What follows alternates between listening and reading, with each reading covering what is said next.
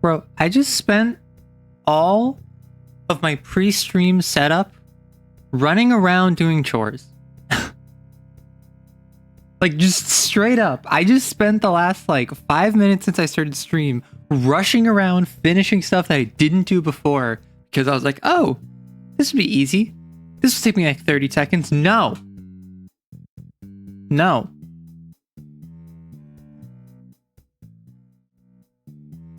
Took me, like, freaking 6 minutes to get 3 chores done. Because, for whatever reason... Hello, everyone, by the way. Hiya, Helios and Dynamite and Pancake and everyone else who's lurking. But why is my neck broken? Unpog. But so I'm running around doing chores. And like I'm putting laundry in because I have, honestly, I didn't even put my laundry in. I re-turned on my laundry that turned off earlier because I wasn't done with it. I don't know. I'm rushing around and I felt the need to complain about that. However, I do want to inform you that, so this is something from a couple weeks ago that I never mentioned on stream, but I just remembered it. So I go out, one of the chores I did, I go outside, I take out the trash. I have to walk it over to the dumpster, I toss it in the dumpster. But I realized as I'm walking out, I'm like, huh, there's been sightings of like bears. So I should probably be like careful in like how I distribute this trash because there might be like a bear there. And then that reminded me, hello, Flameborn. Not only has there been sightings of bears, there's also been a sighting of a raccoon. Not just a raccoon. There's also been a sighting of a raccoon which may or may not have rabies. So the reason there is this raccoon is because I was being told by someone where they saw someone outside our front door on the street drive up, park their car, and get out. And next to them, next to their car that they pulled up to, is a raccoon. Middle of the day, just wandering about in our development. This guy comes out of his car, goes into his backseat, grabs something, and he just throws it at the raccoon. And it's like this big pile of feed or food or like crumbs or something. And he just chucks it at the raccoon. This was like a couple weeks ago. And it just scatters on the floor in front of the raccoon and then just ignores him and keeps walking. And it like stumbles past him, continue on. And then he picks up some more and like tosses it at it. Like he's in the back of a class throwing spitballs at someone. And it's just like, bro, are you animal control? Is that what I have to look forward? No, raccoons just chilling in the same way you're just chilling after you wake up from a wild bender and have no clue what state you're in, right? That raccoon apparently, I did not see this firsthand, was big chillin' in the way that you do not want to be chill. And then this guy just comes over and tries to like jump it by throwing stuff at it. And it didn't even work. It just kept walking and he gets in his car and drives away, leaving food covering the road. Just leaving this pile of feed on the street that then people are scattering as they drive over it. And then when I was told this, I looked out my front door and sure enough, I saw scattered across the road feed. Hello, Hono. So that's just something where like, I don't know. I've had people call this ADHD brain before, where it's just like associative thought processes, because I'm just like, I'm doing these chores, so then I start complaining about the chores, but then I think about the bear, and then I think about the raccoon, and then I think about this crazy story, and I'm just like, why is that what happens outside my front door? And also, why is that happening when I'm not looking? Of all of the times, it could have been one of the times where I was looking, and it wasn't. But hello, everyone. Welcome on in. Today I plan on beating... Oh, wait. Is this notification Fire Armor Core? No, this should be just chatting. I'm so sorry. I lied to you. But yeah, so we just chilling, much like the raccoon. I don't have much planned in terms of yapping today. However, I do feel as though, I mean, I could always talk more Kane, because last time I had so much fun chatting about the Games for Freaks. Although, don't you lies me. I do have something that I want to talk about. You're always down for more Kane? I have one specific thing I want to talk about. Because when I was going through my VODs, because I have to scrub my own VODs in order to get clips that I can then edit and upload to YouTube, because I am primarily a YouTuber. There was a moment that internally I was freaking out. There were two moments actually that I can think of in the past couple streams where I was just like losing it, right? But apparently I'm either really good at hiding it or I really suck at emoting, because I thought I was being super obvious, but it turns out no, I was hardly reacting to two individual moments, one of which was a bad moment, one of which was a good moment. One of which was I was scared because I thought something was revealed that shouldn't have been revealed. I thought like I accidentally just got doxxed. But I had like zero reaction when I was watching it back. I just kind of like moved on from it. So that was an interesting point of note. However, the other one was I saw something and I was internally a little bit barking. You crave Kane? Well, I'm happy to give that. But internally, I was a little bit barking. Internally, I was a little bit like going, "Awooga." But I was just like, no, I refuse to let them see this. This is the part of me that you're never ever gonna see. I don't know that Katy Perry song. Hello, Driver and Hydra. Welcome on in. We're just kind of yapping, and I think you missed the story about the raccoon. So you're already missing content. How dare you? Actually, let me check real quick. So I just remembered I have a PayPal or a Patreon. I just started Patreon the other week, and I already have some people who are subscribed to it, which I'm very thankful for.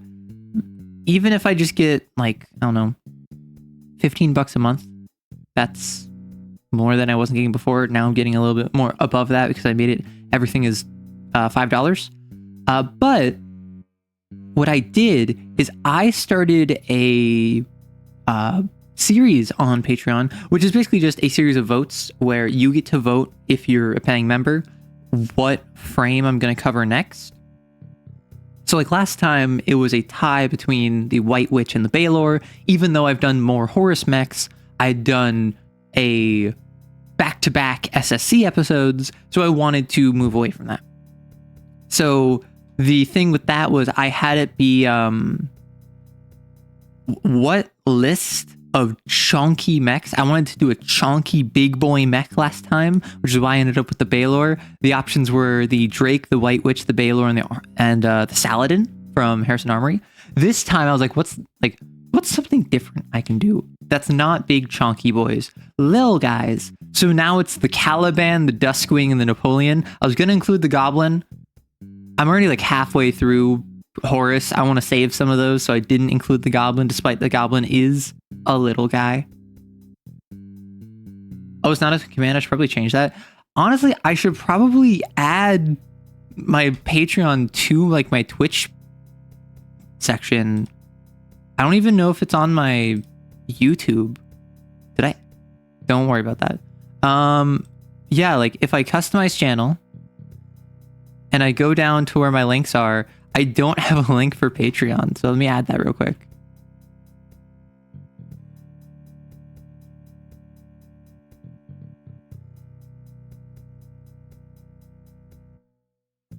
What about the Hecaton cherries?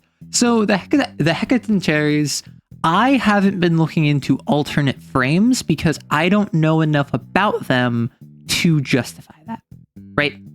I don't know enough about the Enkidu to justify a video off of it, even though multiple times people have said, hey, you should make an Enkidu video. Hey, you should make a Hecatentarius video. All of the different deviations and alternate frames and variations, I don't know enough about them to justifiably make a video. Not to mention, I haven't even gone through the core book. People have asked me for like the Kid, for instance, or like the Lich, for instance.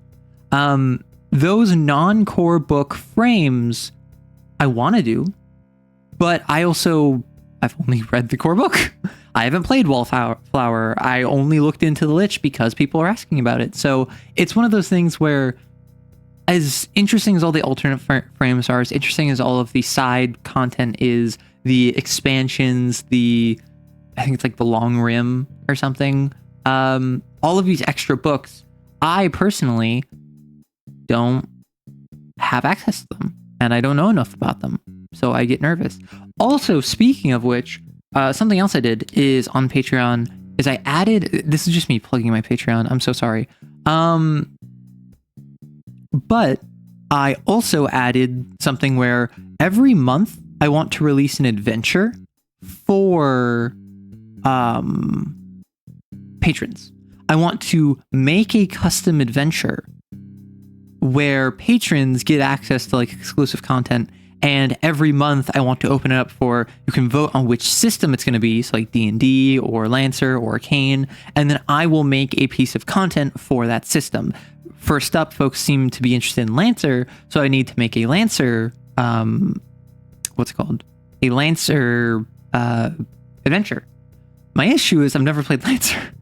I was going to play Lancer. I had a session 0 with a group of people like a month and a half ago where we were starting up Lancer, and then it fell through because they got busy.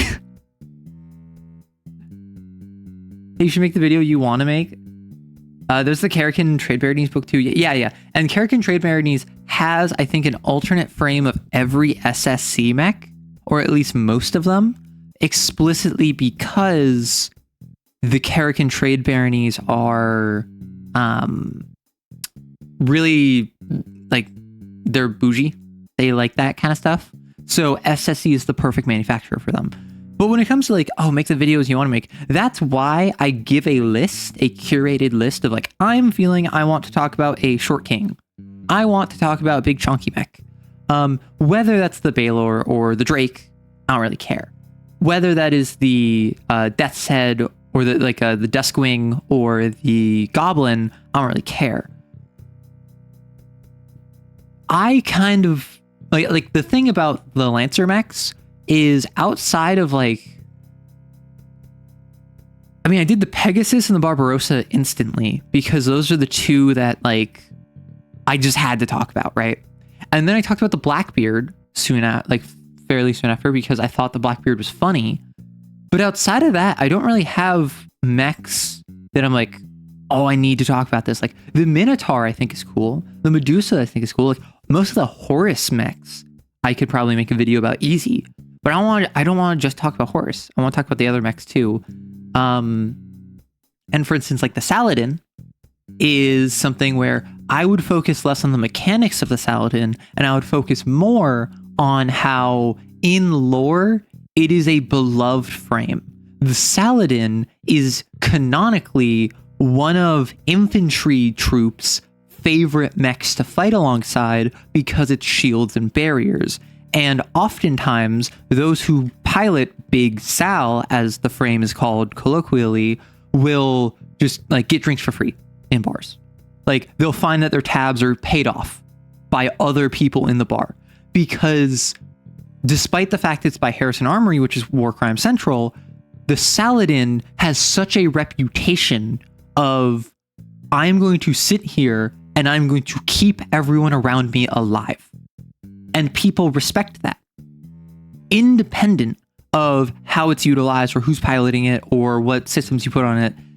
If you pilot a Saladin, people are going to look on you more favorably as a person, particularly if they're active military personnel, especially infantry. And that's the sort of thing that like, that's what I would make a video about. That's something that interests me about a mech that I want to talk about.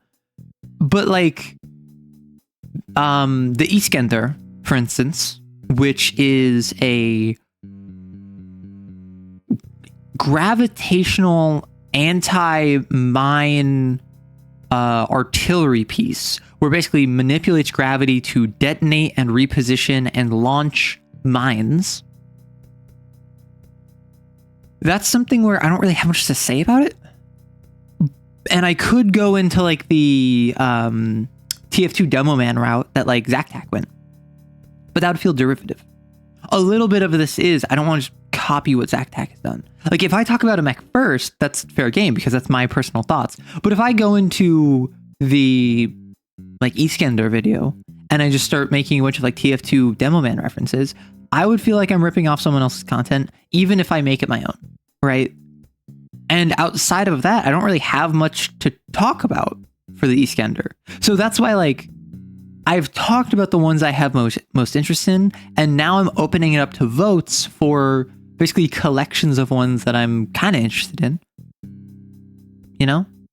Like, I wanted to talk about the Baylor. I had stuff I wanted to talk about the Baylor. I wanted to say, like, oh, you're shooting angry water. But it wasn't one that, like, I needed to talk about. It wasn't one that was a Pegasus or a Barbarossa to me. Hello, you managed to be here. Why, hello, Sammy. Which, it's funny because in the comments on one of my previous AC videos, Sammy comments is just like, whoa, like, I don't know, you said something nice, and then I'm like, yeah, I'm really enjoying the game, and I'm about to experience the finale this Saturday. And then you're just like, whoop, buckle in. And I'm like, oh no. Big Sal's best boy. I like the Hydrix basically uses the Gundam funnels bit system. You wish you were shorter. Pegasus is cool. SSE sells the Baronies a lot from what you know. Yeah, so KDP has an alternate for most SSC frames. I don't know if the Hecaton Chariots for the Baylor is KTB. I think the Karakin space has an alternate frame for probably like half of all of the core mechs, would be my guess. Like, I think, well, because for instance, like the Kobold, the Lich, the Emperor, those are all just unique frames. Those are not alternate frames. Those are unique frames. So I do get a little bit confused because like the Enkidu is an alternate frame of the Tokugawa, correct? That is different from like the Lich, which is just a separate frame outside of the core frames. I think the White Witch similarly is a different frame that is similarly named to and kind of the mirror image of the Black Witch. You're so excited to try Lancer tomorrow? Awesome. You think there are more snobs in the same way that there are wine snobs? Oh, you pilot a Saladin. Of course you like the Saladin. Everyone likes the Saladin. Okay, so there absolutely are mech snobs, but I think that's directed at Shermans. Because, yeah, have fun. You won't be able to stay, but you can watch the VOD. Well, I appreciate it either way. So the thing is with, I think there's absolutely mech snobs. I think that mech snobs absolutely exist. However, I think that's directed at the Sherman. Because in Lancer, the most common frame in the galaxy, say it with me, is the Everest. This is your baseline that all other frames are compared to. This is what you get at LL0, i.e. level 0. You have alternate options, but this is like what Walmart makes. This is what Amazon makes. This is what you build everything else off of. This is the most common mech in the galaxy. The second most common is the Sherman by Harrison Armory. And if you want to know how crazy that is, in the entire setting of Lancer, it is the Everest in number 1. It is the Sherman in number 2. And then it's complete no idea because it's on such a different range of magnitude that you can't even compare.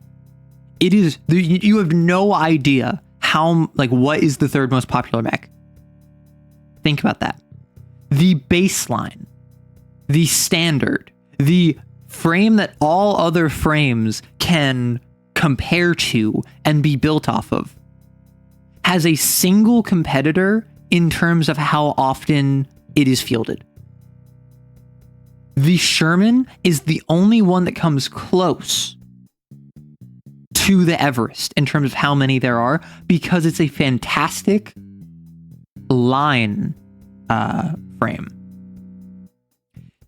A Sherman is a fantastic assault frame, a shock frame, a frame that is, if the Everest can do anything, the Sherman can do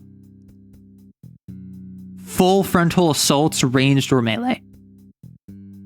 It is your combat frame, right? It's got a laser that can hit in front of it and behind it. It has exhaust ports. It has heat management. It can shoot you. It can punch you. It can stab you. It can blow you up. The Sherman is versatile, but it's not a hacker. It doesn't have cloaking. It can't trick you. It is what you want when you say, hey, I want a line of mechs to defend this location, so that anyone who's coming in has to fight 10 Shermans. Yeah, you could have 10 Everests, and it might even be cheaper, but the AoE of that laser, or the ability to have better heat management, or simply your subsidiary of Harrison Armory. Harrison Armory is going to give you their most common mech instead of the Everest. So like, that's something where, even though I don't care about the Sherman, and the Sherman is a playable mech, it is treated like all of the other mechs, but lore-wise, it is like the most basic option you could choose. So that's something like that's something I would want to make a video about. I would want to make a video saying how like the Sherman is the second most popular mech in the galaxy, and third place is a complete order of magnitude smaller. And I don't think it's easy to communicate how impressive that is, because imagine if I'm trying to, I don't know car brands, but it's just like, I'm trying to think of, imagine if every military in the world gave their like soldiers like an AK-47. However, the second most popular weapon was an M16. And then there's no other weapon that even compares to either of those two weapons in terms of how much it is fielded. Like, yeah, even though the AK-47 is used more than the M16, the fact that the M16 is one of the two weapons you can reasonably expect to find in any encounter is still insane. That's the deal with the Sherman. Like, Monarch is pretty much the Ferrari of Lancer frames. You bet most mech snobs are SSC pilots. That's the thing. I don't even think that. I think... So running through it, so in Lancer, there are the technically 5 different manufacturers. There is GMS, which if you're a GMS pilot and you're a snob, you don't deserve life. IPSN, I think, has snobs in the sense of like, you don't know real grit. Me and my Lancaster, we can go over a mountain, under a mountain, around the side and back and forth without stopping to refuel there. It's got a 20-gallon tank. You know, it's kind of like that trucker snobbery, where you feel a kind of entitlement to superiority by virtue of not going for the bells and whistles. Like, because there is a virtue in simplicity. And then with SSC, this is just you're rich, bro. Like, I'll say simple. Like, if you're SSC, you're just rich. I mean, presumably, if you're a Lancer, you have some degree of income that can get you, like, printing frames. But if you're SSC, you're just rich. And I don't think I need to tell anyone here that if you're rich, you probably have a different worldview and interact with people different than if you're not rich. Harrison Armory is just like Oh, you like the little baby Mac. Oh, you like it when I shoot you and you get exploded in just one hit. Oh, you're weak and pathetic. Like, this is very machismo, I imagine. Where if you're piloting a Harrison Armory, you're there because you want to be able to not die while killing others. And so you assume anyone that is not piloting a Harrison Armory mech is a pathetic little weenie baby who doesn't know how to change their own diaper. And then with Horus, this is just like, dog, I have no idea what's happening. All I know is that I must castigate the enemies of the Godhead. And I think you're an enemy of the Godhead, although I'm not 100% sure. Well, yeah, I was going to say blue collar, but like, I've worked a blue collar job before. And there's a little bit of a, I would say, resentment towards like a white collar job. There's a bit of a resentment towards, like, I don't want to equate blue collar with lower class because that is not true. Like, most trade positions, once you hit the point of being like a contract manager or you have your own firm or practice, you're probably making more money than even mid-level white-collar workers. Because that's the thing. Blue-collar and white-collar is not a matter of wealth. It is a matter of physicality. Blue-collar, you're probably working in person. White-collar, you're probably working digitally. But I do think that there is a sort of superiority, much in the same way that SSC and like, if you're rich, you have this superiority of like, oh yeah, I have money. Of course I'm better than you. If you don't have money, you probably have this sense of superiority where it's just like, well, at least I'm not a jerk like you. At least I'm not self-absorbed and I'm not wasteful. I'm not all of these things that are stereotyped as being rich in the same way that rich people stereotype poor people. Or I suppose people who are not rich, because it's not even just poor people. It's people who have middling income or who are affluent but not rich. Like, there's all these stereotypes that go around. You believe IPSN are just the trade federation from Star Wars? I disagree, because what I've heard it described as is that out of all of the factions, out of all of the manufacturers in Lancer, all of them have an ideal. IPSN's ideal is money. IPSN wants money. They want to increase profits. They want to minimize costs. And that is all they care about.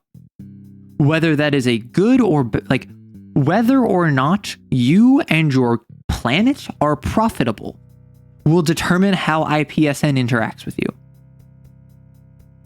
And that's kind of like really super dangerous, but it's seen as less overtly hostile than how like militarized Harrison Armory is, or how like cult-like SSC is, right? Or how wild and crazy and unpredictable Horus is. So I don't think IPSN is that is fair. That is exactly like the Trade Federation. However, enjoy, Sammy. That is fair. That is exactly like the Trade Federation. And I realized as I was saying it that is kind of the Trade Federation. But the Trade Federation is also, and this might just be a virtue of Star Wars storytelling, the Trade Federation was evil. And before you tell me like, what? No, like the CIS were the good guys. No. The CIS were the good guys. The Trade Federation was a member of the CIS, along with like the Banking Clan and all of these other organizations. The Trade Federation was evil. They were going around exploiting planets, setting up labor camps, enacting their will unjustly upon populaces of innocent people. Like, as far as I'm aware, IPSN doesn't do that. IPSN is more inclined to just kind of like ignore you with its 80% of like the interstellar trade, which could doom your world. The Trade Federation is going to come and slave you. They're manipulated. They're still evil. Like, just because they're manipulated by the Sith doesn't mean they're not evil. Like, if I am manipulated by the Sith into like betraying the Jedi Order, that doesn't mean I didn't betray the Jedi Order, right? Like, you could make the same argument that the Republic, because Palpatine was manipulated by the Sith, which they were. The Jedi were manipulated by the Sith, which they were. That doesn't change the fact that the Republic was corrupt, that the Jedi were becoming increasingly insular and paranoid. Like, the fact that the militarization of the late Republic it was mostly prompted by Palpatine in trying to assert emergency powers in forming the Empire. But you don't become Emperor of a Republic by 10 bad years. It was before Palpatine's time, before he was Chancellor, that it all kind of started. It was the neglect of the Outer Rim. It was the prioritization of core worlds of the Republic and like Coruscant. It was the growing sentiment of mistreatment towards non-humans that didn't start in the Empire. Oh yeah, and I don't think that you're like excusing it or whatever, but I do think that IPSN doesn't have a Sith equivalent. I think IPSN is what the Trade Federation would have been had they not been manipulated by the Sith, which is scary. But it's not evil, you know? It's soulless. It is not malicious, you know? And I feel like there is a distinction to be made there. Just got to the stream. We haven't started AC6, right? Nope. I generally yap for like an hour, maybe 2, and then I start up the stream, and then I start up the game. I normally go for like 7-8 hours. I'm gonna try going shorter. I'm gonna try going like 6-ish hours, because I've heard some advice recently that anything more than like 4 to 5 hours really is not worth it unless you're in 2 different time slots, which I'm not. 8 hours is really the end, or is really the start of another time slot. So I'm going to see what happens if I just go like 6 hours. Because to be frank, I normally see a dip around that time anyway in viewership. So who knows? Kind of like unions, to be fair, most accidentally neglected worlds in the diaspora. Yeah, like I think that the Star Wars comparisons are not unfair. I think that saying third com is like the Republic. Well, honestly, I mean, the Republic was basically a mixture of second com and third com, because SecCom literally used clones. SecCom literally used a standing clone army to enact its will on the galaxy. Hey, Guile, we need Arrow after hours stream. What do you mean? Do you want me to stream twice? Do you want me to start stream up again in like 8 hours? I stream for 6 hours. I wrap up. I go like run on the treadmill, and then I come back all sweaty, and then I'm like, hey, time for Arrow after hours. People do be getting EP. That is true. Oh, new boss. All right. So what I got to do, I got to go to community, roles manager. I think it was Azu was the last. Yeah, Azu was the last boss. Goodbye. Sweaty Arrow after hours stream win. Listen, I am not gonna lie. Oh, this is something else I want to talk about. VIP. All right, you're the VIP now. So this is something else I want to talk about real quick. When it comes to like, oh, sweaty Arrow after hours stream, pog, like, I'm fine with that. Like, honestly, it could be funny if the entire one would be really funny, a stream where I'm on the treadmill and I'm just like doing my normal workout and I'm trying to talk to chat and I'm just like, give me a moment, give me a moment. Okay, wait, Kane, right? Okay, Kane, like literally just that. That might be funny. Something I do want to bring up And this is not directed at anyone here. This is directed at someone who I think is not a regular of the community, but they have been commenting on multiple of my shorts recently. I don't care, really, if people like call me mommy, or people call me daddy, or people like call me cutie or whatever. Like, all of this is whatever. I really don't care that much. And like, a little bit of positive attention is nice sometimes.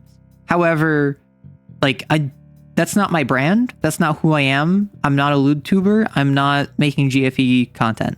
I'm not trying to have this like be what I'm known for. And there have been a couple of people who have been making consistent remarks of this kind, particularly calling me mommy in every comment. That's kind of weird. So like, I don't really care if people do it as a joke or even not as a joke occasionally. I just am unfazed. It's if people do it continuously and they make that how they interact with me, I'm just going to start banning them. I'm warning you. How did Lancer Star Wars turn into mommy daddy talk? It was Arrow After Hours. It was a complete non sequitur. It was talking about like Arrow After Hours. Yeah, I don't think I'd be comfortable with that if I were a creator. Here's the thing. I'm comfortable with people like making jokes about it. And honestly, if that's something you are personally into, I'm not going to stop you so long as you don't make it my problem, right? Like, I'm not here to tell you how to live your life. I'm here to curate my community.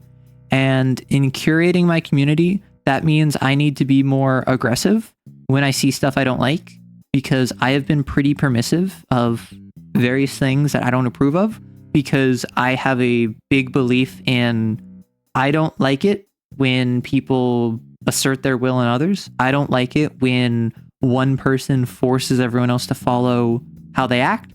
But there are some things that I've seen which are just not okay. So I'm just going to start banning them. Star Wars asking about whether AC6 started sweaty after hours, mommy and daddy talk. Exactly. There's a big intersection between Lancer players and people with parental issues. Listen, I have parental issues and I haven't even played Lancer. I'll do you one better.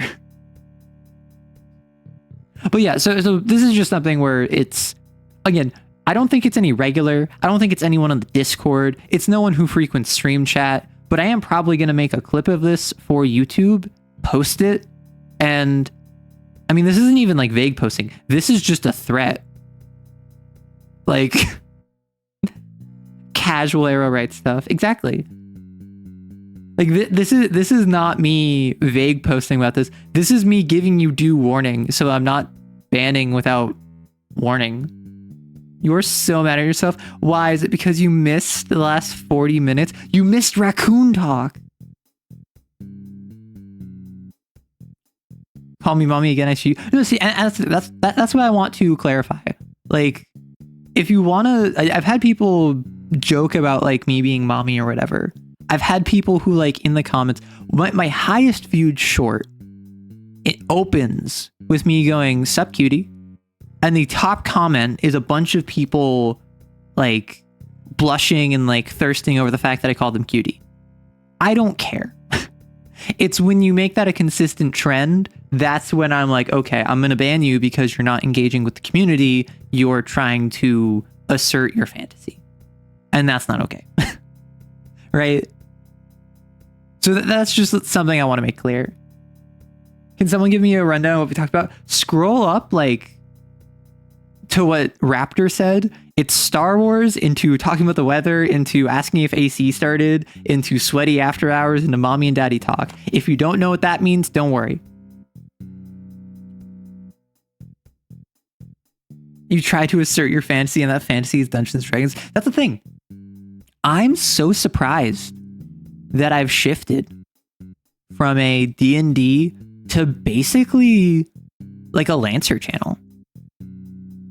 Like, I started this D&D only because I assumed, as the largest TTRPG, at least in the Western world, that is something that would get the most views, that would have the largest community, that would get the most engagement. That's what I should stick with. Then I made I made a Lancer video like a year ago. I made a Vampire the Masquerade video like 8 months ago. Those did fine. They weren't great. They did fine. So I assumed Lancer, like D&D was where it was at. And then I made some Lancer content, and my Lancer content took off.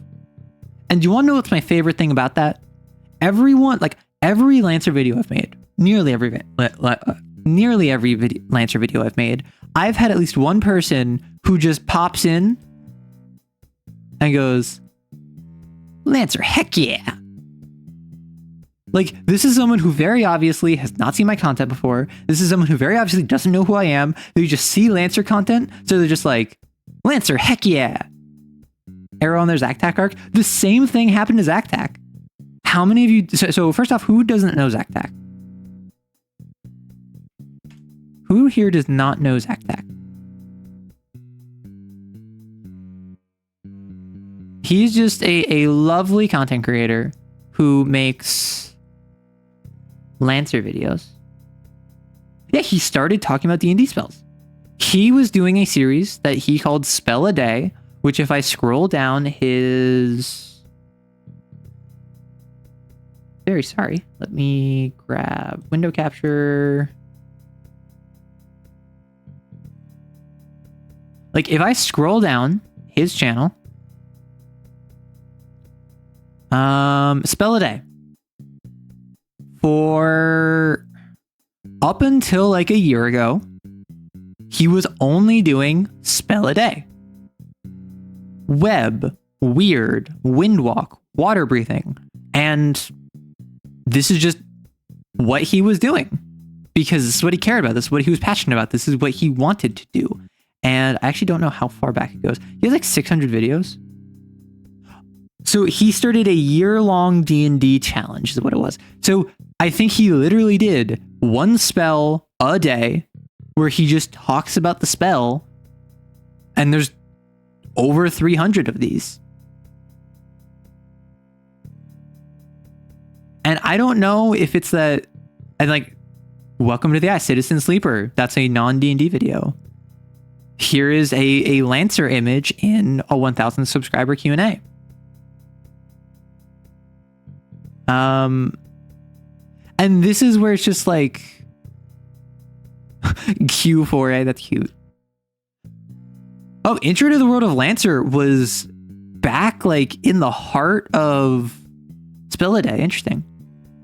And obviously you can see like everything out here is getting like 1 to 2K views. This has 300,000 views because this popped off later. But now he's pretty solidly is like a Lancer variety channel. Similarly, I make variety TTRPG content. I make Lancer content. I make all of this crazy stuff, which I didn't expect. I was thinking people would be like, no, D&D only. And I was willing to do that. But now that isn't the case, which I'm very happy about. I think I know who he is. I remember now. I'm here because you made D&D videos and you being a cool person with just splash damage. Well, that's cute. Thank you. We Lancer players are starved for content. We appreciate anyone who can feed us. I've noticed. And like, that's the thing is, I think Lancer is really cool.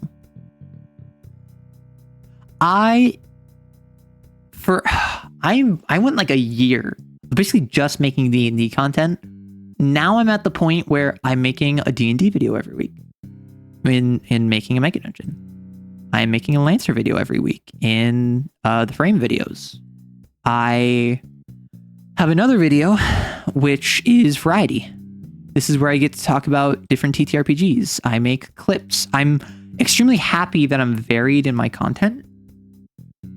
Tom, Miguel, Wallflower Part 2, please. Oh, actually, speaking of, someone was asking about this last week. Someone was asking about this last stream, where in Games for Freaks,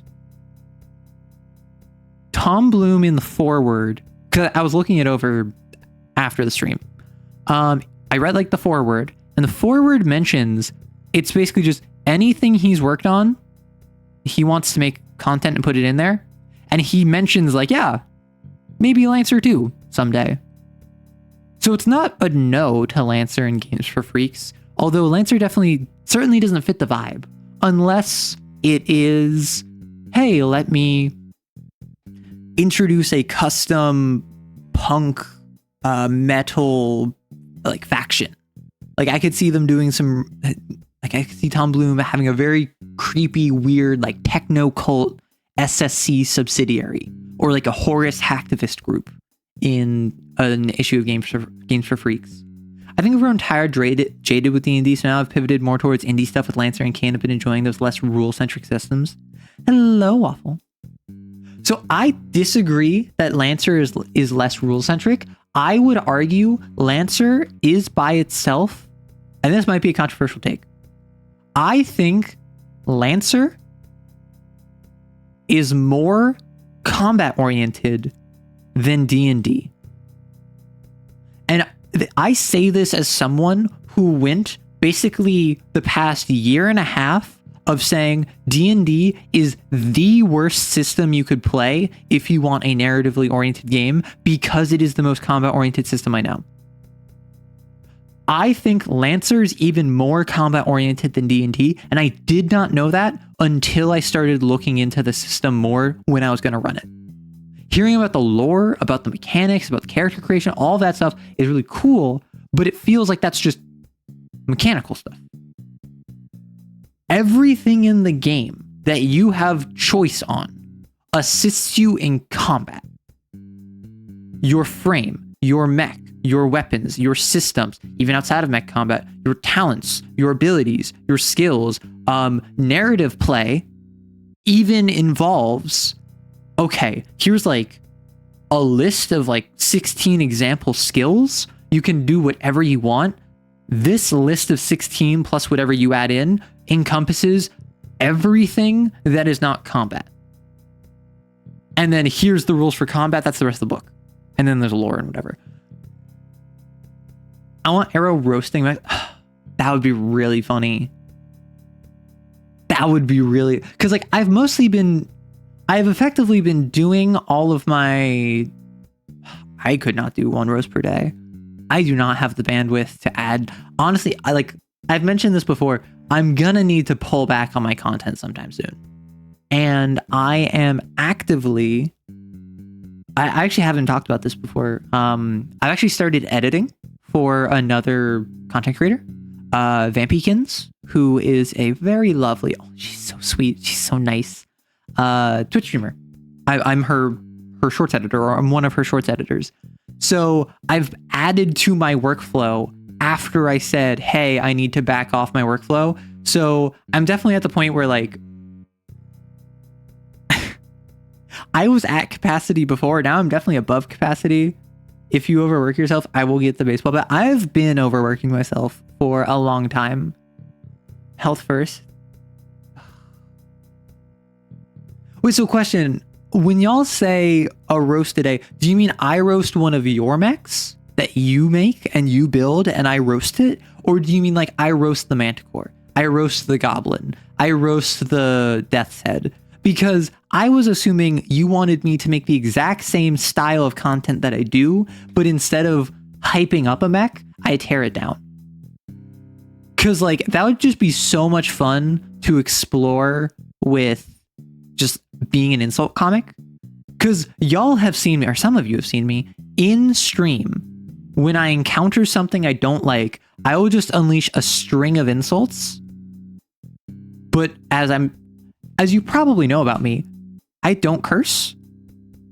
So if you remember, like when I was fighting Swinburne in AC6, like a couple weeks ago, I was just like, you Disney villain looking assistant principal, like one-off antagonist, gonna cry when the child protagonist upends your evil plan that didn't even have any material wealth behind it. Go cry back to your principal who isn't even gonna listen to you because they had a change of heart by the end of the episode. Like, that's the sort of stuff that I just like off the cuff riffed just by hearing a dude's voice and not liking him. You like it? No. See, Marvin, that's what I would say about the Sherman. I would say Everest based. I have nothing bad to say about you.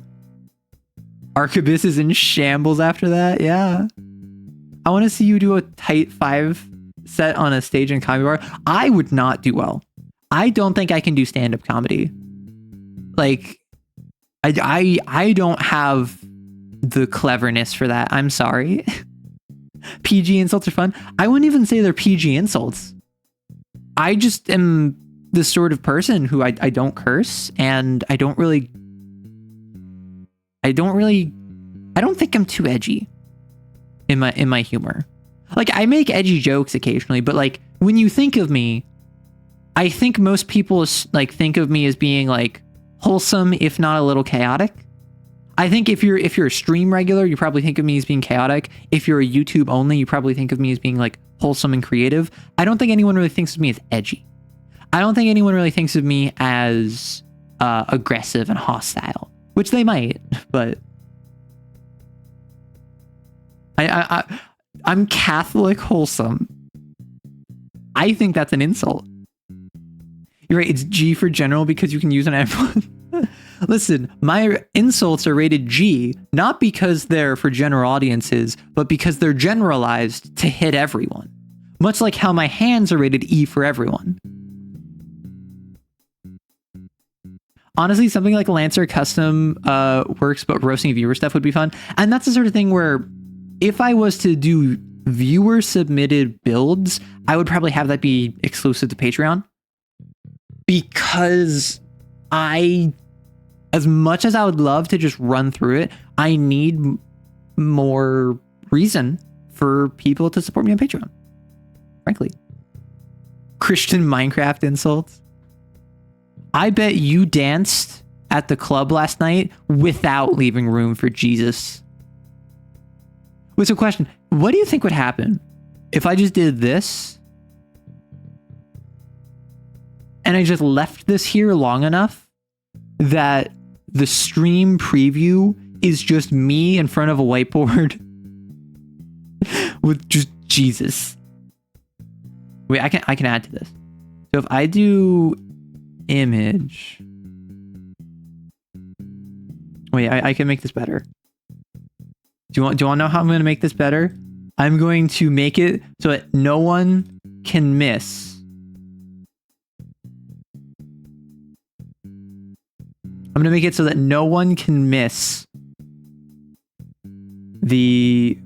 Wait, do I... Okay, there it is. Do you believe in Jesus? Whoop.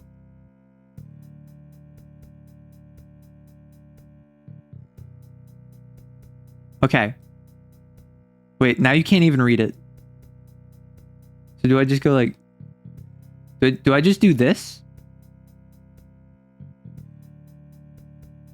Okay, this is the stream now. I hope you like it. This will be on the test.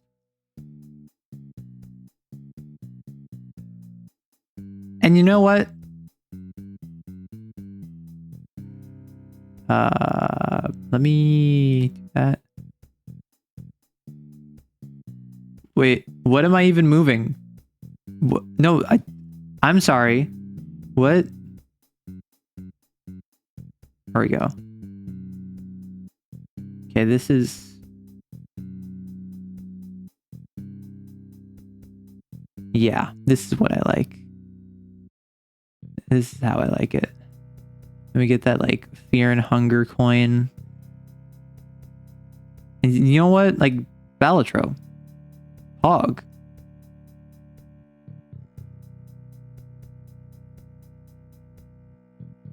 All right, so now I'm just gonna like let this cook for like 10 minutes so it becomes the stream highlight, and then we can go back to having a normal conversation. Can we have some Subway Surf in the corner? No. Best I can do.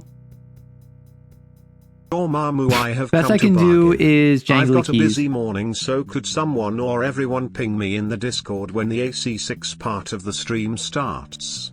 I don't want to miss chapter 5, but I can't stay the whole time, unfortunately. What other gifts do I have? Because I have a bunch. Like, have you been stimulated enough? I don't think you have. I think that we need more movement. We need more movement. So I mean, it depends on how much we want to yap. Like, some jingling keys. These are soy jacks. They are soy jacks, yes. Okay, unironically, I'm not a huge fan of soy milk. Not because I'm like anti-soy, like, oh, the estrogen, it's gonna turn them boys into girls. I'm just not a fan of soy milk. I've had it before, I didn't like it. I also don't like milk. I just realized you can't see me. I could be naked right now and you wouldn't know. I suppose that's always the case, isn't it? Your head hurts now. I don't think I've ever drunk soy milk. Soy milk tastes bad. You used to like soy milk, got it. Also, we're about to have an ad hit, so heads up. I will pause the discussion as best I can, but I do want this to become the preview. Oh, my Arrow's naked underneath them clothes? No. You hoe. This is what you see, the Gorgon. Ads will save us from this mess. Yes. If you're subscribed, you unfortunately have to continue watching this. If you are not subscribed, you might get the chance to be hit with ads, which will save you from this visual nightmare. Tier, you can't say that. I will believe you. Tier, if you told me, hey, I'm naked when I'm streaming, I would just believe you. You're Russian, you don't have ad. Okay, what I want you to do, you can look up advertisements on YouTube. You can watch advertisements on YouTube for 3 minutes to pretend like you got hit by ads. And then you can just give me like 3 cents to give me money for the ads you would have watched. Wait, so you read some info on CRISPR transitioning. When you say CRISPR transitioning, do you mean CRISPR transitioning is in like gender transition? Or do you mean like CRISPR transition is in like utilizing CRISPR to alter genetic makeup? Idaho BRB. Salvation at what cost? Oh, Pog.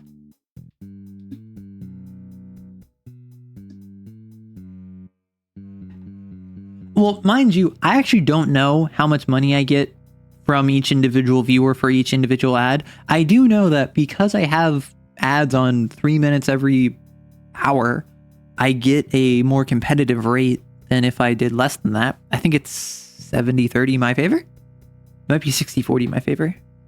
But yeah, I imagine it's like under a cent would be my guess.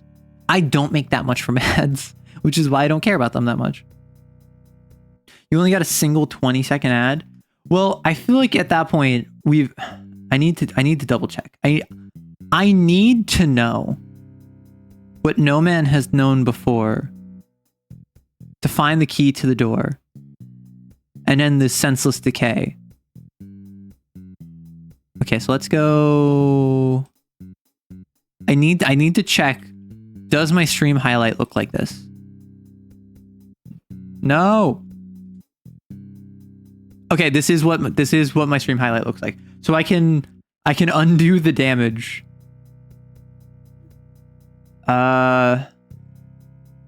Sure. So if I shift this over, I just make this a little smaller. Okay, we're so pogging. We're so pogging. So now just on command, I can just make it so that the soy jacks are just pointing whenever I want. Oh, hi Kim. I forgot you were here. All right. Have we been stimulated enough? Do we want a C6 or do we want to keep yapping? End the senseless decay? Nah. Arrow drinks deep of the decay and descends, and Arrow sends at the same time. I remember early on, like 2010s, when running an ad was enough to make money. See, that's the thing. Running ads used to make money, and now there's so much, not just competition, but also so many ads and so many viewers and so many player bases, so many spaces, and also people are just willing to put up ad space. Like, do it after every boss fight. Hold on. So if I... Okay, what I could do... Wait, I know how I can do this.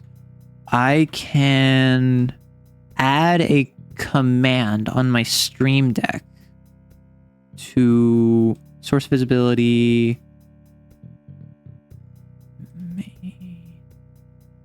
So now what I can do...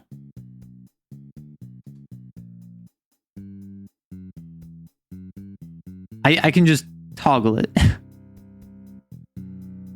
So now if we have a really pog gaming moment, I can hit you with that.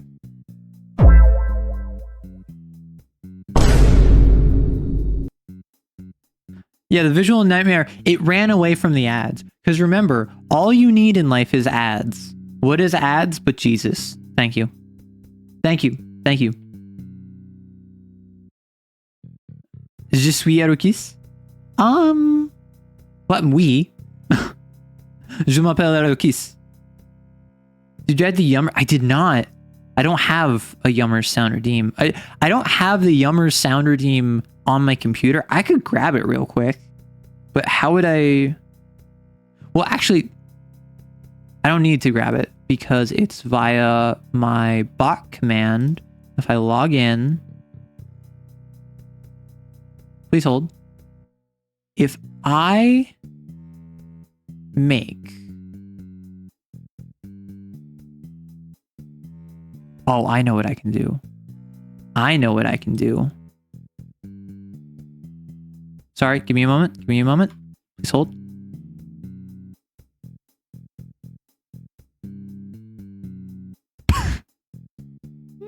Okay. Okay.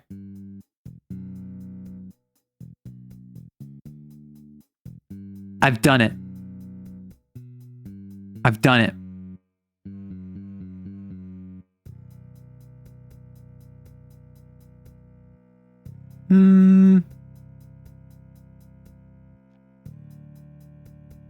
Okay, so what I'm gonna do...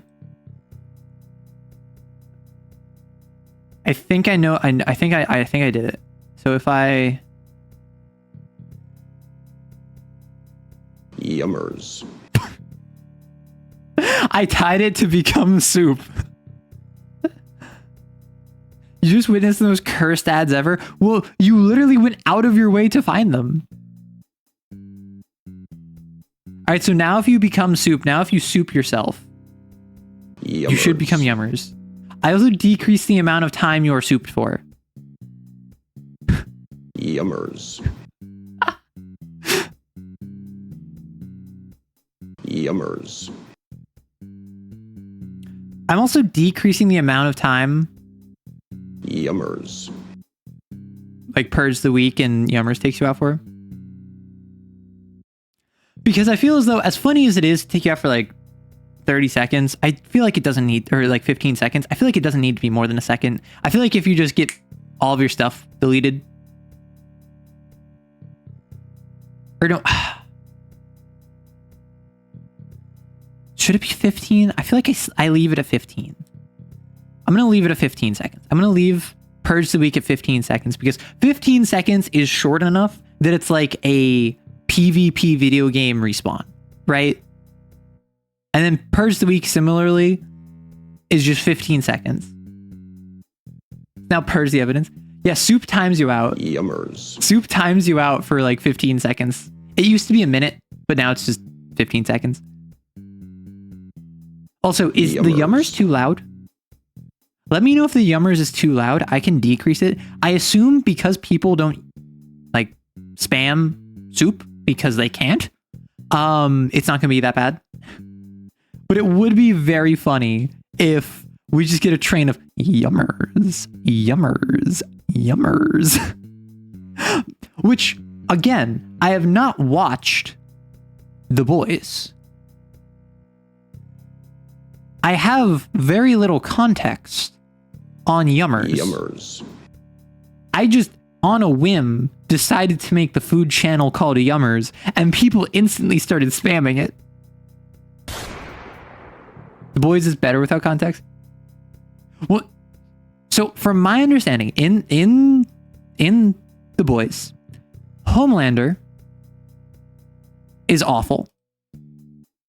He's like evil Superman. And basically, he is basically mocking their version of the Flash, their speedster, for like drinking a coffee, like drinking like a latte or whatever. And he's just like, ooh, yummers. And like, he's just basically like ragging on this dude for no reason. Is this how other people feel with the word moist? That's the thing. Moist, not that bad. However, phlegm. Is there a G in phlegm? I feel like there's a G in phlegm. Phlegm is not that good. Scab. Ugh. Homelander's big on power dynamics. He's also big on like a special kind of milk, right?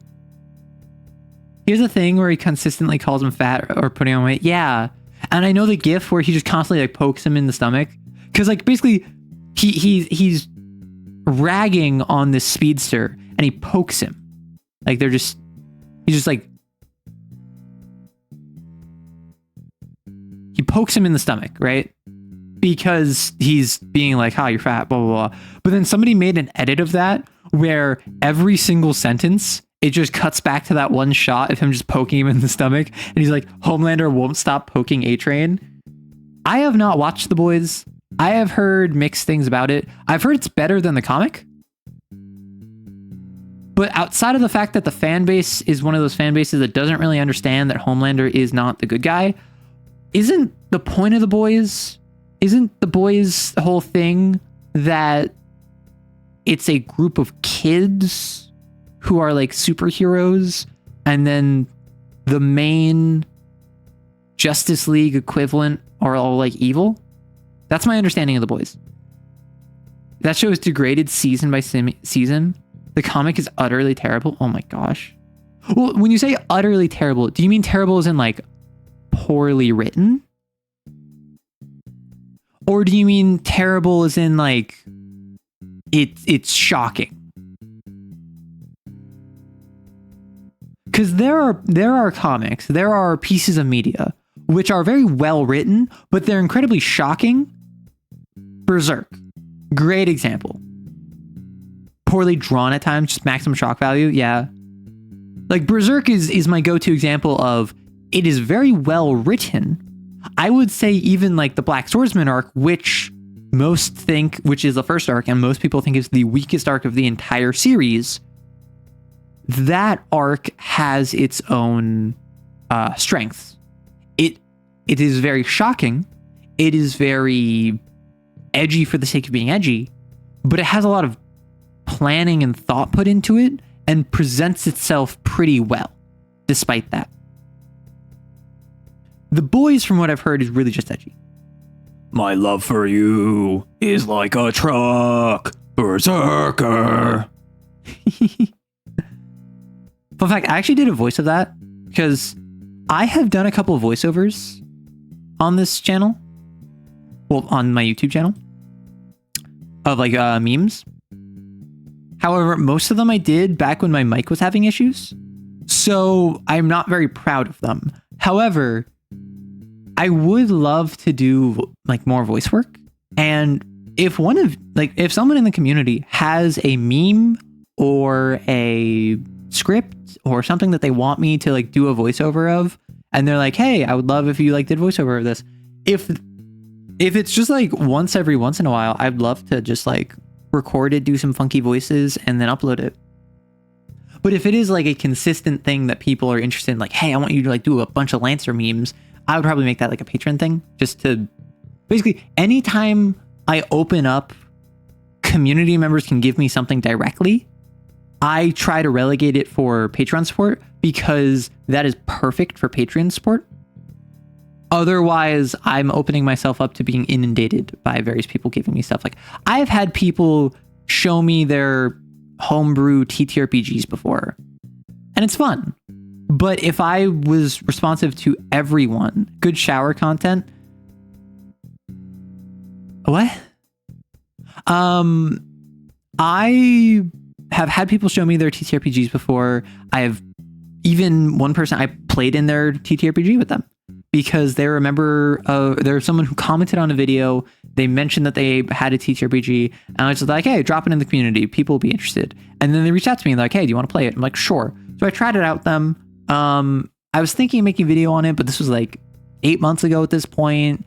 I got busy. It wasn't something that like I needed to talk about. So I ended up falling through. Like it ended up falling through. I ended up not making a video on it. But I want to support indie TTRPGs, particularly those from the community.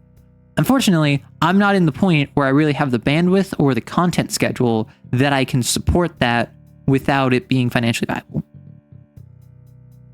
Let me just tell you about my character. Arrow showers, Arrow in the shower content, listening to Arrow in the shower content.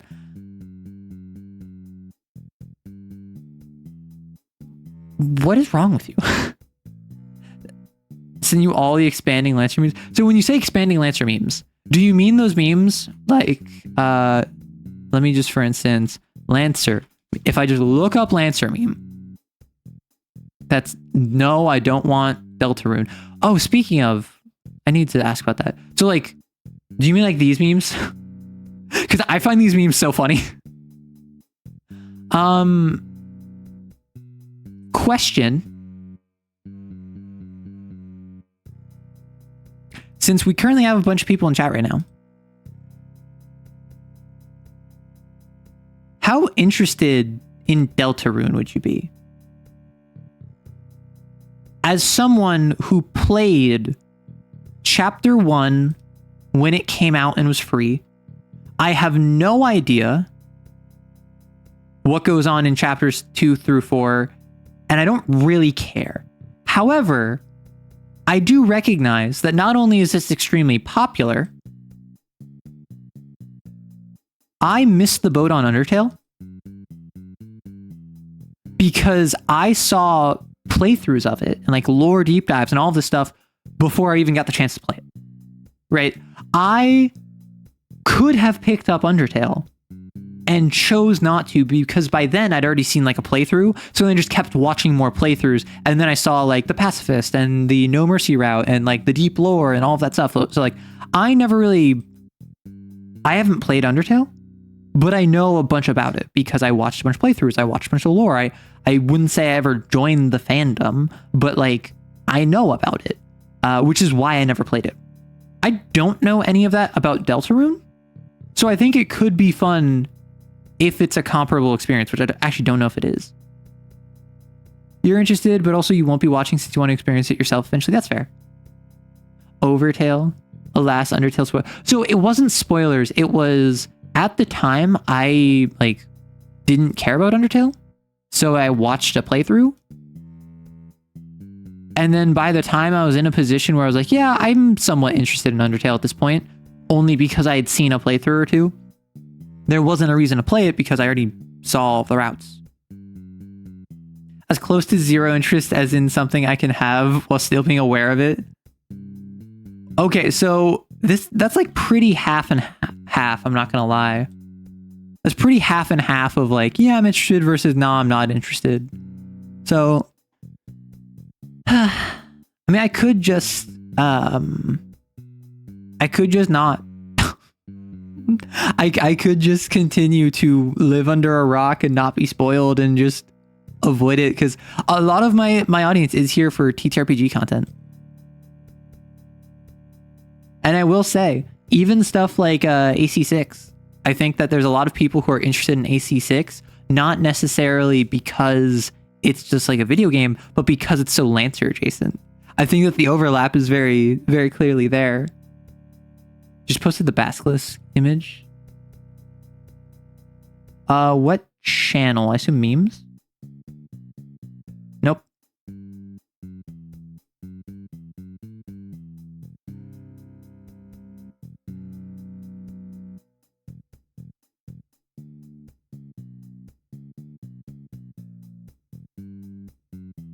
Sorry, I'm just grabbing. Yeah, I'm not gonna show that on stream just in case it hurts anyone's eyes. But if you want to check it out, it's just in original works. You were interested in Hot Chip and Yap? See, that's the thing. I don't lie that much. Like, I used to be brutally honest. I used to have no tact, and I've taken a lot of strives to stay direct whilst being more tactful, right? I used to be someone who's just like, this is the truth. If you can't handle the truth, why would you ask me for the truth? But now I understand that there's more nuance involved. And that was only after like probably literally dozens of people who were once close to me kind of like pissing them off and annoying them because I didn't know how to interact with them properly. The bloody fist of arrow. Oh, quick question. Trying to spice your Alliance game tonight. Any NPC you think is neat? So when you say NPC, do you mean like what role they fulfill? Do you think what like role they function in combat? Are you talking like friendly NPC that you want character traits that would be interesting? Because like I have tons of ideas that I can just like come up with like that. Honestly, you're just here for Arrow? Thank you, Stunov. That's so sweet. The eye pain is just for immersion. True. Like I do want like again, Horus mechs, probably my favorite mechs because they're so silly. Like I do want to make a Medusa video. And I think what I would probably do is I would constantly like reference. What I would probably do is I would probably reference the lights in the eyes. And I think it'd be really funny if I censored its face. However, once I finally show its face, I just make it like the most brain rot nonsense. Like I just make it like that Among Us trap remix. And then it's like the twerking Among Us gif. Like I think it'd be so funny just have it be like the stupidest thing where instead of like Caramel Dancin', which did you know Caramel Dancin', as we know it, is like a Nightcore remix of the original Caramel Dancin'? I never knew that until I watched the video. You should have hidden an Among Us in the basketballs. So there's a short I made where I was playing Dredge, which is like a fishing game where it's like eldritch horrors all around you. And there's one point where you're in this like giant trench, right? And there's a big tentacle monster living deep in the trench, and you have to fish stuff above the trench. I'm scared of the ocean. I have thalassophobia. So I was above it and I was super scared. Like unironically, that was one of the most terrifying experiences I've had in streaming because I'm scared of the ocean. So when I made a short of it, when the camera pans down and shows what the monster is way deep down, I just overlaid an Among Us over it and did like the imposter Among Us sound. Yeah, that. How'd you know? But I just thought it'd be so funny to just include Among Us in this like horrifying, terrifying thing that I'm scared of. You're scared of heights? See, that's the thing. I'm not scared of heights. Honestly, I'm not even scared of falling, nor am I scared of hitting the ground. Heights are chill. Because, wanna know what? If I die, I die. And if I don't die, then I'm not dead. Not my problem. Hey, an Echo. Yeah, Among Us. How'd you know?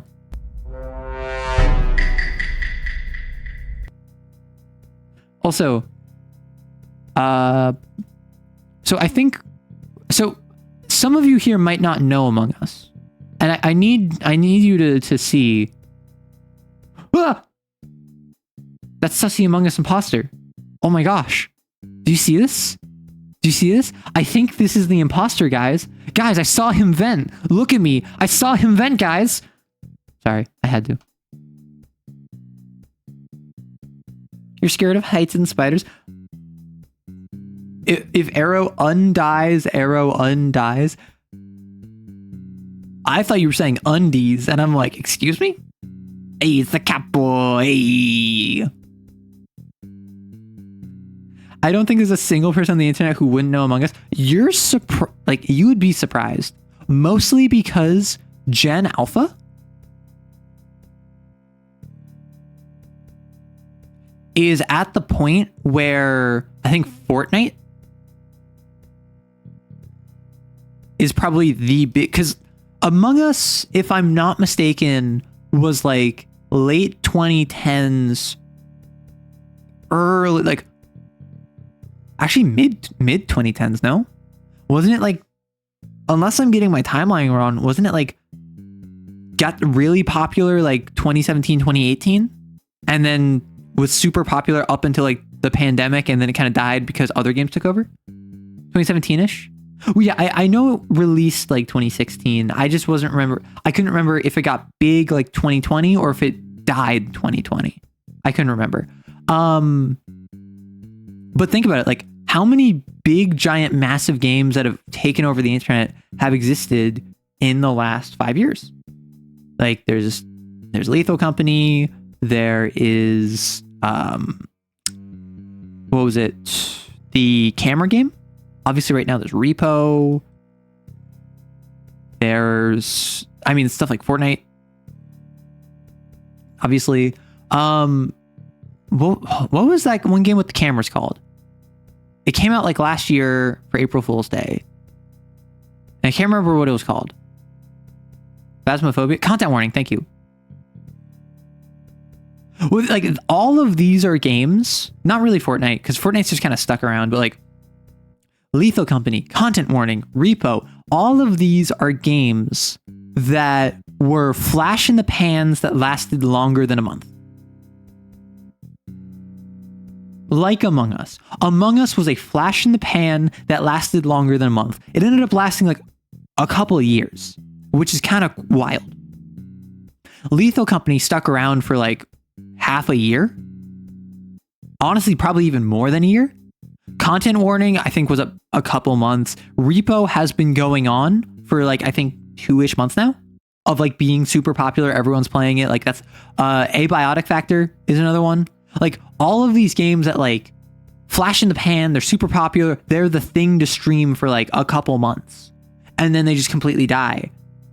There have been so many of those recently that I think if you ask someone who is like a Gen Z or older,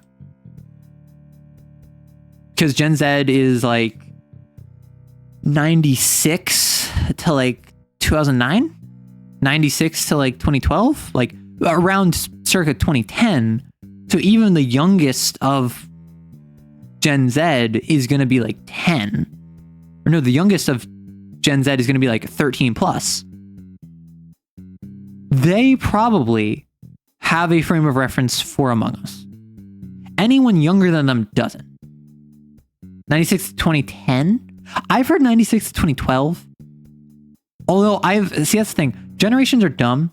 I am of the opinion that Gen Z is much like the boomers in that it is a completely useless designation that should be split in half.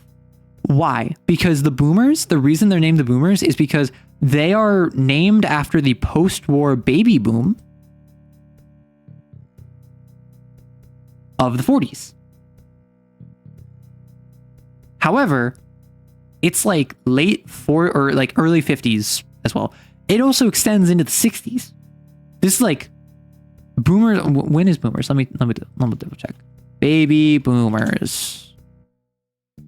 1946 to 1964. There's an 18-year span. So it's 46 to 64. So boomers is 46 to 64. The baby boom was like 46 to like 52-ish. That means that there's an extra 12 years after the baby boom is over of people who are still named after that and ascribed to the same generation. Similarly, Gen Z. What happened between 96 and 2010 that completely altered how an entire generation would interface not just with themselves, but also with their parents? And how they're raised specifically.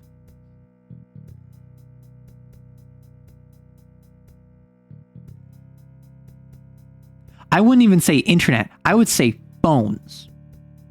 The advent of the touchpad phone and the accessibility of children having technology completely altered if you are born in 1996 versus 2009, for instance. Like, if you're born at the beginning of Gen Z and the end of Gen Z, you will have two incomparable lived experiences. You were completely differently raised, not just because it's the 90s versus the 2000s, but because one of you was grown one of you was raised pre-phone, one of you was raised post-phone. And that is just wild to me. That was the same thing with the baby boomers. We saw this again with Gen Z. There is, despite the fact this was like a what was it, 18-year, and this is a 14-year generation, there's the same kind of, there are two big camps in the baby boomers, and there are two big camps in Gen Z. Why do you think older Gen Z at least in the US, tend to be more active in politics? They tend to be more left-leaning. They tend to be more activist. And then younger Gen Z tend to be more right-leaning, tend to be more quote-unquote doomer, tend to be more expressive of hostility in general and misanthropy. And a little bit of that is older Gen Z lived through the 2008 financial crisis, which again, another major thing. Also, and I'm from the US, I'm going to speak from the US perspective, 9/11, like a third of Gen Z were born before 9/11. And yeah, they weren't like adults or like teenagers even during 9/11, but if you were born in 1996, 1997, you're like 5 when 9/11 happens. You have a notable schema shift in how your life was like when you're 5 versus when you're 7. The early 2000s was a massive point of change. The 2000s as a whole, I think people don't give it credit for how much changed, at least in the US society.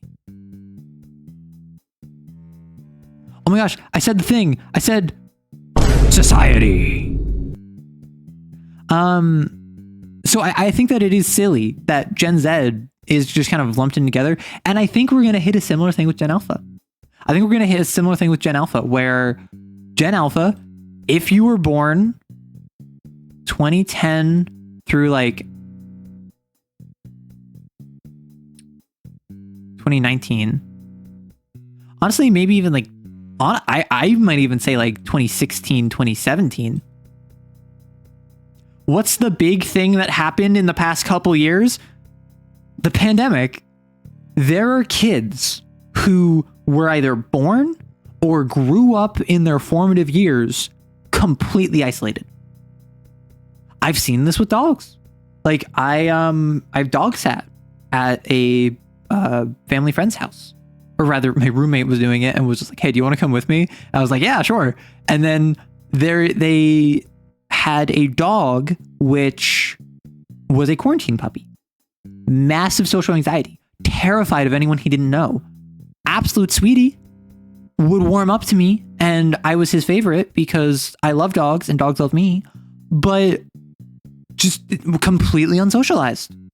And from what I've heard, children who were born like basically 2018 to 2022, completely screwed socialization wise. Okay, but that describes you, and you were born 19 years before the pandemic. Arrow Pupper. Hello, Azu. You are no longer the boss. Someone claimed it from you. I'm so sorry. Since I'm 2003 and still went outside a lot, didn't have a smartphone until like 7th class. Yeah, so for context, and this is just, you love doggos, espresso, them sea puppies. Sharks are sea puppies. That is my take. Sharks are just puppies of the sea. So, for context, growing up, I was told by my parents, and this is the tradition that they had with my siblings, tradition they had with me, they would get us a phone once we graduated middle school.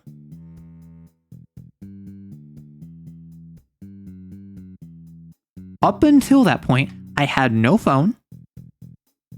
I had a laptop by then, but for like most of the time I was in like elementary school, for instance, I had the family desktop. Does anyone even have those anymore? A family desktop that I was allowed to use when no one else was using it. And like eventually I got like an iPad Touch.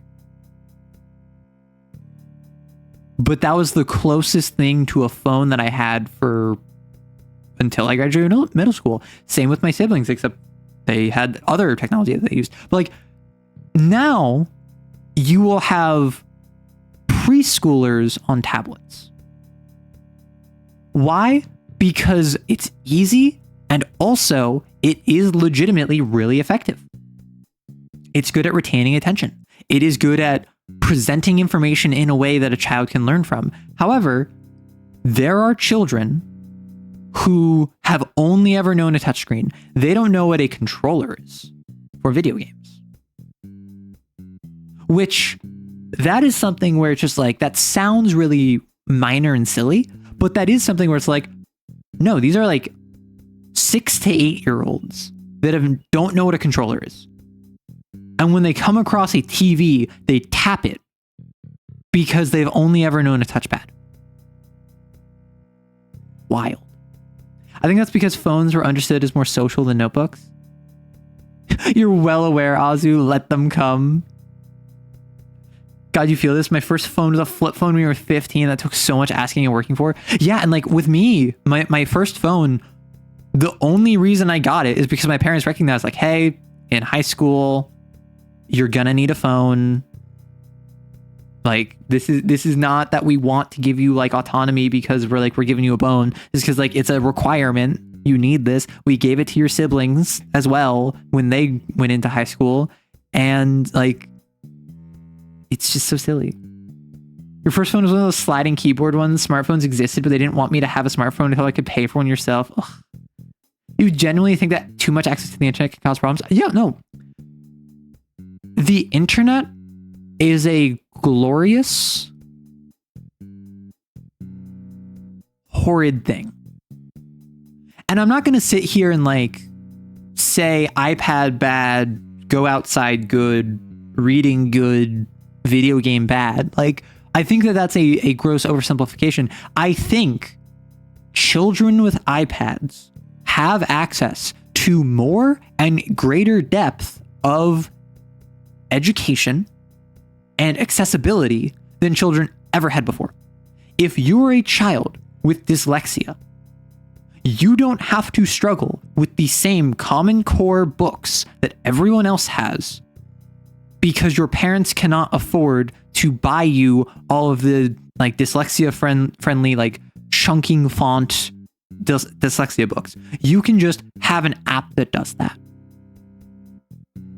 If you are a child with ADHD, you can have a program that sets up learning courses which give you like entertainment with a rotation of education mixed with a break period to keep up with your need for gratification and attention.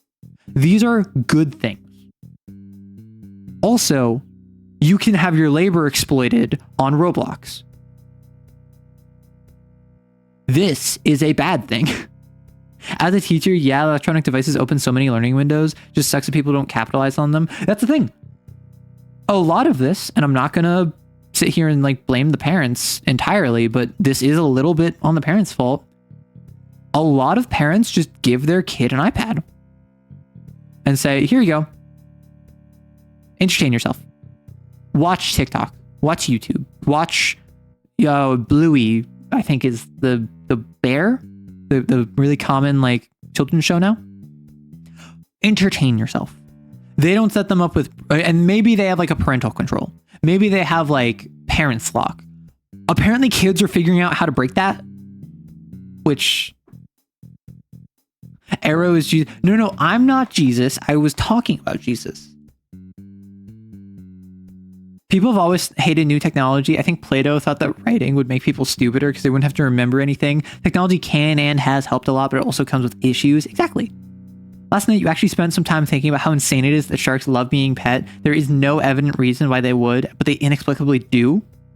And I thought about how extremely alien and human entities might bizarrely euphoric about seemingly random and arbitrary human actions. So I was unironically getting emotional over giving proverbial pets to an NHP.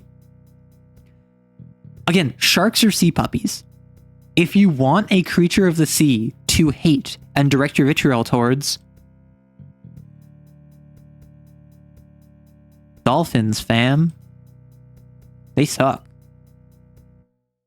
Also, arrow kissers rise up. Hey, what you said, or, well, I'll watch the VOD. Child locks have always been more difficult for adults to deal with than for determined children. That's the thing. Children are it depends on the temperament and personality of the child. Some children are going to sit there and take what you give them. Other children are going to explore. Other children are going to break everything you give them. And some children are going to effectively just like be a ball of chaos that you cannot predict what they will do. Different children have different personalities because different people have different personalities, and children are just tiny people. That is something that I think a lot of people, but also parents, forget. Children are tiny people.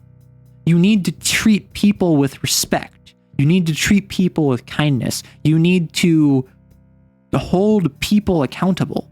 But they're little people. So you need to give them grace. You need to support them. You need to love them and care for them, while understanding that they need to be disciplined sometimes. They need to be held in line. They need to be cared for and given affirmation that you wanted when you were a child. Allowed to pursue their dreams independent of what you as their parent want. And that's not easy to do because as a parent, you think you know what's best for them. And you know better than anyone else except for what they want. That's the thing. You might know how to take care of your child better than anyone else. You don't know what they want more than anyone else. And maybe they want to stick a fork into an outlet. You should not let them do that. It doesn't matter how much they want that. That's just not how they should do it. And I know that there are a couple of you who are just like, well, they'll only do that once. But that is legitimately very dangerous for a child to do. Give them a couple years.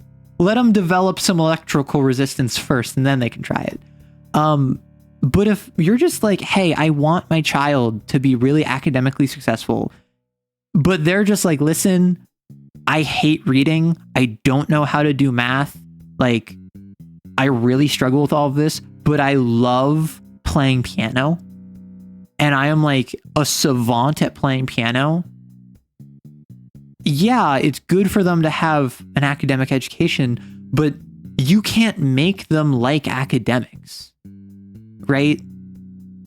You can't force them to change their... I mean, you can try, but all that will do is make them resent you later in life. Also, thank you so much for the bits, Azu. Even though your boss was taken from you, you still support the community. Thank you very much.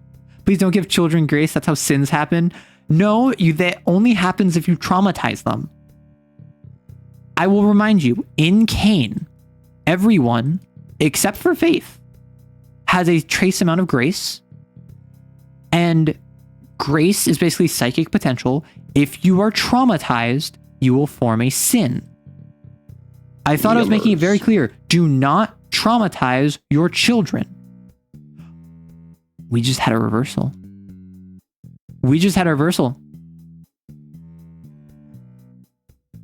All right, Flameborn, you are no longer the boss.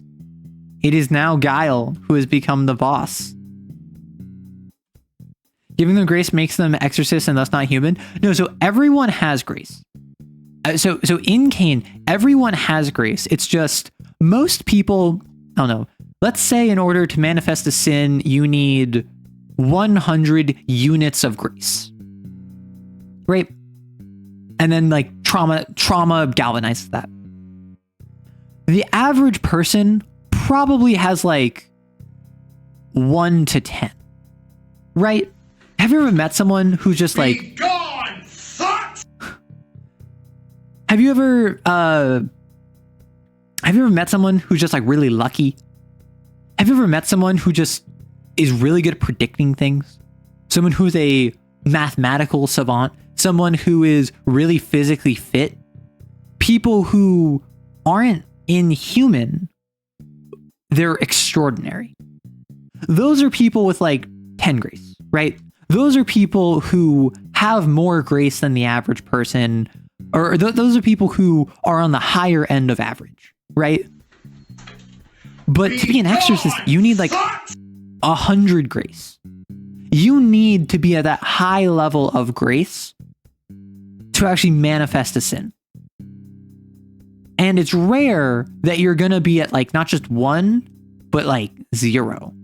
There is only faith as well as exorcists who bond with them to an extent of like,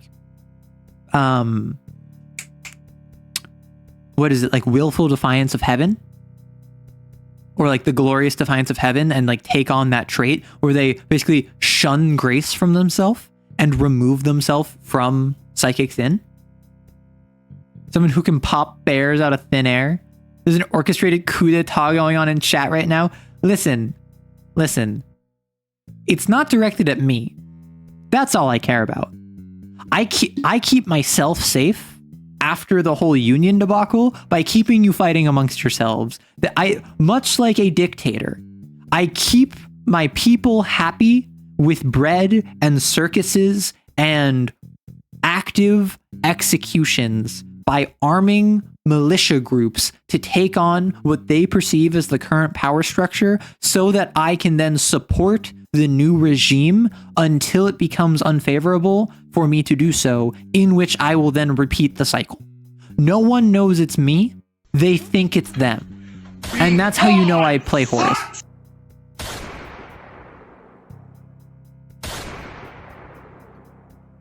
If I can make them kill each other, I save bullets. Well, no, that's the thing. I'm acting like Harrison Armory, but secretly I'm like Horus. I'm arming all of you. I'm giving you bullets for free. You wouldn't want to not spend bullets that are free. They're free. They're gifts. You should spend them. You should spread the love at high velocities and directed at someone's temple. Hi, you knew what's happening. My chat's currently shooting themselves. If you want to follow, you can get 300 channel points and you can start shooting people. That's my pitch. That's what I think you should do. But that's heresy. Yeah, death to the false emperor, my guy. Protective shield! Protective shield! Circus, you mean the gun show? Boom, Protective shield! boom, Protective shield! boom. I was about to say, like, wow, this really is just like sensory overload. And then I remembered what we were doing earlier. Yummers. Just the one yummer. Shield! Protective shield! Protective shield! I like how we just got a yummer snuck in there. Listen, your faith might be your shield, but the God Emperor's light does not shine here. Hydrodominatus, my friend. Yummers. I love the fact that I've added in yummers to the become soup, because now it's just occasionally you'll just hear yummers just thrown in there. I forgot that apathy is the best shield. Literally, like, you cannot kill me in a way that matters. I am beyond you. And that's the attitude you need to have. Okay, now that all of you are just executing each other, I feel like I play Armored Core 6 now, right? I feel like now's the time. Yummers. I feel like of all the times, this is a great jumping off point. We're about to hit an ad in like 15 minutes. So, sorry about that. Whoops. Yummers. Yummers. Yummers. Yes, I am beyond arrow kissers. None of you have kissed me. And I don't plan on letting any of you. I have a strict no kissing my fans policy. Why don't you hit the dab while we hit the ad? Because I have like 15 minutes and 15 minutes of prep time, like me with 15 minutes of prep time versus anyone else in the universe, I win. Right? I'm like Batman like that.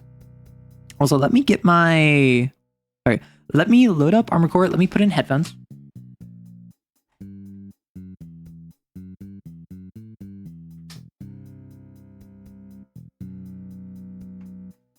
Let me change the category. I feel like your Warhammer 40k pen and paper again, where you played a commissar. Oh, playing a commissar sounds like so much fun. Cause like I played briefly. Let me real quick change the category. Okay, game captures good. Armored Core. Okay, let me turn off the music. And y'all should be able to hear the game fine. Let me know if you can't or if there's any issue.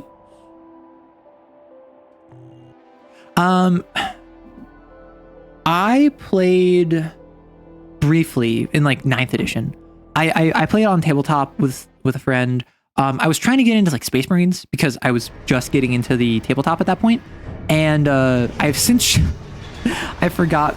Y'all can see this, right? Y'all can see the glory that is my mech.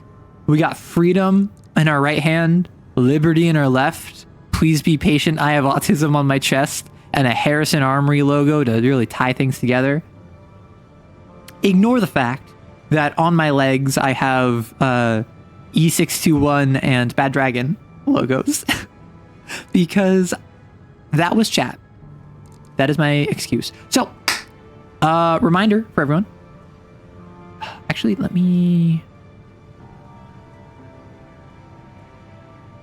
Interesting. So I'm sorry about that, Koid. No spoil. No spoil. No spoil, no backseat, or you get shot. Sorry, I'm just...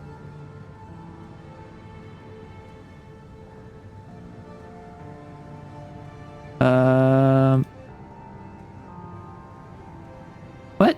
That's dumb.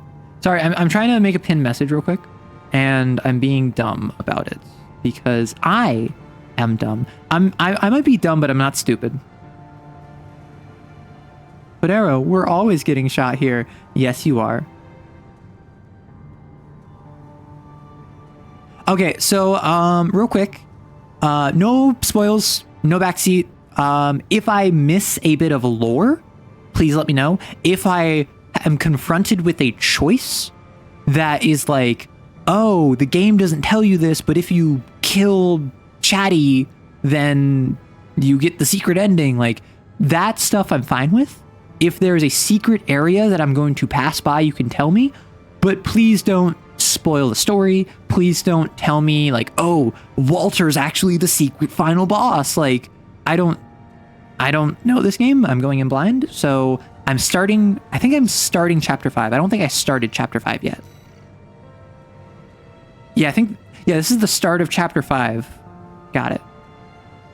Is that camo on the torso or rust? So on my, this is all rust. What I did is, I actually really like this. In my assembly, I made it so that my core frame is really beat up in terms of paint, but my arms are only slightly scuffed because it has the appearance that I just kind of grabbed new arms and put them on my mech. Excuse me. My voice died for a second. I like put new arms and new weapons on my mech to replace what I had previously. If you do an 820 backflip, you get a secret date scene with Iguazu. Why would I want that? He was such a loser. Like, he thought he was cool. Arrow's mech is an all-American jalopy. What's a jalopy? Yeah, so this is not rust. This is a white, like a gray metal frame with like a yellowish gold, like chipped paint on it. So all of that is paint that has been like degraded away, whereas the arms are red, white, and blue because America. So people have been yelling at me I need to upgrade my mech.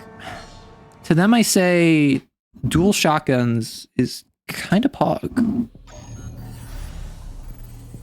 An old car in a dilapidated condition. So like, right, so I just got my drones. I forgot about my drones. Drones, my beloved. So pile driver. My pile driver is silly, I will say. The fact that... Okay. People yelled at me to eat rice, but did you listen? I have not... I was gonna have rice earlier, but then I decided that I would wait until an ad to have rice, and then I didn't have rice. So... Hail Horus, hail Hydra. Horus Dominatus. So no, I have not had rice today. However, I have rice I can have. I made some last night. So nothing too terrible. So I think what I need to do, and this is really obvious, I should have been thinking about this before. I think part of what my issue is I try to keep my distance because I want to avoid their attacks. And I'm shooting like this, and I'm just not doing that much damage. I need to get in close and just basically treat this as a melee build, right? I need to be right up in their bum. I need to fire my load. I need to hit the road. And then break their back. Right? So part of what I was doing is, I think I was firing as soon as I could. I was doing like this. I think what I need to do, I need to fire my shots more judiciously. I need to wait to shoot until I get in a good position. And that's been something I've been struggling with this entire game, really. This is something where I just have not been taking the best advantage of my targeting. And that, particularly with like Sula, back when I was doing dual bazookas, I was really struggling with that. So like if I'm fighting you, like I don't want to just fire blindly. I want to fire when I'm above you, when I'm next to you. Yeah, position can matter, you believe? Well, yeah. When you're trying to hit someone from behind, you want to like have good positioning. So like I want to get closer, because before I was just firing like this, right? This is basically useless. This is just keeping up the stagger, which I don't even think that did keep up the stagger. Left-hand ammunition AP at 50%. Oof. The pile driver, the pile bunker, does not like it when I am 0.5 millimeters off my target. And it's really annoying. So like, I need to get closer. This is a situation where I was being useless at that range. I need to get way closer. AP at 30%. Boom! One big boom. Also, arrow, shotguns can be fun, but I found the dual handguns with the pile bunkers in the holster is amazing. Getting in the right position is key before you arrow on their cord until they kaboom. I mean, I could try handguns. I've thought that the shotguns is fun. Dare I swap back to bazookas? You need good positioning to get someone from behind. We have a quotes channel on the Discord, which I actually started. I started that for people to post funny quotes that I or people I know or people on the server said. People just started posting like Sun Tzu quotes, and I was like, go for it. I'm not upset. Okay, so what do I have access to? Pulse missile launcher. Split missile launcher. Like, I don't know. I need to keep rapid fire. I've kind of gone I've gone deep into my ballistics build. I kind of have moved away from explosives, unfortunately, sad as it is. I don't even have Zimmerman's, because like I've heard Zimmerman's Songbirds was the strat at launch.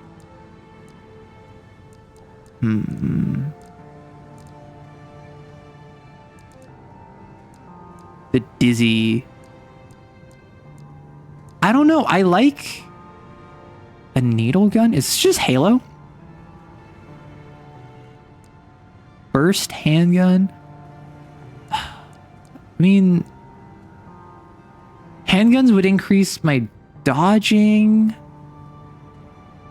Massively decreased damage and impact though. They've been nerfed, but they're still really fun. I mean, part of what it is, I also really like having a really high burst speed. I'm not gonna lie. So like, I don't know. I like having shotguns. I do have the money. I could just buy a bunch of parts just for the heck of it, you know?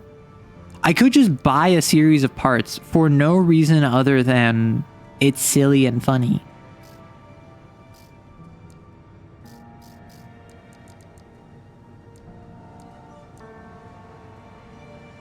Yeah, I like having the dodge speed. My biggest things is I want attitude and I want boost speed. And like I have chicken legs, I have firearm specialization arms. Also, I have no idea what arm load limit does. We have 20 seconds before the ad. I've just kind of been killing time a bit before the ad. Manipulate arm weapons, mitigating dips in target tracking, recoil control caused by overload.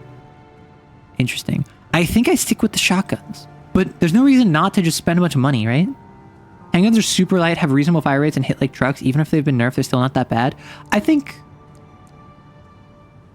So if I pick up like 2 handguns, because like I will say, handguns can be pog.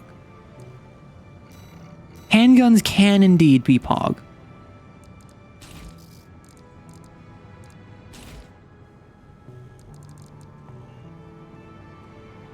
So if I then go on a test run, we have an ad in progress, so I am paused.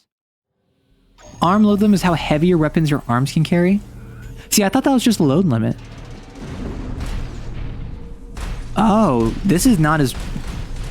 Oh, I have to manually press. Interesting. Like, if I really wanted, I could just do twin Gatling guns. That'd be really funny. Like, again, my main strat this game has been, what would be funny? That has been my guiding light, my North Star. Yummers. Oh, yes. Thank you for the yummers. Honestly, maybe this is just me being difficult. I think I like the shotguns better.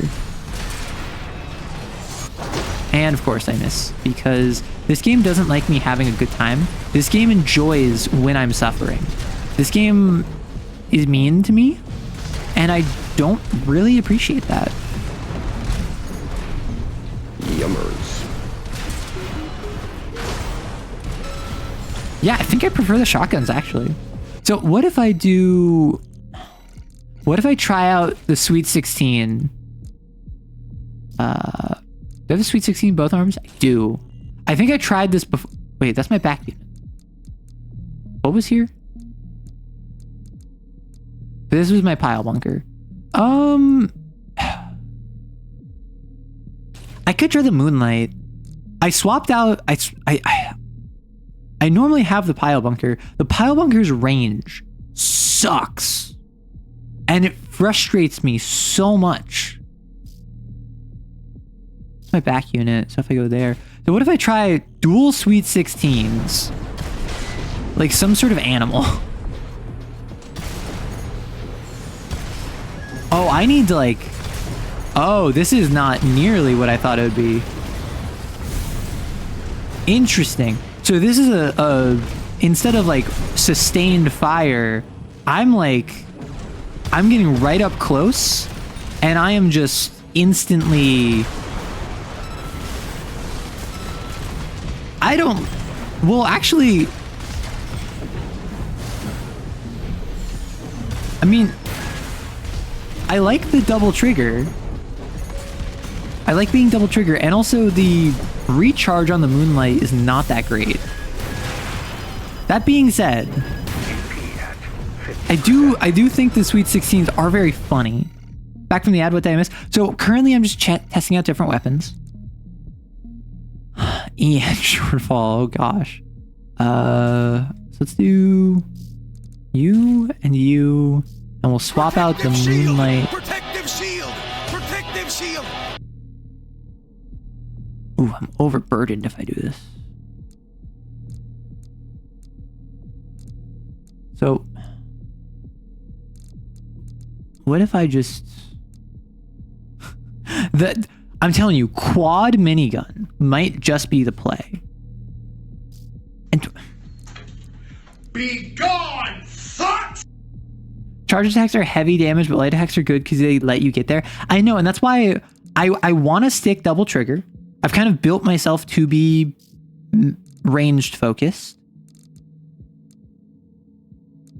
I've built myself to be range focused.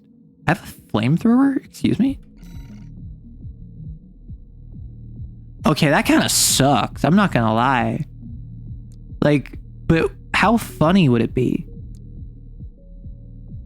Right, the detonating bazooka. That's 1375. Whereas this is 1688. I kind of don't want to rock the boat with the pile bunker. I'm not gonna lie, I'm a little in my own head. I am a little in my own head because people were saying that like the pile bunker makes the game super easy. And I am a little like, well, I want to play this game and beat it without using cheap strats. That's why I've avoided using the Zimmerman. I don't want to use like Zimmerman dual Zimmerman and what's it called? Songbird, if that's like cheap meta, because I want this to be a game that like I beat with skill. Dual flamer, really? I was never sure. Does the shield protect from that? You have no power. Yeah, Maddie is just always protected because they're cheating. Okay.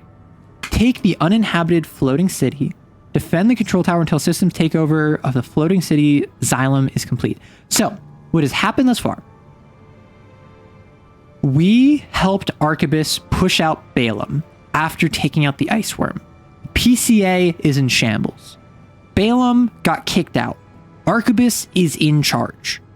Then we turned on Arquebus. We won. We beat the coral like monitor, the institute weapon that was like an overseer of the coral, and then V2 Snail took me out. Then I survived.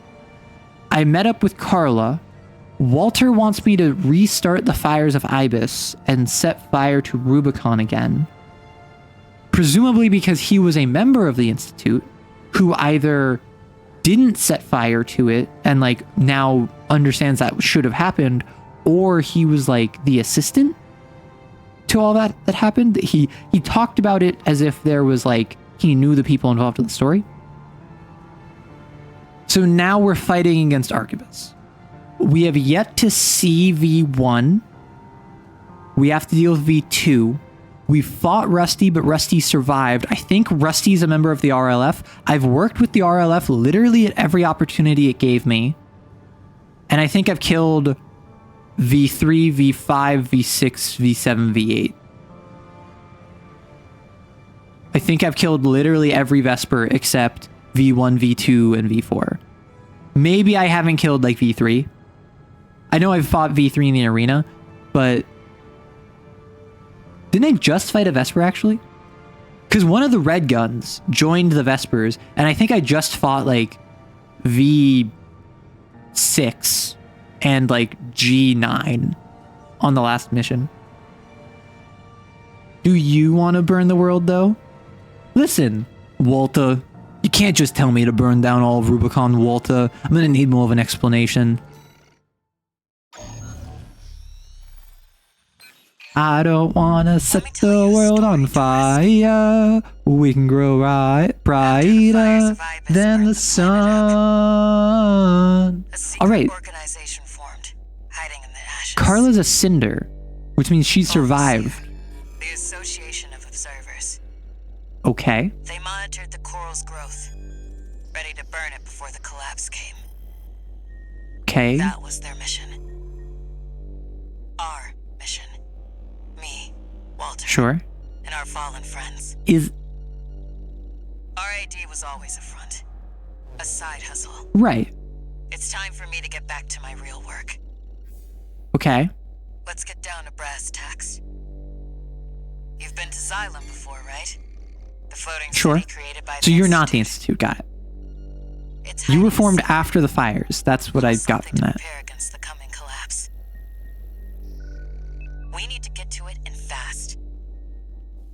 Okay. RID's entire team of hackers is going to be working to take control of Xylem. Pog.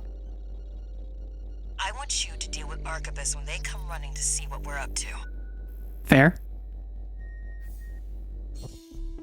Yeah, I'm getting the thought process that basically every mission from now on, I'm gonna face at least one Vesper, and it's probably gonna be like this mission I deal with. Like if V3, I haven't dealt with V3, I'm going to deal with V3 and a bunch of Arquebus troops. And then next mission, I'm going to deal with V2. And then the mission after, I'm going to deal with V1. And then it's going to be a big choice of like, do I burn down the world or do I not? Because I know this game ends with a choice. I don't remember what the choice is. I think the choice is, do you set fire to the world or do you not? And I don't know what the sides are. I know Walter and Overseer wants me to burn down the world. And let me repeat this again. Just the first couple lines, because I can't remember. I was talking while I was saying this. Story, tourist. After the fires of Ibis. But after the fires built up, an organization was made in the ashes. Got it. A side hustle. Carlos on that Sigma grind set. I shall make no comment. Understood. Also, someone drop in the Discord that we're in AC6, because I know at least Yuzu was wanting to get pinged. I don't know if anyone else was like waiting for me to play AC6. I know some people are more interested in AC6 than chatting. The Association of Observers. They want to burn the coral. But the coral is people, right? At least Aerie is presenting it as the coral is her family. And my thought is that like the coral being people is all of the people who died in the fires of Rubicon or the fires of Ibis. Get into position, tourist. It's time. I need you to protect that tower until we've managed to My understanding is that the people who died in the fires of Ibis are the ones who like are the voices. That'll buy us some time. Pog. Looks like you're in position. Chatty, how much longer till we Also, have I get why everyone loves Chatty. Give me 5 minutes. And the corpse. Yeah. I'm Give me 5 minutes. This MT squad. Well, guess who showed up early? Looks like you're up already, tourist. Give him the old RAD welcome. We have to see this through. Raven, I'll support you. See, I don't have to Don't worry. let them near the tower, tourist. Whoop. Oh, did I get a lock on over there? I did. I don't have to worry about them deploying by the tower if I just destroy their transports. Got access to support weaponry. Use them if you need the help. Think that there's more over here? Yeah.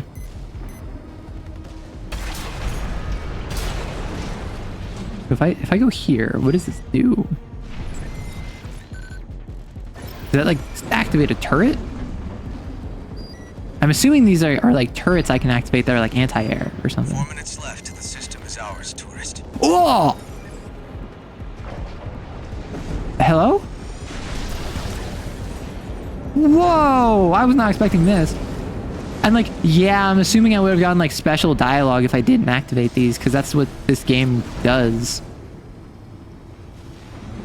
I was not expecting giant plasma guns, although I am very enthused.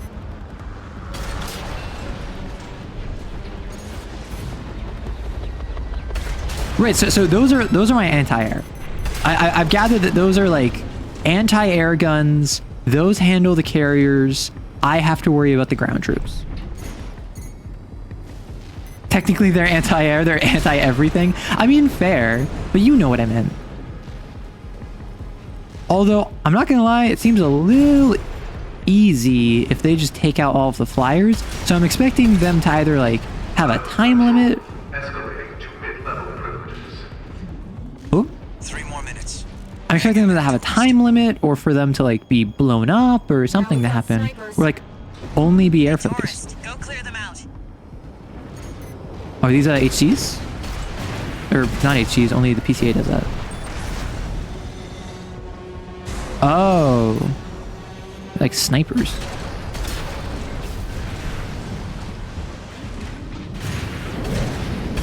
This is why I gotta get close with my shotguns. Who would have thought? So my shield is taking damage.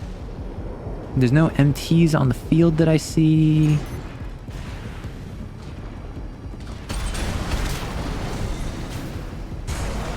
Luckily with the shield in place, that means I don't gotta worry about the building being destroyed. I just gotta worry about the shield being destroyed. High-level access now. Oh, 2 more Pog. minutes and it's ours. Oh, so it's so simple, and everyone has already talked about this, I'm sure. The fact that Chatty is so, like, succinct and concise, but he's called Chatty, is just so cute. Wait, I love that. we've got something Your else. favorite special dialogue is G1 Michigan calling you stupid if you don't bring the stun needle against the ice worm. You're playing for keeps. That's good. Make sure you don't miss, Taurus. I missed. Tower shield. The shield's at its limit. I see what the issue is. But that is really funny. He's just like, are you stupid? Looks like they're falling over each other to get your autograph, tourist. They love me. Raven, heavily armed LC. Oh, this MT was not taken out by the autogun. You've been working like a dog. Must be I mean, I am lost. called a hound quite regularly, so I'm not exactly a fan of that. However, it is true. It is what people call me. To go, tourist. Let's destroy you, because I think that the transport ships are definitely the best bang for my buck. There we go. And now we gotta take out the ground forces. Although G1 Michigan calling you stupid is kind of rich, knowing him. Because he 30 himself seconds and we'll have is not the full most admin intelligent. access. Just a little more, tourist. Left-hand ammunition at 50%.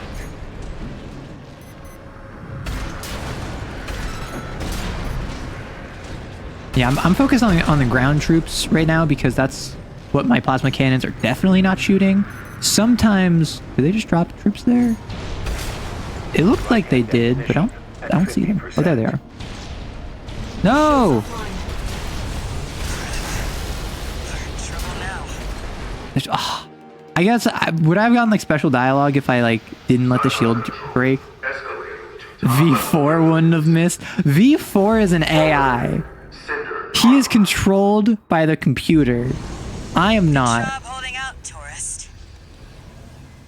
Archibald stole all the PCA tech after the worm. Yeah. This city Oh, really so that's why they're is. using LC's ACs. That makes sense then.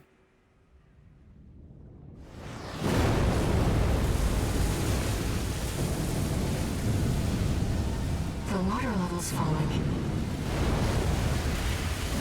No, the whole city's rising.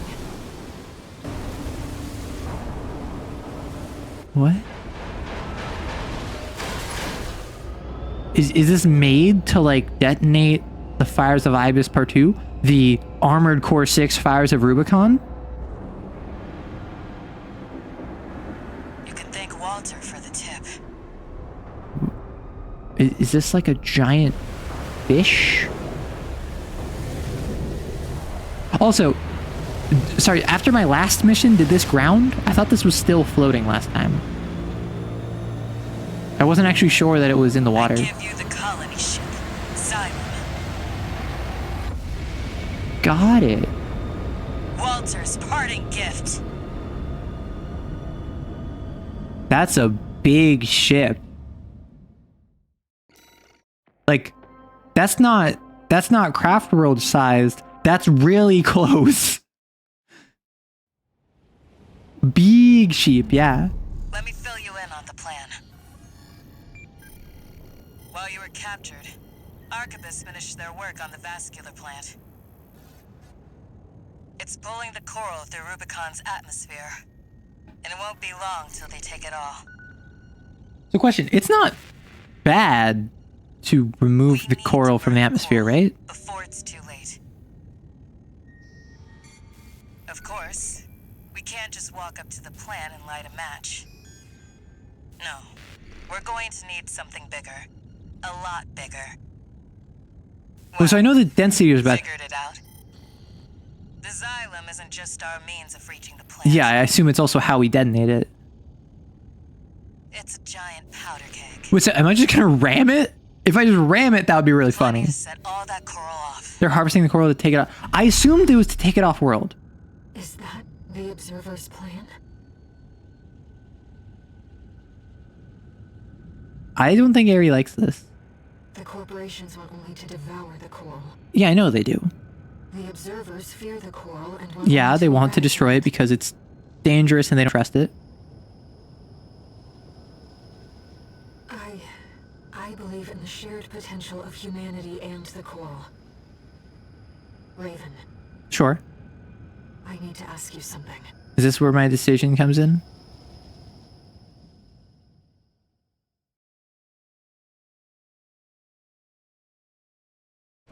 Because I thought Arquebus was drawing it so they could utilize it. Are they just drawing it to like store it all together like idiots? No new messages. Mm-hmm.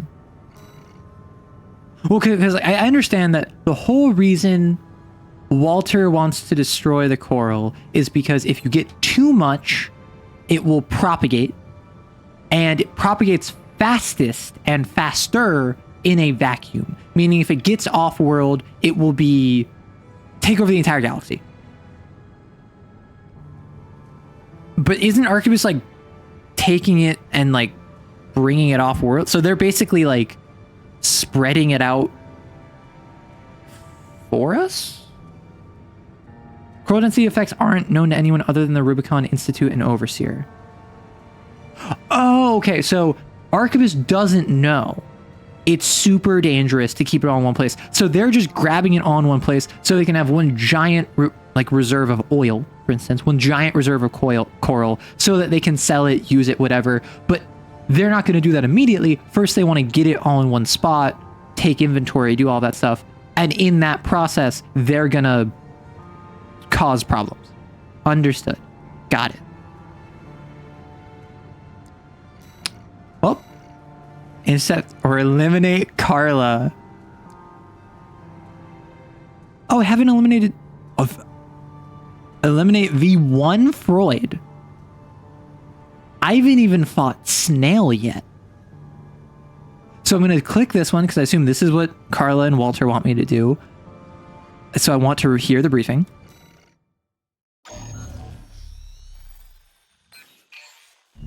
Here's the situation, tourist. Arquebus has sent its entire force after the xylem. We're trying to fend them off, but honestly, we've got our backs to the wall right now. Well, yeah, you're dealing with That's where a you corporation come in. that has the PCA's military. Leave the grunts to Chatty and the others. Pog. I've found someone just right for you. V1 Freud, the ace leading the corporate force. Walter left me one last card to play. You. Once you're in, there's no turning back. Can I count on you? Did I miss Walter dying? Because this is like the second or third time she's been like, Walter left this behind, and like he quote unquote left behind the mech that I used in that like escape mission. He died when I got captured?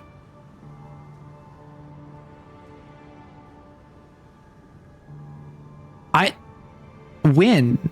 I do recommend watching both briefing. You will say nothing. Okay.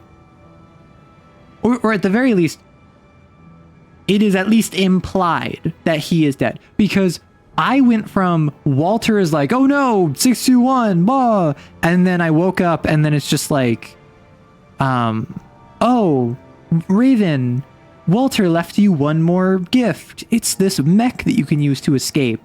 And then now Carla's talking as if he's dead. Carla's talking about like, he left you Xylem. He left you all of this stuff. So he left me, you, so that I could finish his work. And I'm just like, I don't think he's dead, but I also don't think he's Walter. Okay, remember, no spoilers, but I have no idea what's happening. I'm not going to lie. I understand like the difference in like, I understand I'm mostly working with Carla at this point, but it sounds like he's dead.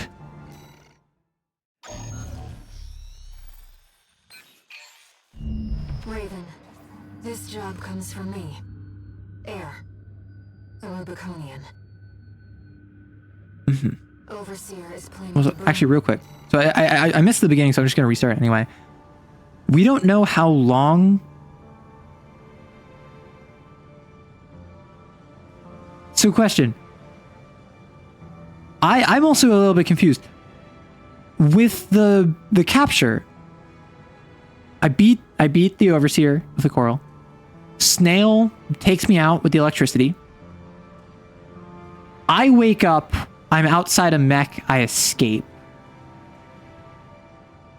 I assumed that was like I woke up immediately after. Because I was even in the same location. I was not moved. I just didn't have my mech with me. So then I got like a junker. I escape. I meet up with Carla. It's all great. Was I in a re-education camp for some time? Yeah, so it was at least long enough for them to repair the plant, which is why when Carla said that, I was like, oh, they really repaired that fast. The timeline on this is something I'm a bit confused on, but I suppose that's also, it wasn't explicitly confirmed, so. I just want to make sure I didn't miss anything. Raven, this job comes from me. Air. I thought they just repaired it really quickly. Got it. Overseer is planning to burn the coral to extinction. I want to keep that from happening. The only way to stop the Xylem's ascent is by seizing control of its systems. And that means we have only one choice. We'll take advantage of the confusion while the corporations and Overseer Right. are fighting, and eliminate. She got chatty with her, I assume. Understand how you feel about betraying Walter's last wishes. Yeah, like Walter's last wishes. He died? But still, I want you to give me a chance. I'm not asking Walter's hound, but Raven. Okay, that's all you had to say, girl. That's all you had to say. I've said time and time again, I am no hound, I am a raven. And you brought the... I was gonna talk all like, I don't know, I'm not really sure, I'll probably go with Aerie because like she calls me stud muffin. No. She actually respects me and my boundaries and my preferences. The timeline is weird since it seems like a lot happens between missions. Sometimes it also happens right after another. I mean, I assumed that different missions had different lengths of time between them. But also, my understanding, all of this has happened in 3 days, right? Because my call sign Raven had a license lasting 3 days? Or is that like it would have run out had I not upped it? Dumb question, did I get the Zimmermans? I have not gotten the Zimmermans. I'm still rocking the initial, like, Act 1, Chapter 1 shotguns you get. Okay, the license was updated. Got it. I wasn't sure if this entire game took place over like 3 days. Got it. Oh, so it was going to expire in 3 days because it was MIA, and then once I update it, all mine's like, oh, Pog, you're back, Raven. Okay. Do it for her. You like kissing coral waves, don't you? No.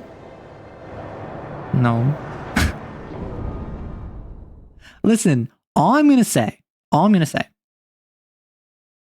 where there's a wave, there's a way. Main system activation. Like, I didn't know Aerie was chill like that. I like her vibe. Explosions, yeah. I'll support you. See, that's what you need. There was a wave kisser. There was a wave. No. Both the corporations and Overseer by doing this. I know. Please, be careful. I love it when there's fights going on between other factions that you're not a part of. Because it just, outside of the fact that it's just cool set piece, it's also just... Draconian apes, out of my way. Wait. Did I pass by Snail? To Snail. Where's Snail? The man who captured you at Institute Cell. It's up to you how you want to deal with him. Oh, I'm killing him. Oh, there he is. Got it.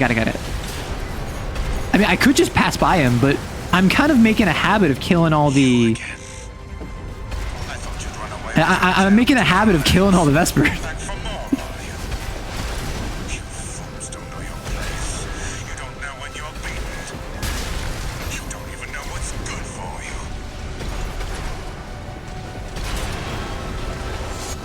you. What? So much for your re-education. You saw that.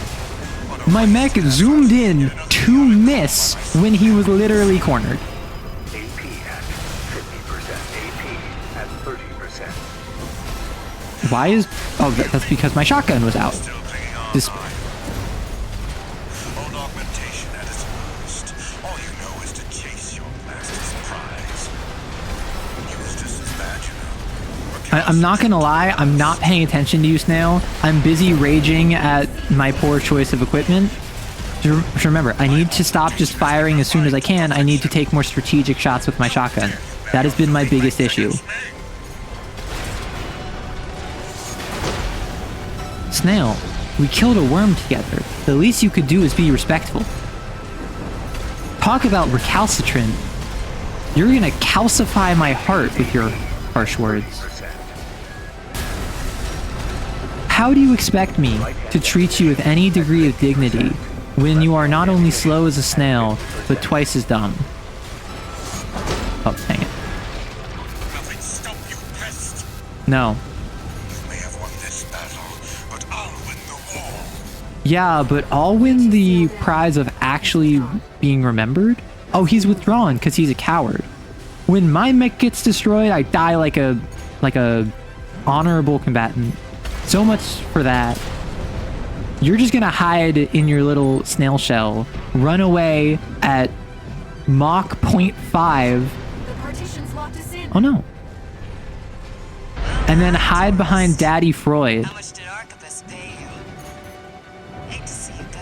Oh. Actually, why don't you stick around? Oh, am I taking damage from this? Partition, you take care of this.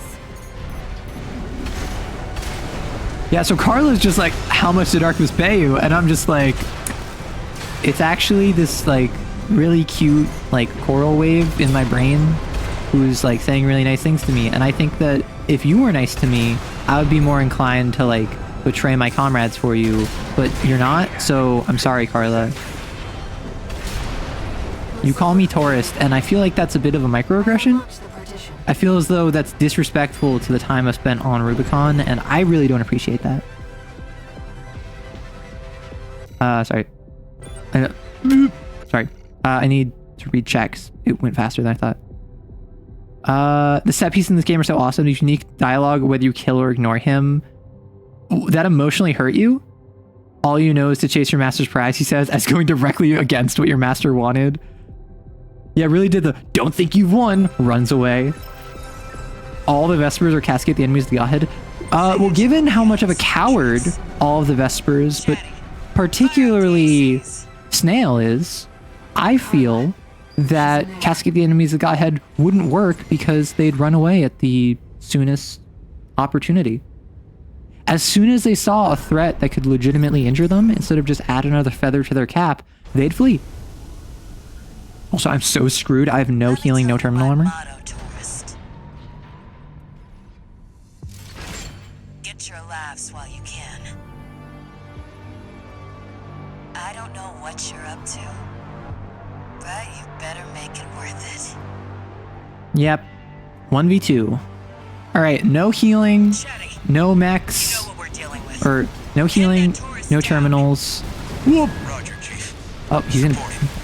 Chatty's gonna pin me? Don't let them team up. Kya? Yeah, so I'm at like 0 health. Walter told I me also have you no know. heals, I have no terminal armor, Looks like so you made a friend of your own. I'm a little screwed. But it's good to make a choice. Pathetic. Walter must be turning in his grave. When did he die? Everyone's acting like him being dead was common knowledge. You do have a tech point though, that's just good. I mean, Chatty, it would have been You know nice what to we're first try it. pin that tourist I'm not gonna lie, like, I first tried a couple bosses, mostly in the arena, but it would have been nice Team up on you. It must be nice. It must be nice to have Washington on your side. Walter told me, you know. Chatty, if I kill Carla, will we be friends? But it's good to make a choice. Sit on the fence, you make no enemies. Wait, so is Carla just like, hey, I respect the fact that you're working against me because you're actually making a choice? AP at 30%. Or is she just dunking on me? Because with this game, I can never really tell. Because there's a lot of dialogue where it's just like, you think you understand what's going on here? And I'm like, no. And then they're just like, well, you don't. And then I'm like, yeah, I didn't think I did. And then they're like, if I told you half of what was really happening, you would be on the floor weeping. And I'm just like, I don't think that's the case. I think that I am not emotionally invested enough to care. Like, respectfully. Like, again, I had this with Rusty. I've had very few... Oh. Sorry, Carla. I've experienced this before with Rusty. Is he gonna chat? Is he gonna be yappy? Nope. She's dead, tourist. Oh. You have made a big mistake. I mean, AP yeah. at 50%. You made a big mistake by playing against the main character. Guess you won, tourist. See, I wanted to do that my first try. I second tried Carla and Chatty because I actually had resources. But the chief never loses. Oh no. Nope, ChatGPT is down. What? The Xylem's control center is locked out. Yeah, like, Me, chief. sorry, Chatty. I did like Chatty and Take us over Carla. the finish line. And I like the fact that, like, even in death, they're still trying their best to pursue their goals. Inheriting privileges. Owner, same to Carla. Activating perimeter protocol. Excuse me? Xylem propulsion. In this case, healing and armor, yeah. Ah, so it's stuck. All systems locked out. He's turning the fires on, yeah. So, like, that was another situation where I wasn't really emotionally invested because I haven't interacted with Chatty or Carla outside of, like, hey, tourist, you want to make some money? Why don't you do this mission for me? Oh, actually, I know Walter. You like Walter, right? Tourist, you better be careful if you run with me. And then I'm like, okay, like, I like you. You're cool. You're nice. Like, you're a character I want to know more about, but I don't care about you. And I think that that's a me thing. I think that that's me, and how I interface with games. I want to share a drink with Rusty. I want to have a argument about like how inefficient Rad is with Chatty. Like, I want to have little sections of the game that present themselves independent of the mission and the plot and the combat, and spend time with these characters away from the let's push the plot along, away from the action scenes, away from the like, come on, let's move. Because Rusty is cool. I like him. He's nice. He calls me buddy. When he fights me, he talks to me. But I can't focus on what he's saying. And even if I could, it's like, I don't know. Even in moments where they try to give a individual character, like a character more screen time, so to speak, when I'm fighting them, or like right before I fight them, or in a mission debrief, it's all tied to the main plot. And I get that's what this game is going for, but I'm not going to be emotionally invested in characters that don't emotionally invest me. Yeah, I wish they would slow down the story a bit. I wouldn't even say slow down the story. I would say twice per chapter, maybe even once per chapter, you have an optional dialogue sequence where you chat with a relevant character about something that is important to them, unrelated to the fires and to the Corpo War and to the Vespers and the Red Guns. In chapter 2, you have a brief conversation with Carla about how she misses how things were before the fires. And she talks about what her favorite food was and how she used to hate going out because the pollen was so strong on this planet. But now she misses it because anytime she gets a stuffy nose, she remembers back what it was like when she was walking before the fires. And then in chapter 3, you have a conversation with Rusty where he talks about how he feels like he doesn't fit in with the Vespers. He feels like the Vespers never really trust him. He feels like despite his skill, he is always looked down upon.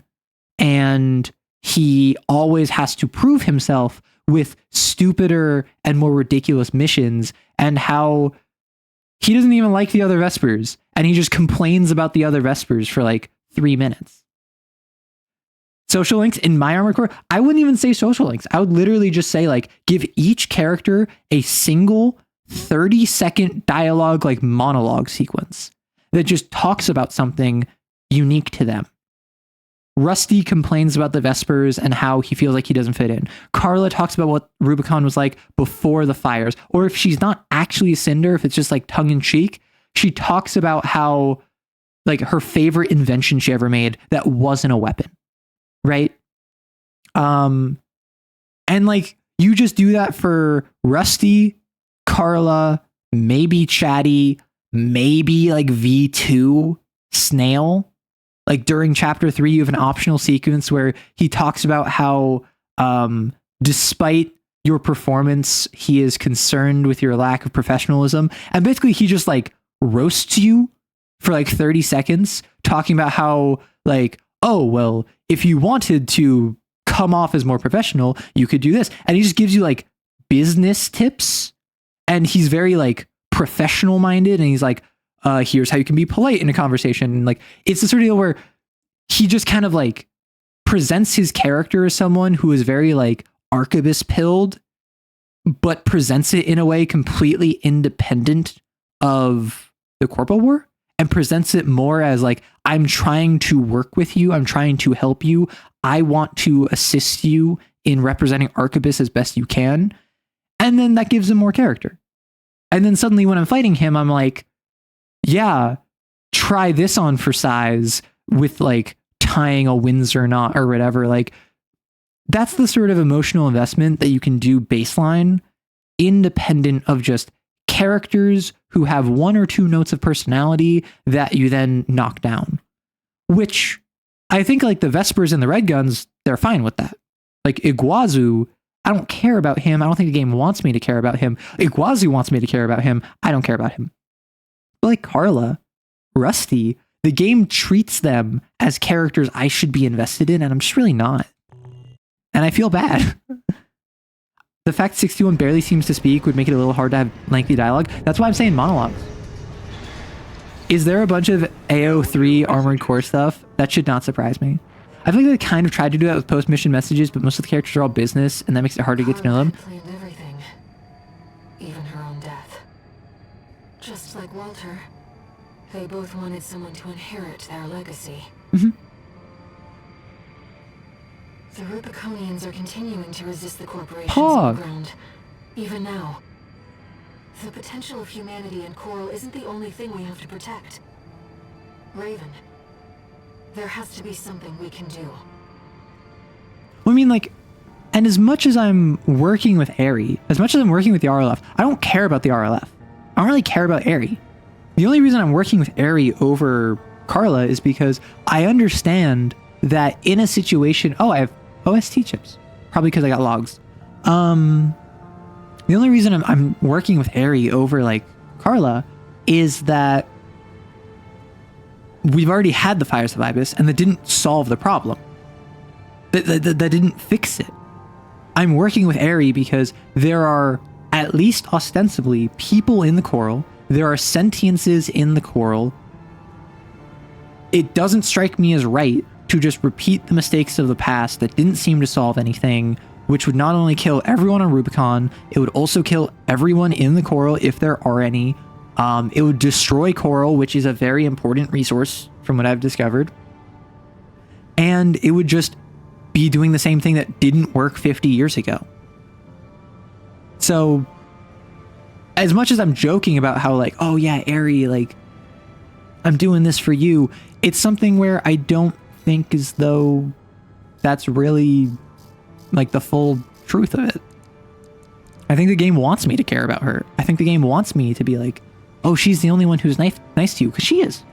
But also, just because you're nice to me doesn't mean that I'm gonna like change my investment because of you. It just means I'm more inclined to listen to you, which I kind of did, but unfortunately I can't get optimizations, so I guess I'll just keep going. Destroy the drive block. Destroy the large Skirmian generators located throughout Xylem's drive block. Hey, Liberator of Rubicon ending. I don't know what that means. All I know is that I'm siding with Eri to not set fire to the coral. They're kind of focused on the business side, and those who aren't are invested in Coral's oncoming crisis. I mean, that's the thing. A lot of people here are all business explicitly because you're a mercenary who they are hiring to do a job and or they're bantering with as you're fighting to the death. I'm not saying you need to have like a social link system. What I'm saying is that if you had once per chapter or like across the various chapters, each character got one 30-second monologue where it's completely unrelated to the main plot. And it's you chatting with Rusty about his favorite mission he did and how that's what got him into the Vespers and how he kind of regrets that. But at the same time, he's very proud of how he's gotten. Or Carla talks about her favorite invention that she made that wasn't a weapon. And she just kind of rants about how like exciting it was to make this new discovery. Like that's the sort of stuff that makes me care about characters. Which those are all reasonable things to include in the game, even if I'm like a mutated, deformed human, so I can't like go out for drinks with them. I'm not friends with them, so I'm not gonna like have a party, right? Those wouldn't fit AC6 from what I've understood. But a chat would. I mean, you have a fair amount of non-mission dialogue with Eri. I mean, most of the non-mission dialogue with Eri is talking about the coral. It's lore, it's exposition. Some of it's her just kind of being nice. Some of it's just kind of her being like, hey, stay safe out there. Like, I want you to take care of yourself. Let's figure out what's going on with the coral. I wouldn't say that there's much. The way she presents what she wants is characterful. A lot of these characters in this game are characterful. Not a lot of them are characters outside of the role that they fulfill. And I think that's my issue. A lot of them fit nicely into the role that they are assigned by the plot, and they don't deviate from that because they can't. They're not given the time to. Rusty is probably the closest to doing that, because Rusty, I think he's a member of the RLF, but I don't know. And I can't, and I don't care about him. I'm not gonna lie. I can't care about him because all I've known him for is we fought those two ACs together, the HC and the LC. We fought the Juggernaut together, and then we fought one another. And that's like all we've done together.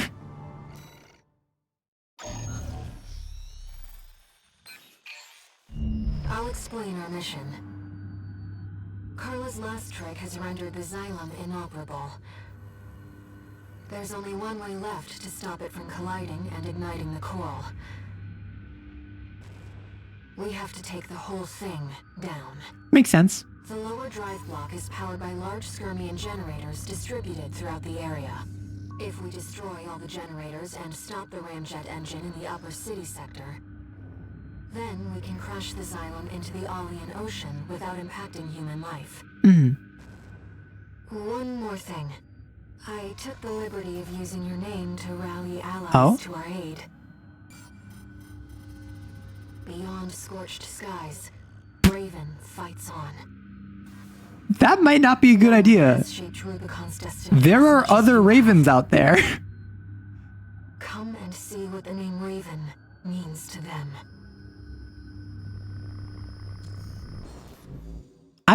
It was established I am not the only Raven. So I'm a little concerned about what that will imply. My thinking on this was that if you let the Rubiconians survive, you're almost certainly condemning a sapient species to be used as engine fuel. Do I believe that they will overcome human greed? So I just talked about this a couple minutes ago. From what I'm aware, the coral is people. Like, they're sentient, like you're saying. If I set fire to the coral, I kill the coral, I kill the Rubiconians, I basically wipe out everything on this planet. But independent of Aerie and the coral and all of that, we tried this before and it didn't work. We set fire to the coral with the fires of Ibis, and it didn't solve the problem. It kicked it 50 years down the line. And maybe that's because stuff happened since then. Maybe I'm missing context or I'm misinterpreting it. But my understanding is that the same issue happened 50 years ago, and they came to the same conclusion, which was there's going to be a collapse. We need to stop the coral. Let's light it up. The only thing we can do is to burn it all down. And then that didn't work. Now, Walter and Carla are saying, let's do the exact same thing we did last time. Which not only will I kill the Rubiconians, and also all the corpos on the planet, and also all of the native plant life and fauna and flora, and also all of the sentient coral wavelengths. Have I considered setting fire to the rain? The rain already is fire. The sky is coral. So not only have we already done it before, there's also like the cost of life. Is there... And then the main other thing is that, like, Aerie is the only coral being, wavelength, whatever, that can communicate with me. A single representative of an demographic is not representative of the whole. Aerie could be crazy by their standards, but the only communication I've had with them is them saying, "Don't burn us, please." So I'm not gonna burn them. I personally, if I was a wavelength in the coral, I probably would not want to be used as fuel. That's my assumption. Maybe they like it, I don't know. But like, that's my assumption. But the one representative of that demographic, of that grouping, has said, don't do this.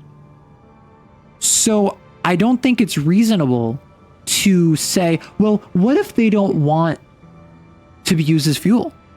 When the only communication we've had with them, the ongoing communication we've had with them, is them saying, "Oh, we don't care about being used as fuel. Don't burn us, please." Like, that strikes me as like a whataboutism almost. Now you got it right. There's no guarantee burning the coral would be definitive. Okay, I just wanted to make sure. Or I suppose I didn't want to make sure. I was just like kind of riffing. And Maddie says that if they focus more on the combat than the writing, that's why it feels a lot more plot driven than character driven. For what they have, I am surprised. I was expecting big mech break bigger mech. I was not expecting any character. And I know the difference between if Balaam hits me up versus Arquebus hits me up, the difference between what those mission briefings are going to look like. The Vespers, like, just with their name, they feel like a den of snakes, whereas the Red Guns feel like a wannabe military. Like, and they come off like that. Even in their names, the Vespers versus the Red Guns. Like, they have different vibes to them that come off. Rusty is friendly. He's cool. I like him. Carla and Chatty, I didn't want to fight them. I legitimately didn't want to. If I had the option of fighting them versus not fighting them, I could have just avoided it. Snail, great example. I fought him mostly for the meme, mostly for the, oh, I want to take out all the Vespers, but also I don't like Snail because he's specifically meant to be not likable. He captures you. He basically berates you every time you interact with him. So the character writing they do have is good, particularly because I understand the combat focus is the main draw of the game. I'm just saying that there are a couple instances like fighting Rusty, fighting Carla, fighting Chatty, where it feels like they want you to be emotionally invested where I wasn't.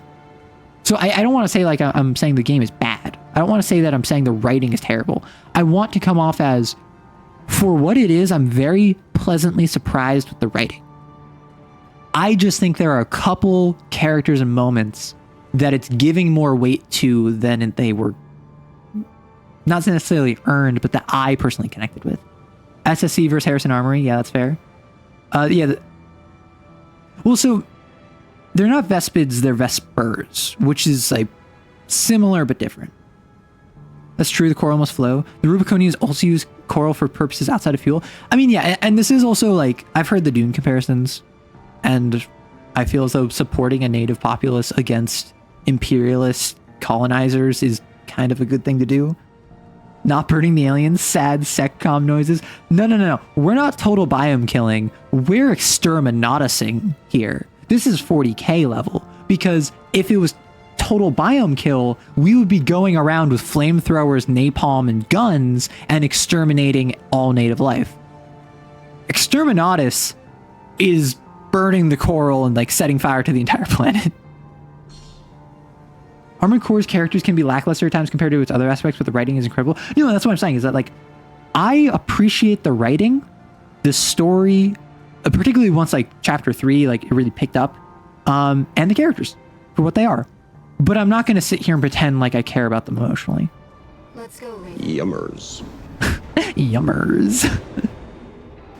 Let's go, Raven. Allies should be arriving already. I assume the RLF is going to be joining me, or maybe it's going to be a different Raven. It would be cool if it was a different Raven. But, yeah. So again, I'm actually really enjoying this game. I'm enjoying the combat, I'm enjoying the story, I'm enjoying the set piece and the visuals.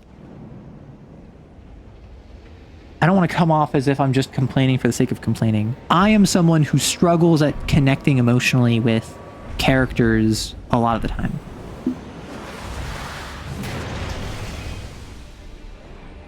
It looks like the kids to Rusty! Hey, buddy. Hey! Never thought I'd be rubbing shoulders with the liberator of Rubicon. Heyo? You're no longer muzzled! Every Rubiconian who heard your cry rose up to fight. Oh my gosh. Let's show them there's a future for Rubicon beyond these scorched skies. I should have thought of... Yeah, this is a new mech. And he's unmuzzled because he's actually properly, like, fighting for Rubicon. V4, Rusty was the first to offer. Hog! Never thought the plan would go so wrong. But it's good teaming up with you again. Couldn't have hoped for a better silver lining. Rusty! Get in here! Fun fact, no, like, this is exactly... This is exactly... symbiotic relationships with wolves. Target confirmed. That's one of the skirmion generators. That's cute. Oh yeah, and that's the thing where ravens have not quite domesticated, but like they're working alongside with wolves. Front is broken into Institute City. Oh, Pog. You should hear this. Patching you Oh, in. let me wait to hear the dialogue. Now, comrades, rout the corporations. We'll show Raven. The Rubiconians will Okay, this is so sweet, actually. Slogans scrawled in ash were never going to change Rubicon. Cinders are alive with flame. Yeah.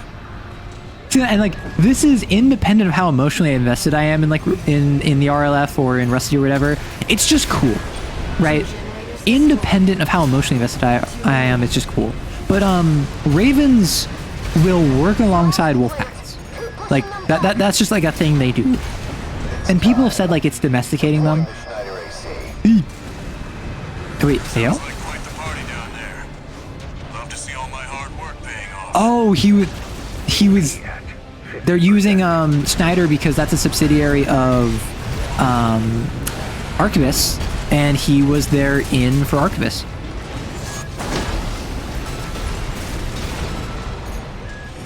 But yeah, so some people have said that like they're domesticating them. That's not entirely accurate, but it is like they are working alongside with them, which is super cool.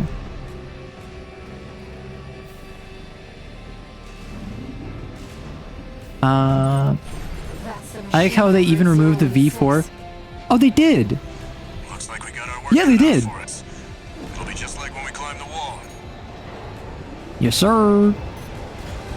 But this is not like when we climbed the wall, actually, because first off, you're not going to abandon me, right?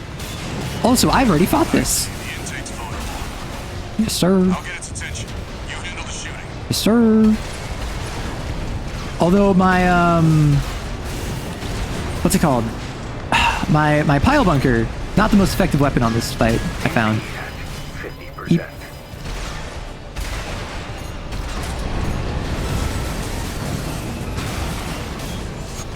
Boom. Actually, in the front, it is more effective. Okay, so we have an ad break. I'm going to pause. Fun lore fact, Rusty's new mech is made of a combination of RLF and Schneider frets. That's cool. I love that.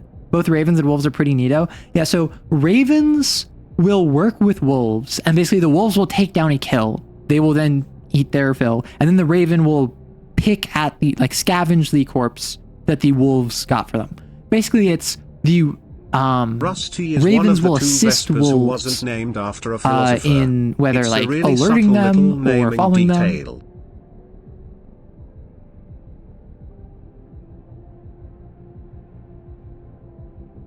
Huh. Yummers. So I remembered that the red guns were rivers.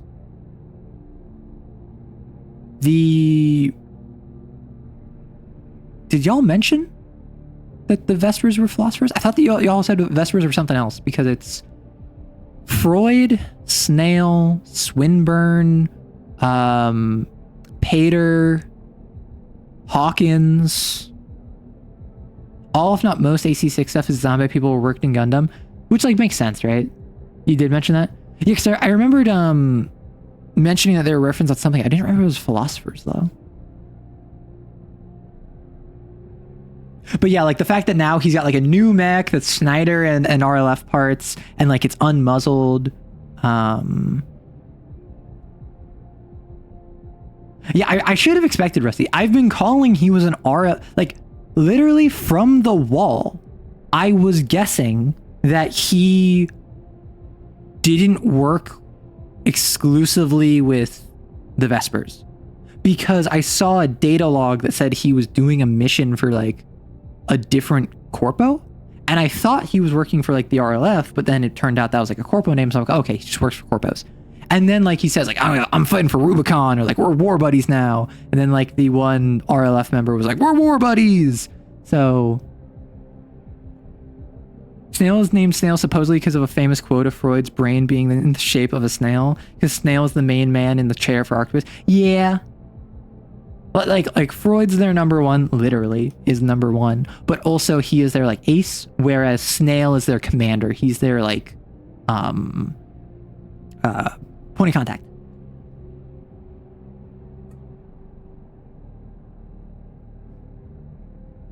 But yeah, and like y'all saw how excited I got. We have an ad for like 15 more seconds. Y'all saw how excited I got when Rusty showed up. I like Rusty. I think that's cool. I like when he comes back and when there's set up payoff. It's just, I'm not emotionally invested in, like, when I was fighting him, I was like, well, I'm not like torn up by fighting you. Okay, Pog. You can't hear what you're saying right now because of the annoying ads, but another fun fact is that Rusty was able to become a Vesper because it's established that Middle Flatwell had contacts. He does. I remember reading that in his arena. He had contacts at Schneider. Interesting. But yeah, so basically I paused because I pause for ads when I can. Rusty, y'all saw how excited I got over Rusty. Y'all saw how like I was like, oh my gosh, it's Rusty, and like how cool it is that they're set up payoff. How I thought he was a part of the RLF, and then like that's secretly like what it really was. Oh, all right, you were just stunned. And I was right, and I was very excited by that. But it's a sort of deal where like even with that, like that's what I mean by like I like the writing. I think that the writing is good, but I'm not like emotionally invested. And I don't think that's because the writing is poor. I think that's because I'm hard to please when it comes to character work. I am someone who's a little particular about what I want from a story when it comes to like characters that I care about. That's why I love Persona so much. Oh my gosh. Oh my gosh. I just did not. Oh, okay. At least I got the punch in. That's why I love the Persona series so much, because, and particularly Persona 4, why I loved Persona 4 more than I loved Persona 3 so much, is because Persona 4, you spend so much like non-plot time with the characters. Where Persona 3, you really didn't do that. Detecting hostiles ahead of the silo. Alright, Enemy hostile fleet. approaching. Guess Archibus decided to escalate. They must really want us dead. Let me handle the fleet. You've got a mission to finish. Alright, have fun. I'm counting on you, buddy. You as well, buddy. Question. He had, chicken legs before, right? Also, I do appreciate how this game is allergic to having you have an ally for the entire mission. I think the single mission where you were with Iguazu and Volto, Drive blocks core. before the wall. Yeah, watch out for There's ambushes. Extermian generator Was the site. only mission in the entire game Shut those down. where We need to deal with the ramjet engine. from start to end you get an ally. Destroy the generators and head outside. Sustaining major damage. We're dropping like flies out here. Good. You deserve it. Target is 1AC. Identification. V4. Rusty. He's supposed to be dead. Oh. Full barrage! Don't let him get any closer! Yay, he's winning. You're out of luck. There's only one person who can keep up with me. Oh, that's cute.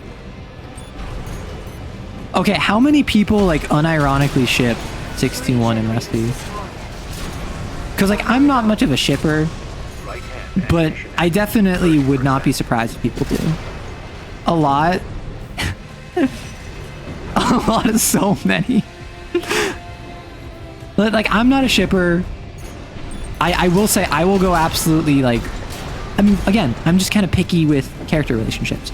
If I see a pairing that I like, I will be very involved. I will be very into it. Oh, I gotta leave? Where am I going?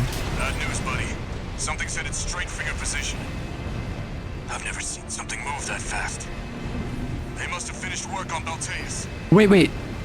Well, first off, it's Balteus, not Balteus. Balteus wasn't finished when I fought it last time. Well, yeah, it wasn't finished. It was glitching. That's why they patched it. This is the mission I think it is. This is, I'm working with Rusty to take down the ship. Raven X Airy and Raven X Rusty, often both a bunch of the most popular. You're not the mutt I thought you were. Whoa! You're below that. You are vermin. Snail, shut your mouth. Analyst enemy data. Wait. Snail piloting Balteus? Archibus Balteus. Pilot identified as Snail. Oh, two of my least favorite characters. With like Balteus. Oh wait, did they combine the Cataphract with the Balteus? Because Balteus didn't have a pilot before. Balteus was unmanned. It would be most Yeah, that's the Cataphract. hard when coral go up in smoke. Rabble rousing the local. That's the laser from the Cataphract. Inconvenience, but I'll overlook that. No, your crime is that you tried to kill me. Oh, come on. Kill Archibus. Oh yeah, so there he is referencing. Vermin, and I will be rid of you. Really? Be careful, Raven. Oh my gosh!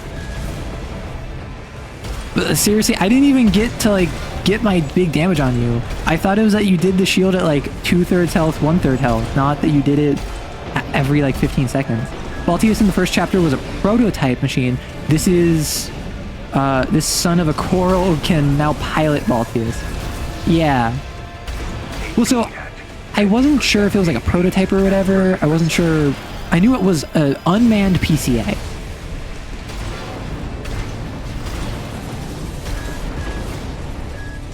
Although, am I right that this is like a combination of Balteus and Cataphract? Wasn't Cataphract PCA? Right, because they have all the PCA stuff. I forgot about that. You're supposed to fall to the ground. I hate Balteus. Balteus is my least favorite fight. And then you shield. I'm gonna kill you and... No, I'm not gonna say that. I shouldn't say that. Well, I suppose I should be dropping my drones. I forgot about that. There's my terminal armor. It's a combination of Balteus, Cataphract, and Arquebus. Well, yeah, because Arquebus has PCA tech now, right? Finally dead. Now I'll have to re-educate those apes. More housekeeping. It's a small change, but if you don't attack him in the earlier mission, it changes to your crime was that you ignored me, ignored Arquebus. That's funny. My response, if Raken had voice sounds, wah, wah, wah. You're next on my list. Wah, wah, wah. Stop your crying. I don't want to hear it. I don't even care. Cataphract, not sure. Balteus and Arquebus. Well, so I know that it's Balteus, obviously, and Arquebus because snail. But that's the Cataphract laser. And also the Cataphract was a big vehicle that had an MT in it.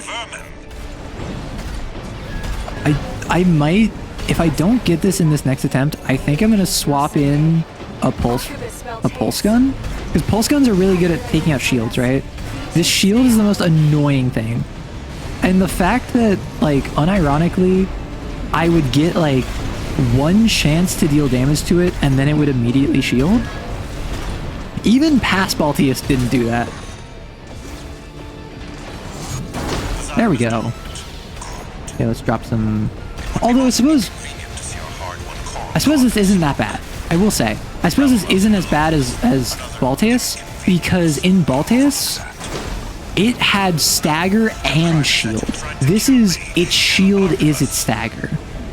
You are vermin, and I will be rid of you. Ow. Out of my sight, vermin. Oh, I got you to phase 2. That traitor V4, those don'ts at command. And worst of all, you, the best of Rubicon. Ow! Dog! You're the mutt here. They call you Snail. You should be called bitch. You are not Arquebus. I am Arquebus. Much in the same way that I am also Spartacus and the liberator of Rubicon. And also for those of you who are like, oh, Arrow just cursed. No, that is the name of a female dog. I am insulting his masculinity as well as his status in the animal kingdom. Not because there's anything wrong with being feminine, nor with not being masculine, but purely because I feel like he sees something wrong with that. I understand now. Past Balteus would get staggered whenever you broke his shield. Did it? Your last words are even more pathetic than Swinburne's. I never thought I'd see the day. Sounds like it's over. I just about managed.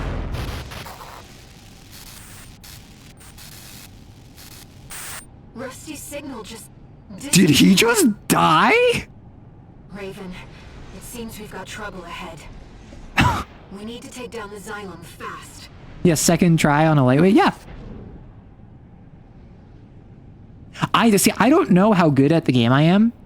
I don't know how good I would be considered, because I've had, like, the past couple bosses, like the bosses, have been first try I die, second try I win. Which I'm also like talking with chat or whatever. Like, I'm generally first try I'm going in not full supplied. That time I did. I just had a resupply, but I don't know how good at the game I am. Pile Bunker really helped me there. And that's the thing. I built my entire build around Pile Bunker. I built my entire build to, I'm going to stagger you down and then I'm going to Pile Bunker you. That's what the drones are for. That's what the shotguns are for. That's what the close combat is for. You had to use 2 VX-60 SNA and minigun to kill Arquebus Balteus. Wait, who is paying you here? The Liberation Front, I guess, but their fire support was the main thing, though. That's the thing. Am I just, like, looting Snail's pockets? I thought you were Alfarius. I am Alfarius. and you did it with Haldemans and Pile Bunker, that might be it.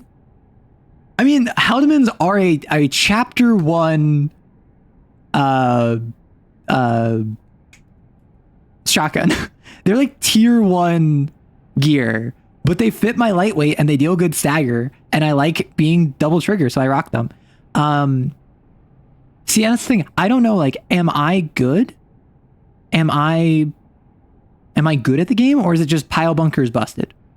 Because Pile Bunker certainly is busted, just not in the way you think. It's busted in the way that it doesn't work half the time. But bit of both. I also just find it so silly. That's why I rock it. Human C4621 entering standard mode. At least it's a bit of both. You actually dislike using Pile Bunker specifically because I feel like it ends fights too quickly and I like dramatic fights. So that's where having dual shotties has really helped, because then what I get into is, as you've seen with my fights, it is how can I get close enough to you that I can regularly and efficiently shotgun you, and then I Pile Bunker you to capitalize. My main frustrations are when my Pile Bunker misses because it's really finicky, and also with like the shielding where it's I can't get a Pile Bunker, so then you just shield and then I'm kind of out of luck. It just wasn't feasible for me to like capitalize off of that. So like the first time I fought Archivist Baltius, I just had no way of keeping up, or like I was struggling to keep up, meaning that I just wasn't. This is the end of the game. I was struggling to keep up, meaning I was getting no damage. And that's why I was like, this is even more annoying than previous Baltius, because previous Baltius was, I'm going to shield. Yes, it gets staggered when I break the shield, but I think prototype Baltius only, or Balteus, because that's how Rusty said it, only did shield at like 2/3 health and 1/3 health, I think. One last mission for you, E62. Not E62. You've brain-rotted me. The Asylum is beginning its descent. Now, we just need to destroy the ramjet engines. Okay. Let's put an end to this, Raven. We're going home. To Rubicon. The world you saved. Bring down the Xylem. Actually, I think I missed something in the middle there. Let me because this is like a 10-second briefing, so I'll just replay The it. Xylem is beginning its descent. Now, we just need to destroy the ramjet engines. Let's put an end to this, Raven. We're going home. We're going home, that's what it was. To Rubicon. So I will say, I'm not sure how famous I am in lore, like Raven the Mercenary, to the people of Rubicon, because chapter 1 is I was just thrashing the RLF. I was just beating up the RLF to get a name in the corpse. Chapter 2, I was just off with Carla and fighting dozers. Chapter 3, I was mostly working with the corpse, but also I made a bunch of choices that helped the RLF. Chapter 4, I helped the RLF more than in chapter 5. Obviously, I'm doing all this. So I actually don't know how well known I am. It sounds like I'm like a global hero, but I don't feel like that. Well, you're famous now. Liberation Front is quick to forgive. Honestly, I would be too. If I was sitting there and I'm like, I'm fighting for my home, and then this person who came in and like destroyed Strider and like climbed the wall, they're coming out here and they're freaking willing to work with us. They're willing to basically beat me up and then show me that's their resume so that they can beat up people for me. I'd work with them. Maybe they're like Rusty. Be ready to escape once we're finished. Oh yeah, I'm gonna have to bail. By the end of the game, I had really liked using the laser drill that Snail had. Also, did I ever like get the lance? I've heard about this like magical energy lance that is apparently really good. Oh, the skybox. Raven. Wait, are we? The ramjet engines. Please. When did we get to space? When did we leave orbit? Has this been here the entire time? I thought this was underground. What? I'm sorry. What? See, people have talked about the Lance. I wonder if I could swap out the PAL bunker with the Lance. First of all, the laser Lance sucks. It's unpredictable. I mean, so is the pile bunker. Like, wait, is this going to be one of those missions where it's just like, this is all I do and then it's just lore? Like, is this the entire mission? Yeah.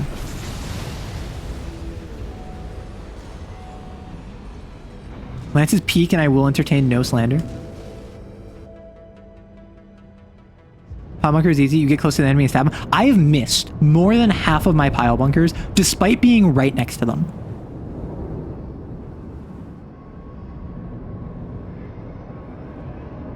The Xylem is falling from orbit. Well, so like my job isn't done here. I still have to go around and like fight Arquebus, assuming I even survive. Portal safe. Rubicon's safe. Oh. Hello?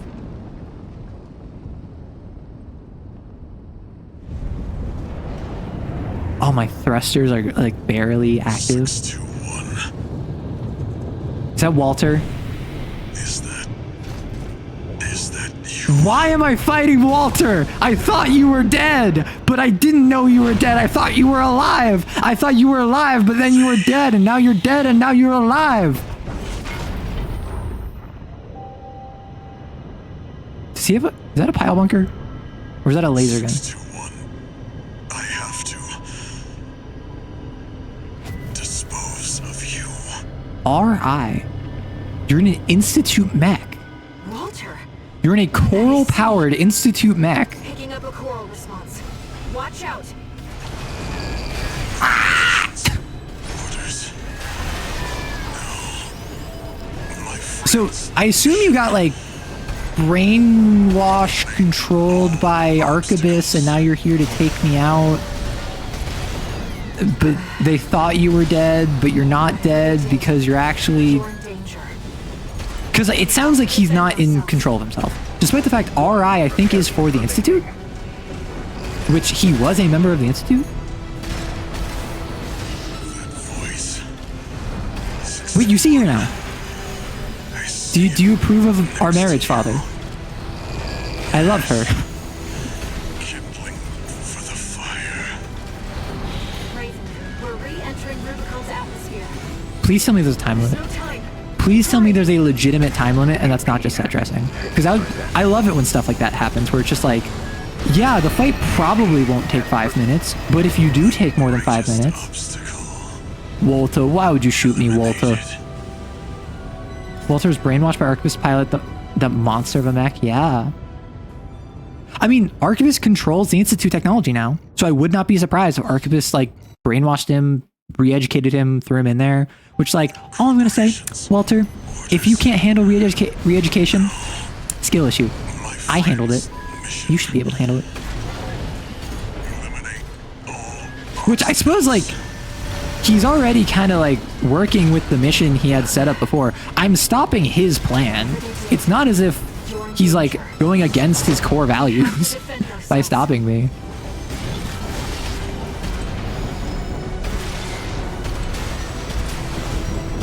I need to get closer with this shotgun. If you recall, that's been my biggest issue. Oh my gosh. Now I just gotta open fire on you. Because you're in the air.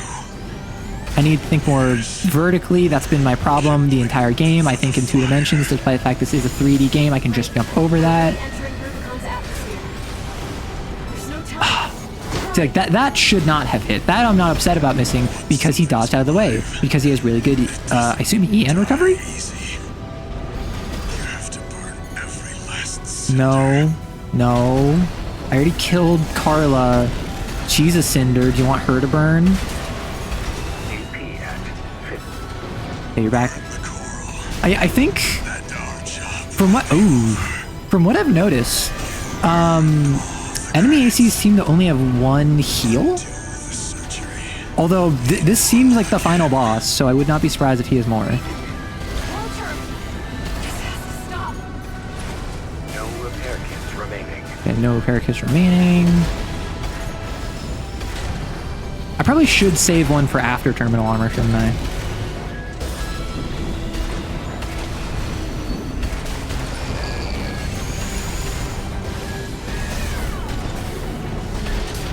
For those of you who say the pile bunker is broken, I just beat him second try without pile bunker. I want you to know. And I'm still shooting him with lasers. Because that's what my drones do. Swinburne has 2. All ACs have 3. Every pilot has 1 or none. Yeah.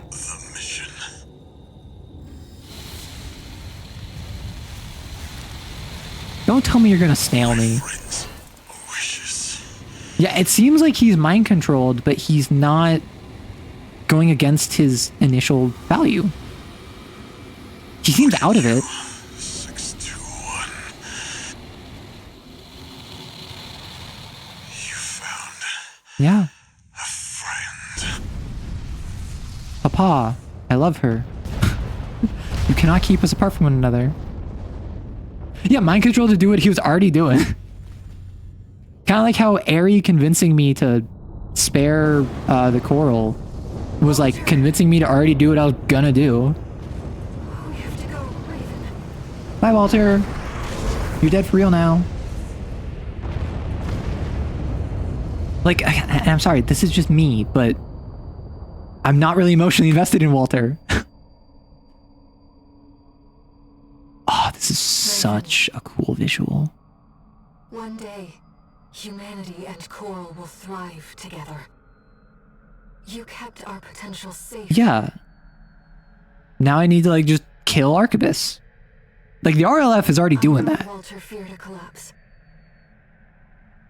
But I promise you, there's another way. Okay, I didn't really ask about this before. Do you have another way in mind, or is this kind of just, like, Raven, deal with it when we get there? we'll find it together. Got it. Understood.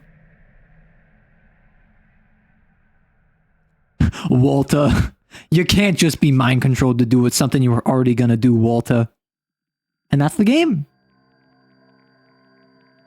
Fun fact, Walter's sword makes Geiger counter noises. Interesting. Bye, Dad. In every other boss death, I tend to... Oop. Sorry. Okay, I don't want to accidentally skip credit. I'm gonna try to do this. So I can read comments. In every other boss death, I tend to give one last shot to say, back to the scrapyard, but Walter, now have a courage. Yeah, thank you for the claps. This was such a fun game. Like, everyone is dead, the Coral Feast. Clap, clap, clap, clap, clap. Yay! Thank you. This was such a fun game. I might play New Game Plus. I mean, I'll probably play it off stream. I finished the tutorial. Welcome to the real Dark Souls. The real Dark Souls starts now. The other ending has even better bosses. Yeah, so will I be doing the other 2 routes? You got the same first ending I did? I mean, this is like the good ending, right? It's the, I worked with the native people of this planet and I helped them fight against their colonizers. Like, that's not breaking ground. That's not like I was out there in a fantastic twist of fate. Although I am curious, some of the decisions I made in like chapter 3 that had like choices, like I could either help the RLF or I could help Arquebus. Did that impact anything? There's no good anything. You just haven't thought hard enough about the implications. No, I know Arquebus is still in control. The Coral is still at risk of collapse. The RLF is still on a losing battle. But like, if you're gonna tell me having a fighting chance and a glimmer of hope in a depressing and dark universe is worse than just killing everything in a plan that is been proven to not work. I think you are thinking one step ahead instead of 10 steps ahead, right? I think that if you look at the two options, you have do nothing, which is what I just did, the RLF, or you have burn it all down. If you burn it all down, you repeat the fires of Ibis, killing everyone, or at least many people. You then also just repeat what happened, and then what's to stop another collapse in 50 years? Are you going to keep Thanos snapping the planet every 50 years? No. You have to take different action. And whether that is siphoning the coral. Can you tell the names? Yeah, tell me the names of it. I heard someone said this is the Liberator of Rubicon route. I assume the other one is the Fire of Rubicon route.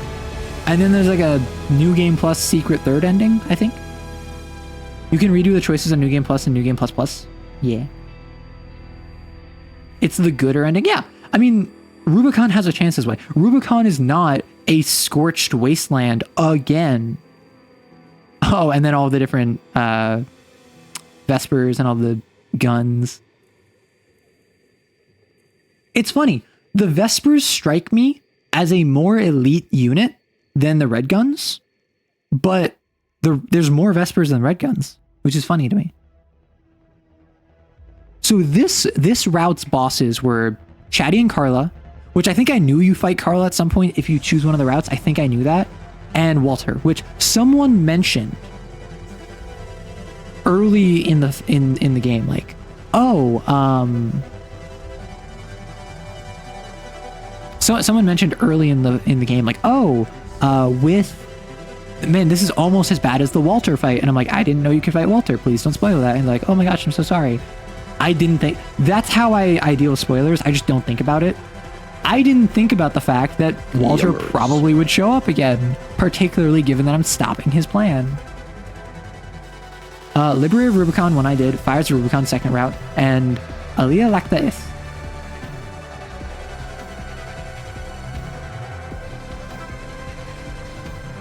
So, I don't know Alea. Lacta strikes me as like the root of lactate, as odd as that is. And then est is. We milking it for the third one. The die is cast.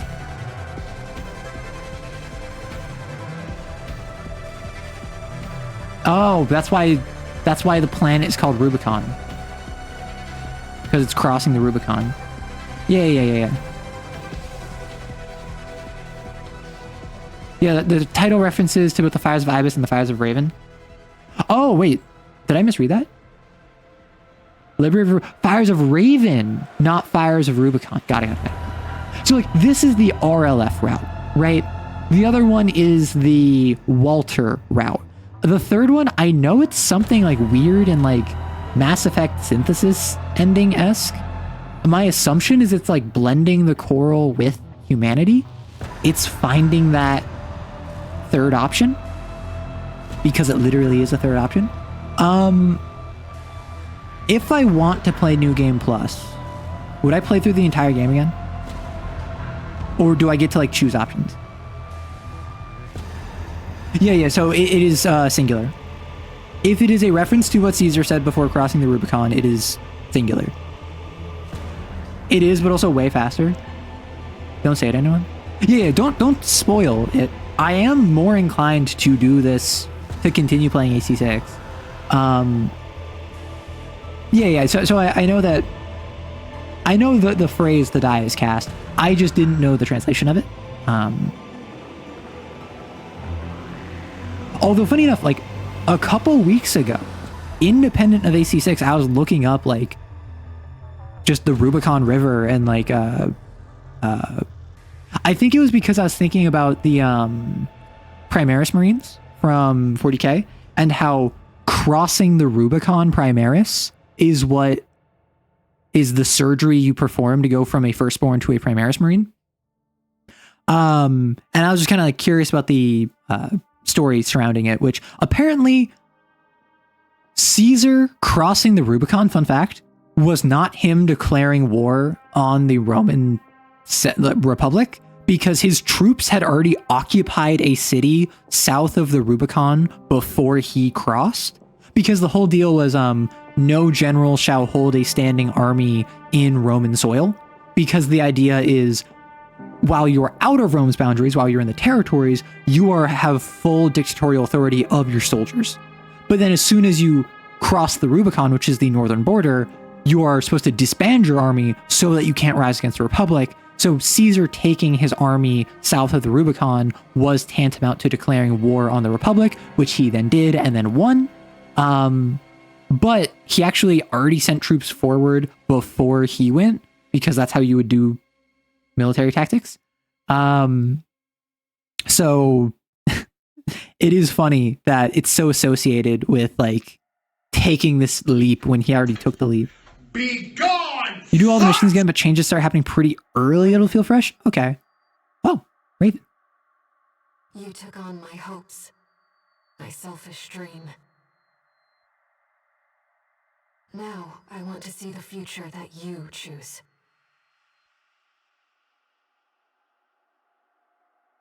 Whatever waits ahead, I'll support you.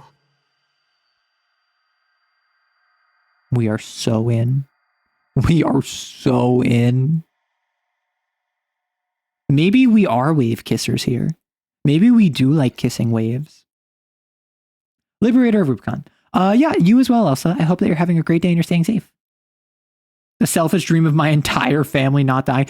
No, not her entire family. Her entire species. Her entire, like, demographic. Her entire civilization, so to speak. Raven is so in the areas already inside. Yeah.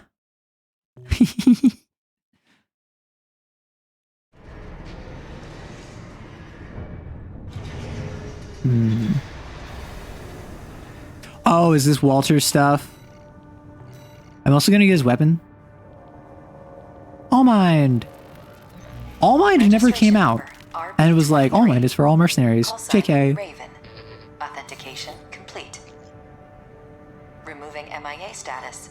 Restoring. Oh, is this resetting me for New Game Plus? This is All Mind, the mercenary support system. Raven, you've returned. Welcome back. All Mind anticipates great things from you. Cool.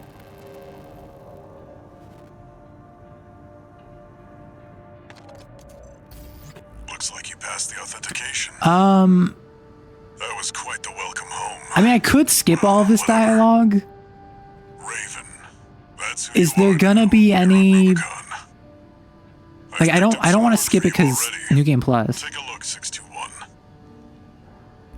Like, I don't want to like have to ask chat like, hey, is this mission gonna have special dialogue? Can I skip it? Or if I should just skip it, or just not skip it. So I haven't done the nest at all. So this is just initial stuff. I have 5.9 million.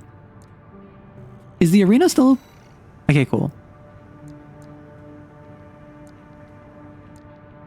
Check the store. I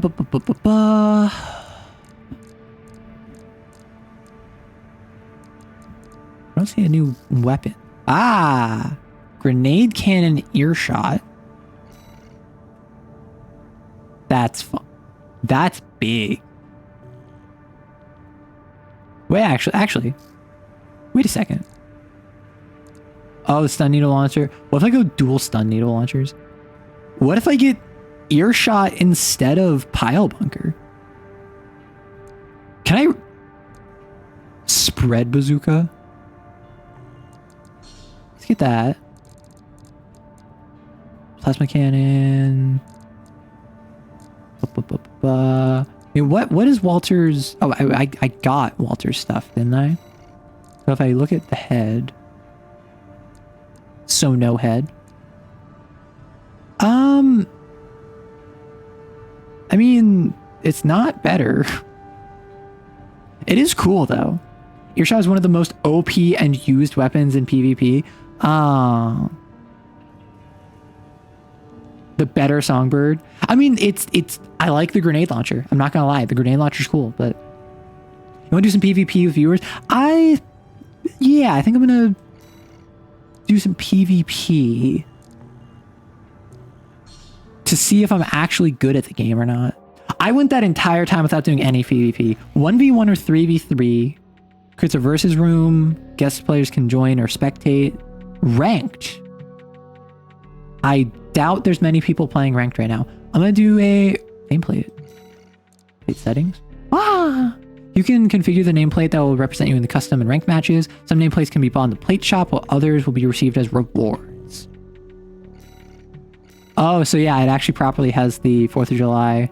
So that's my plate. This is where you can purchase nameplates, but this is a currency for online stuff. Got it. Cool. So let's do a custom match. So what I'm going to do, I'm just going to make a custom match. Let's make it up to 9 people. Can I randomize this? I like the wall. I like the wall as a map. Member rotation. Hosts can manually... So is this just like a tournament then? There's a fairly active ranked community. You could do one PvP match. I don't know how to do this. I'm going to say... Pog.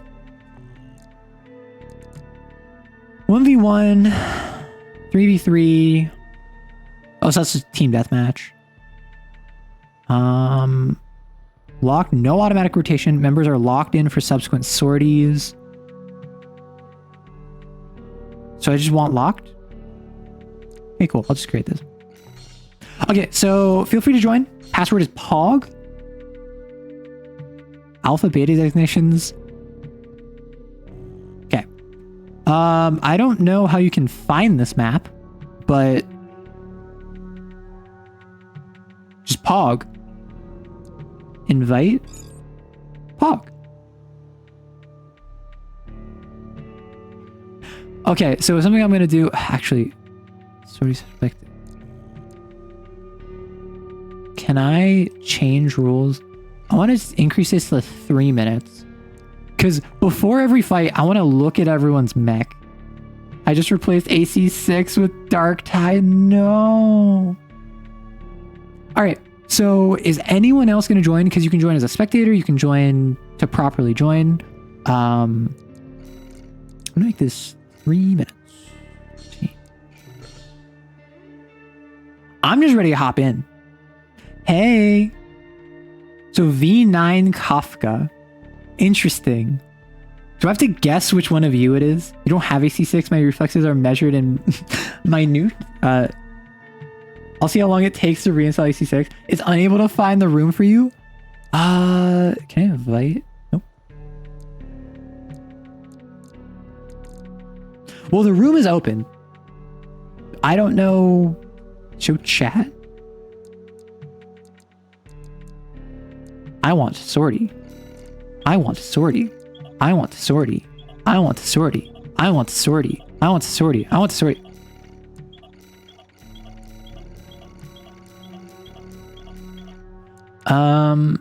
Make sure POG is in all caps.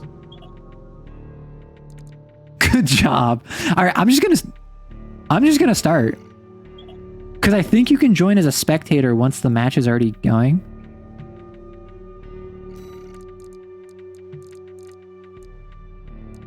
Can we change maps? Can we change to a random map? Can we shorten the time limit? Okay, we're launching. Also, you similarly are loader 4, but you're loader 4 custom. I believe the enemy wants the sortie. Yeah, who would have thought? Okay. So this is me. I'm alpha. I'm the alpha in this. I have depicted myself as the alpha and you as the beta. Okay, let's see how awful this is. Wait, this actually looks like coherent. This looks like a... Is this just the basic gear and you're gonna stunt on me? So we have no healing. Okay. Don't stream snipe me. Where are you? Oh, there you are. Can I emote on you?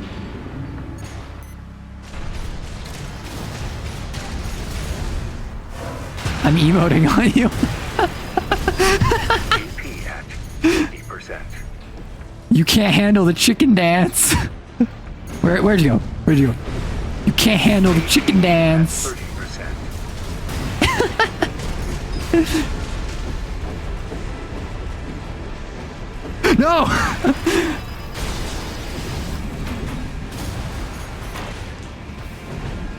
Wait, I totally forgot we could totally do fisticuffs. Alright, 1 HP in a dream.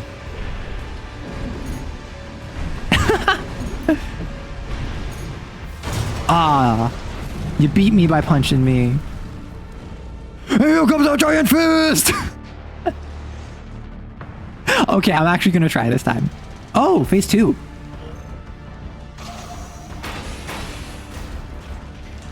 I'm actually trying this time, don't worry about it.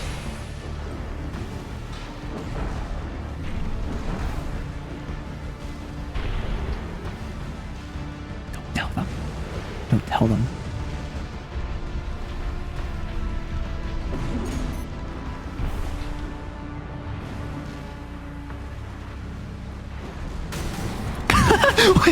we had the same idea.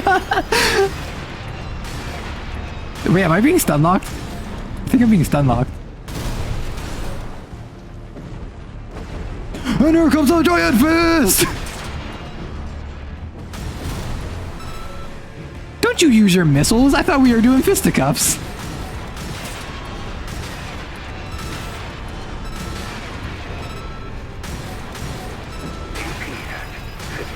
Oh no! My hubris! AP 30%.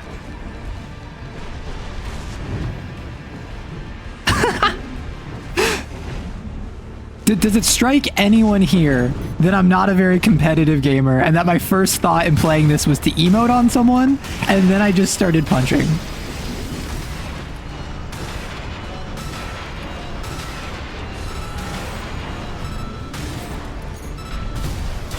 Ah, dang. The fisticuffs were too powerful.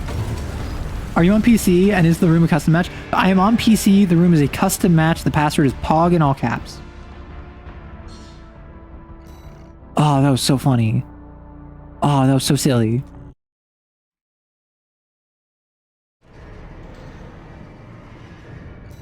I don't know how or if I need to open it up to anyone else.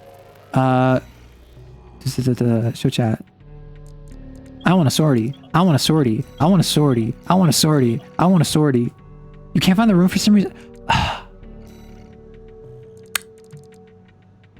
I opened it up to 9 people.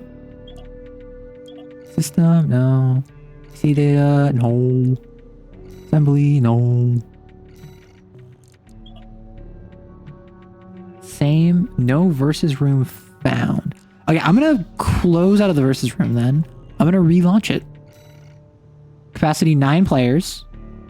Is it because it's single? Member rotation locked. Access. Oh! Did I make it private? No, I kept it open. I don't think I locked it before. I'll try again. Respect say. Okay, let's try again. I did search POG as the keyword. So I don't know how to make like a room name. I don't know how I can make a name for the room. So like Kafka found it.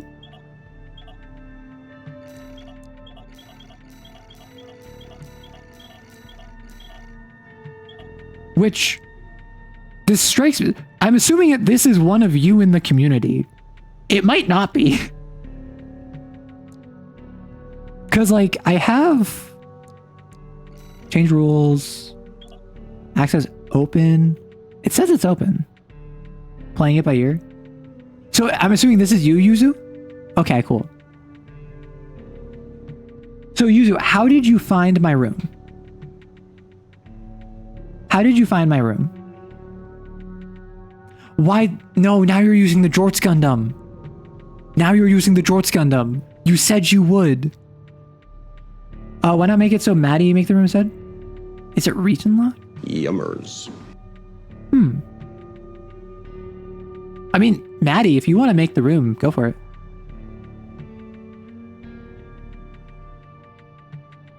I'm on US East. Does that impact it?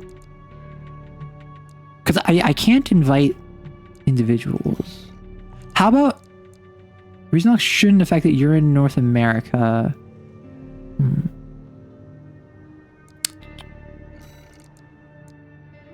Change team? Yeah, so I have a room of 9 open. Access is open. Weird. So Yuzu says they're gonna go. I'm gonna start another match. Yuzu and I are gonna go again. And then I'm gonna ask after the second match where we actually properly fight one another, as opposed to simply punching one another. Yuzu, don't join. Because it might be that for whatever reason, it's locking after one person joins. Or Maddie, you can just host. Like, I really don't know what the deal is. I've never done this before.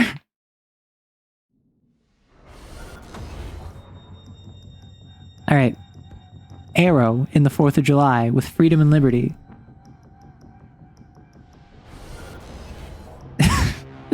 And it's the Jorts Gundam. I mean, and ideally we're doing like 1v1s, right? So it shouldn't be that big a deal.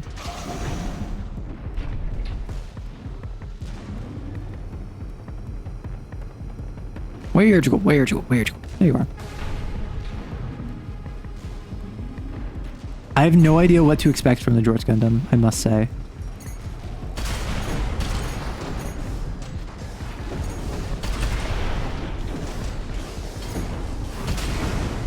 And here comes our giant fist! I'm sorry, that was so funny. Ooh. Yeah, I'm not good enough at the game to worry about stuff like the timing on Super Shield. Are you just punching me again? The Jorts Gundam cannot be this disrespectful. Maybe it won't let someone join when they're in an active match. So that's the thing. I wasn't in an active match before. And I had it open because I assumed that you could join and spectate part of the way through.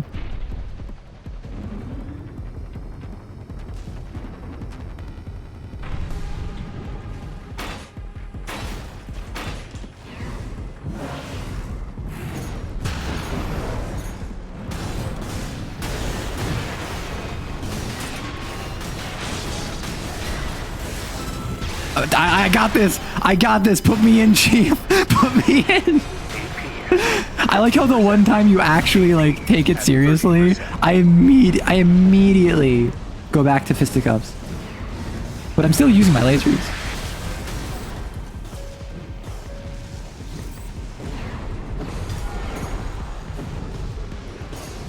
I'm sad. I made a huge big boss stat block, but you over-engineered it. Oh no. Was it like not fun? And I'm down. Phase 2, I lose. All right, now for all the Benjamins. For all the Benjamins, proper fighting. Very cool, but too much. Yeah, I hate the feeling. For all of the dollar bills and everything that entails.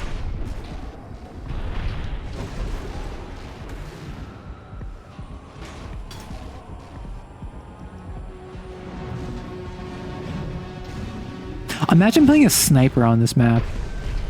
That'd either be awful or amazing. Did you even move, Yuzu? Wait, where are you?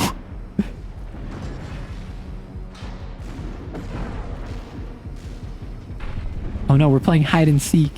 I wasn't expecting this. I wasn't mentally prepared. What the heck? See, this thing, but an over-engineered boss fight doesn't have to be not fun. It can be fun. It's just a matter of you have to not like push that on the play group if they don't want that. Are you just running from me? Or am I just dumb?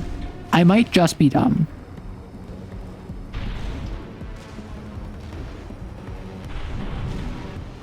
I'm just jumping around Tokyo City like a big playground. Call me Godzilla. Like, I've certainly had... Oh gosh. I've certainly had complicated bosses before. Are you serious? The jorts are too powerful.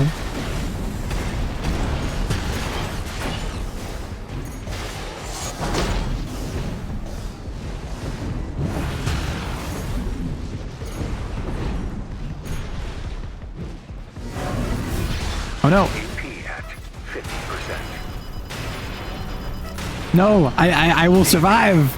You can't stop me. Oh, time's up. Oh, I lost because I had less health. That's so silly. The fact you can just drop all of your weapons is so funny to me. Okay, so what I'm gonna do, I'm gonna leave this match. Maddie, if you want to open a new game,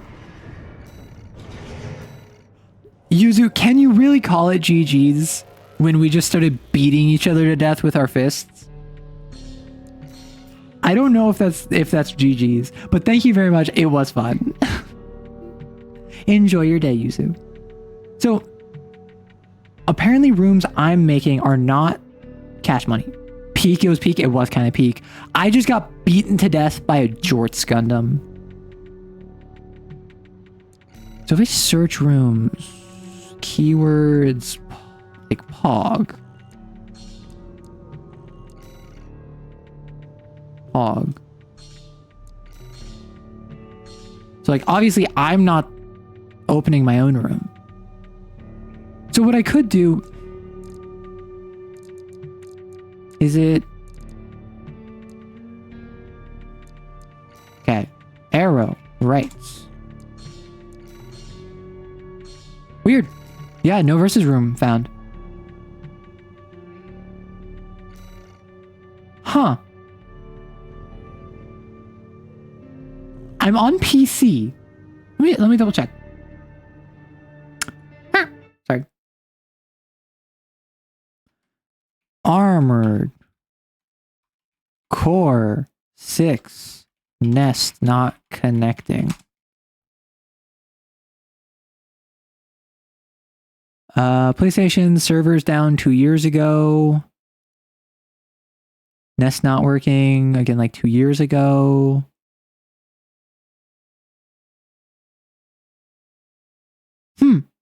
Apparently this is just a known issue across the past couple of years.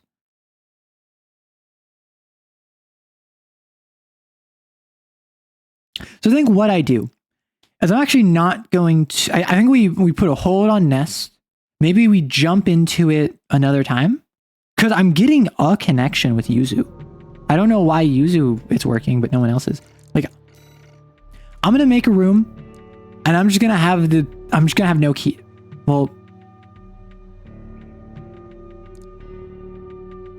I don't know. Random? I'm going to try all lowercase Pog. Maybe Pog was the issue. Maybe I'm the monster. So the room is just Pog. See if you can join. And if you can't by the time this ad happens, then I can just, I don't know. Do y'all want me to hop into New Game Plus? I can do that. I'm thinking because I just beat Armored Core, Tuesday's stream, I might be doing a YouTube stream. So I could just like, do we want more AC? Yeah, that's what I'm asking. Because alternatively, I could like load up Dwarf Fortress, which is another game folks are really interested in. I could start up another game. I could just yap for a bit. I could do plenty of stuff. So current password is Pog.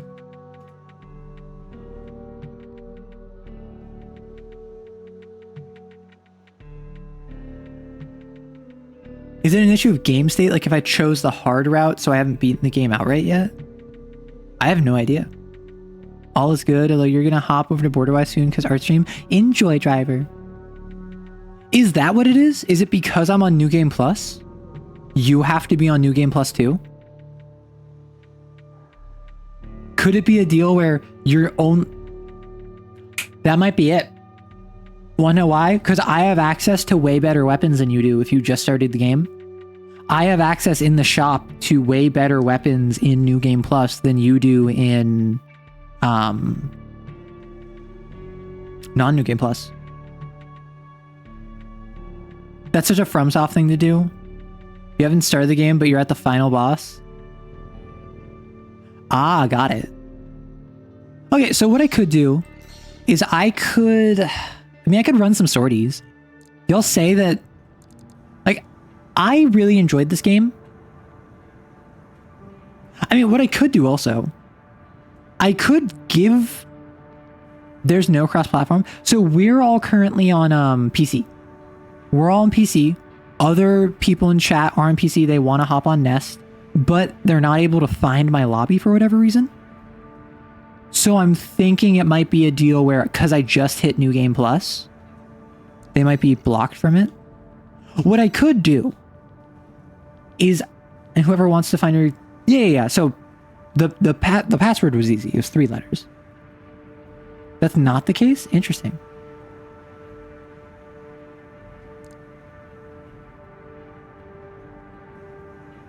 Yeah. I didn't make it complicated or nothing. Here, I'll try. Okay, so let me host a room, create a room, Pog, all lowercase. Very simple. Pog. We had one person that was able to join, but other people can't. And the only delineating factor I can think of is Cynic hasn't been the final boss. Maddie just started a new playthrough. Because, like, your progress got reset. So that's the only thing I can think of. Can you back out of this and go to my system? Well, like here? What are options go to... would it be a network issue? Global, launch settings. Yeah. Like, I'm connected global matchmaking.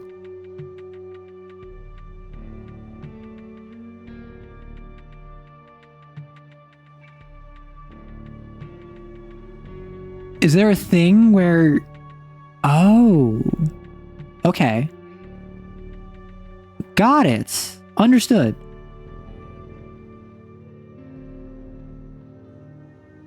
Understood. So I'll just leave it global because global is my default.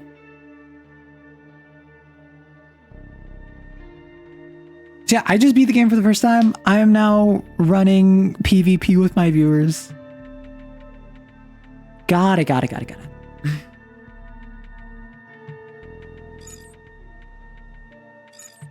There we go. Instantly, people join. I appreciate that your mech is... Oh! Hey, it's Cynic. I want the sortie. I want the sortie. I want the sortie. I want the sortie. I want the sortie. Well, Katu, if you're interested in playing, hop in. I'm just doing PvP right now because I just beat the game for the first time. So if you want to hop in, by all means. So we have Cynic piloting Commando 13. Oh, Pog. Yummers. Yeah, that is pretty yummers, Guile. You're a big bully, so I don't think that's a good idea. I was just playing against someone who was beating me barehanded. I was playing against someone who was dropping their weapons and winning. I'm fine. You were in bed and just saw this, thought maybe you needed help. Well, I appreciate it that you were a big help. The Teal Challenger. All right. So, if we have anyone else who wants to hop in, you can. Otherwise, I'm just going to start it up. Well, thank you very much. I appreciate it.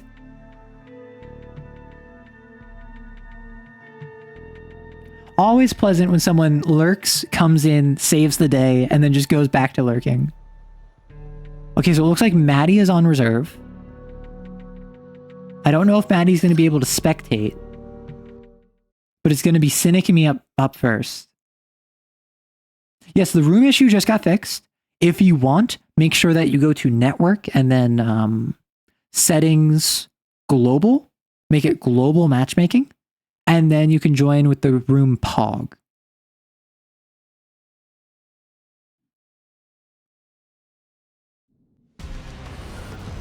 The fact there's no crossplay is so silly.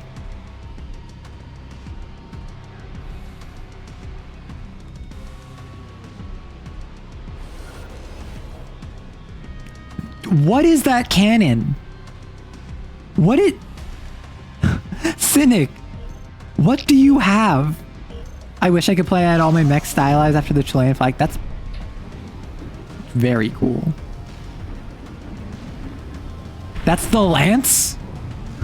That's no cannon. That's no moon. It's the death melon. Okay, does anyone... Where'd you go? Are you above me? What the hecky heck? I saw you. There you are. It's Lancer time.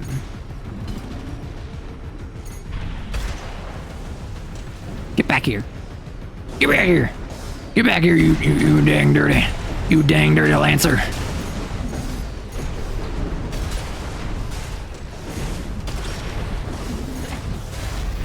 Ow! You hurt me. That was rude of you. And not polite, to say the least.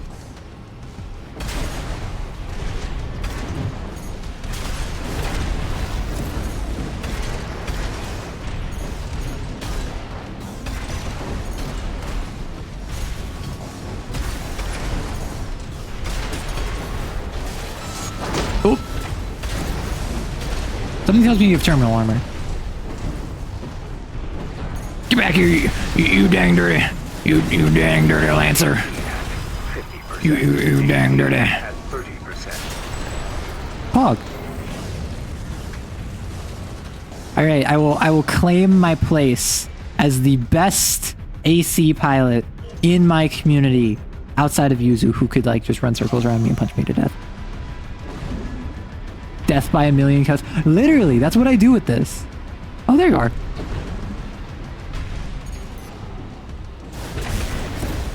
I have to remember, this game is in 3 dimensions. Because I'm so used to just like dash. Oh my gosh! How dare you hit it from behind without permission? Where it is the 4th of July, i.e. my mech. AP at 50%.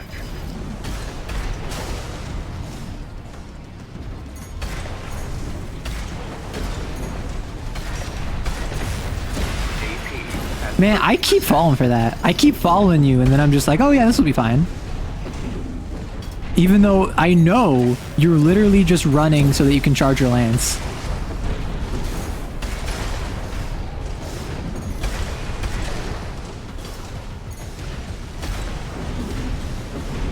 Also, I will say, the lance looks very cool. Oh, I thought I dodged.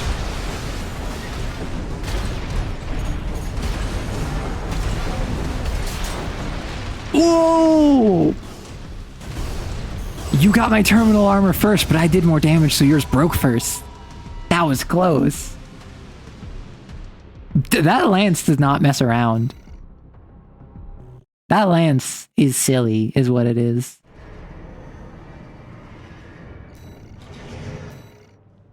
Alright. So, I think if I option unavailable room members have already sorted. So how do I change this? So, do I...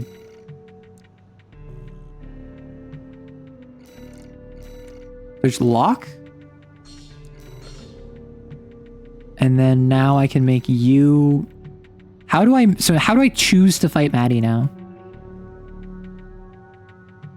Now that was bonkers. I need to ready up. How do I ready?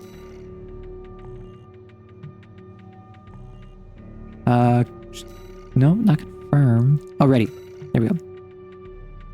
Got it. Okay, okay. So now Maddie and I will be launched up.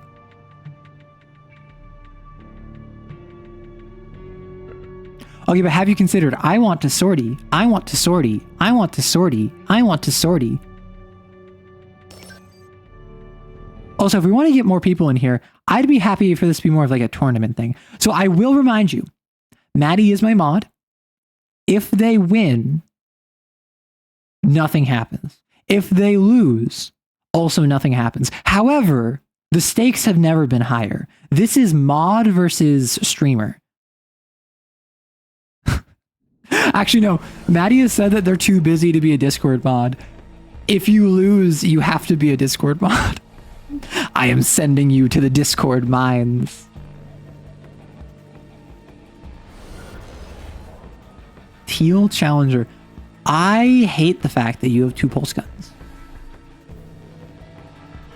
Also, I just realized the freaking like chicken legs, at least the ones you have, look like heels. It's like, hog, go off, but... Okay, Maddie, how much of a rat are you? I need to know.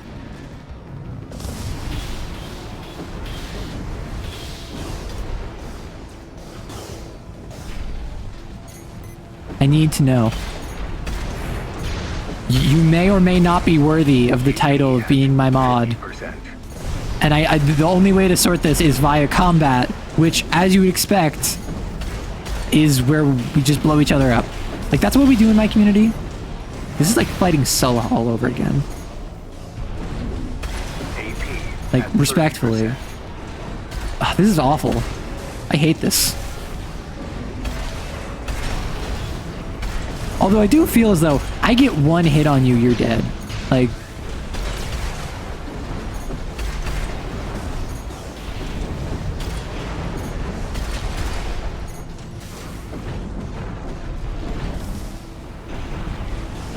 Ha, you can't hit me if I don't look at you. Never mind, you absolutely did.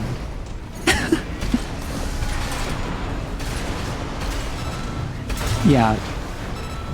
As soon as I staggered you, I didn't even get out my pile bunker. You instantly went from like mostly fine to dead. All right. That was a warm up. This is your revenge for all of the times I have abused my authority over you. Oh no, you're fine. You're fine. This is revenge for all of the times I've shown you how superior I am by bullying you, by regularly removing your portions of porridge for the day. Every time you asked me for more and I said no. Who are you, Oliver Twist? That is what you're fighting for right now. You are fighting for the days in which you can get a full bowl of porridge. You can get a double serving of gruel. And I will say, here you go, and give it to you with a smile.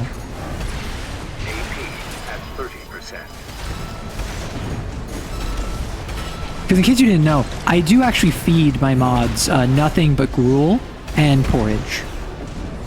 Some would call it cruel and unusual. I say feeding people lobster used to be cruel and unusual.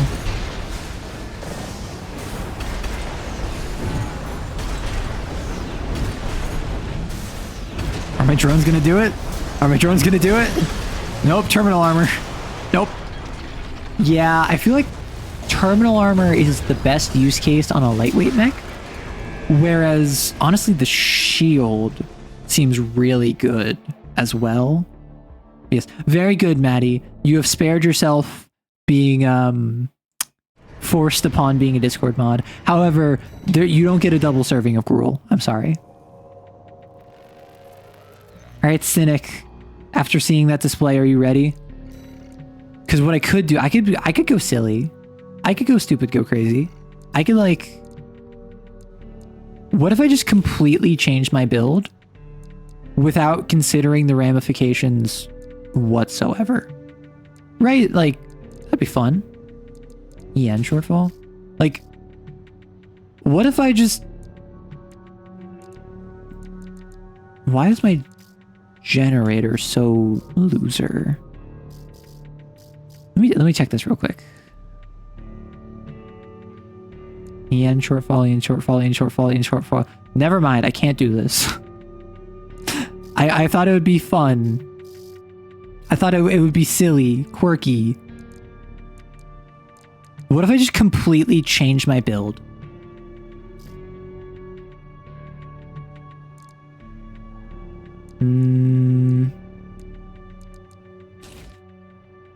So this is a massive EN shortfall. Oh, because the Moonlight Sword is so massive.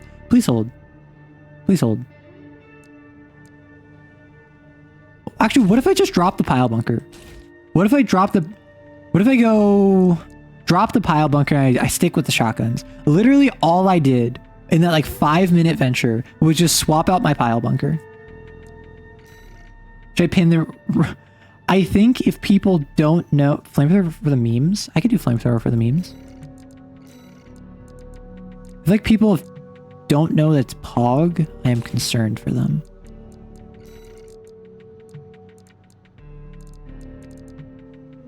Let's just go Splody. I'll take my back unit. Get a Gatling gun. I think Gatling guns are cool. All right, this is my new build. Graphic design is my passion.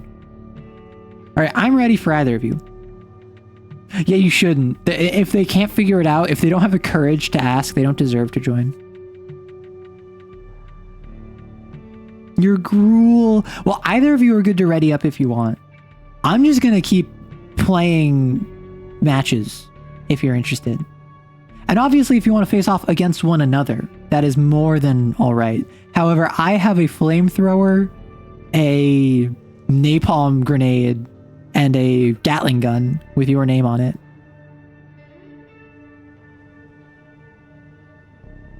Pog.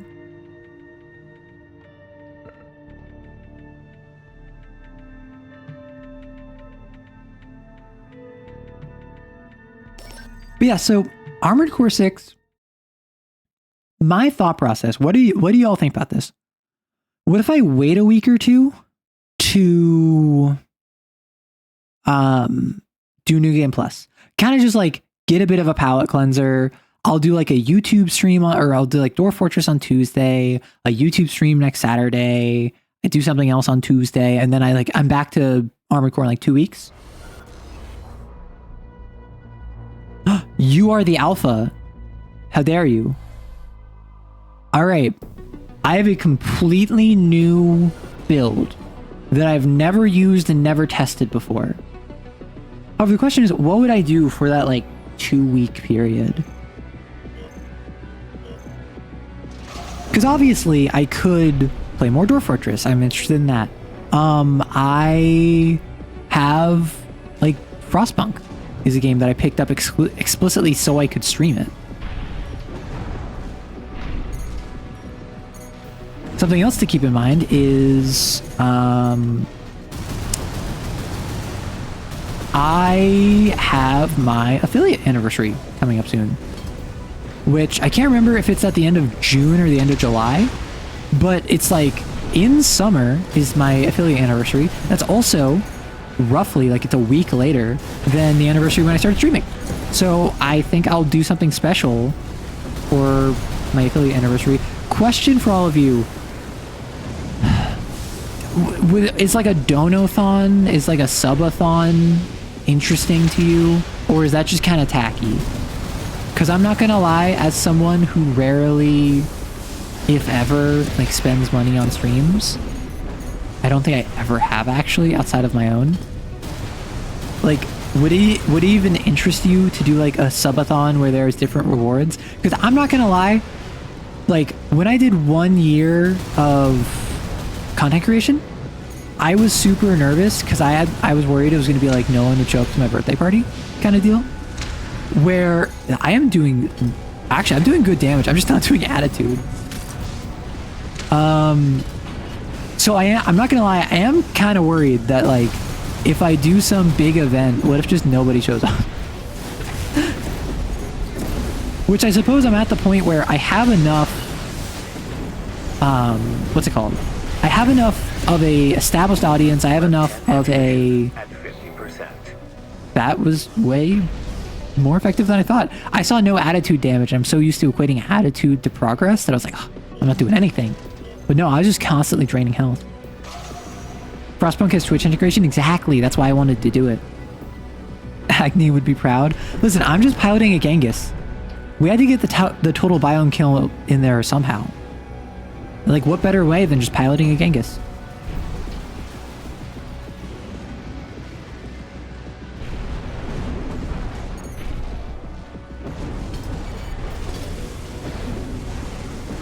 But yeah, so, like, I don't want anyone to feel pressured to support.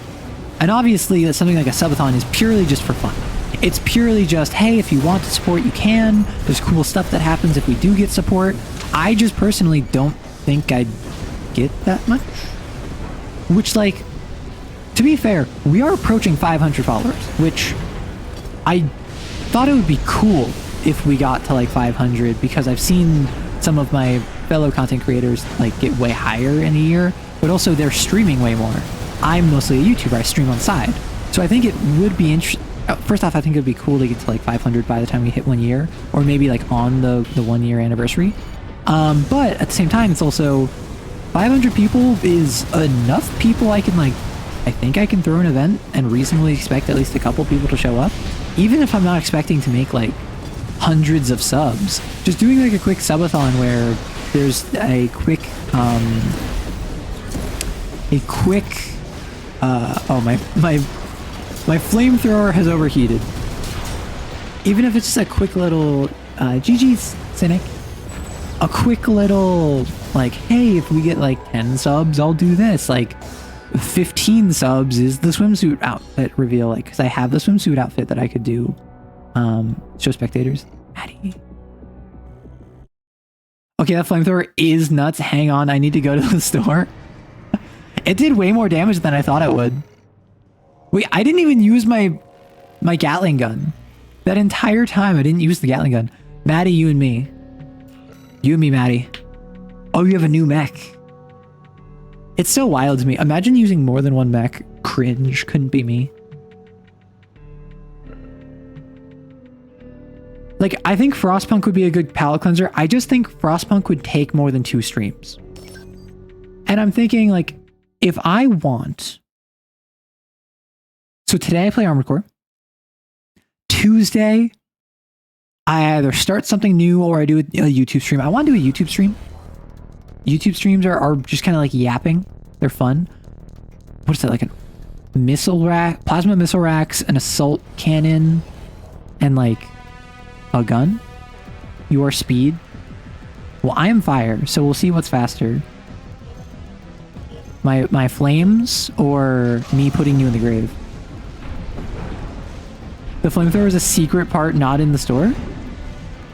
I think I got the flamethrower from killing someone? Are you just flying? Like, just straight up? Are you typing? I don't want to attack you for typing. I had to scratch my nose. Yeah, I found it messing around in Carlos territory. That's what I thought.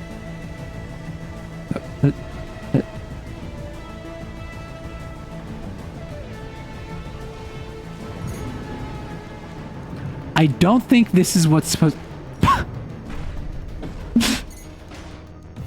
Ah, an easy victory for me. What? Were you patient? Were you patient for autism? Oh. I won! Everyone clap for me. Clap for me right now. I need you to clap for me in chat. I am victorious. I have defeated Maddie. We're 1-1. I don't care that we're actually 1.5 versus 0.5. The damnable lich. Oh, no one's in the lobby anymore. Okay, so I think that think I wrap up Nest right now. I think I give it a couple weeks. I don't know how long Frostpunk takes.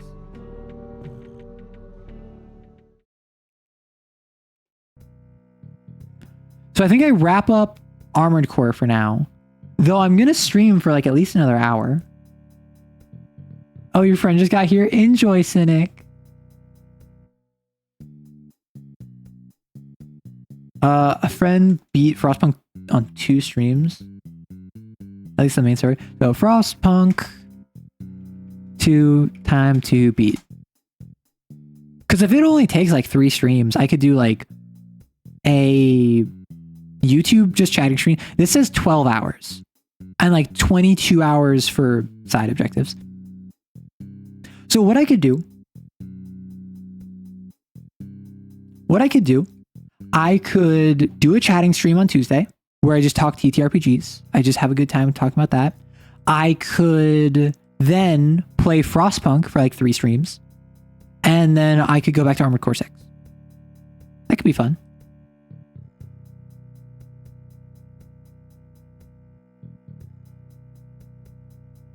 Dang, I'm going to the Horus School of Fighting. Yeah. Like, oh, nice build you have there. Too bad I just crashed your computer. It's a simple matter of you are unable to defeat me if you are unable to see me or even participate in this battle. You had to force shut down. To be fair, I had to do that too with AC6. If you recall the other stream, I had to do that. So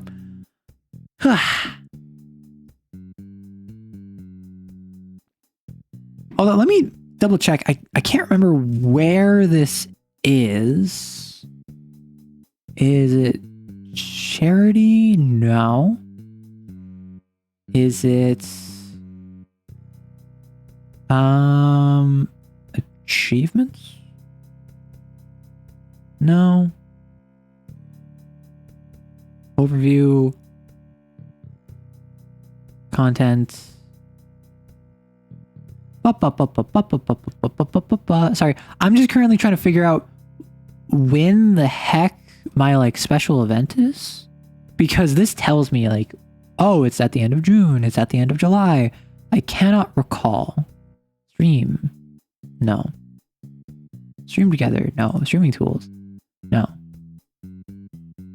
I'll worry about it later. But anyway, so I'm thinking of doing something special for my freaking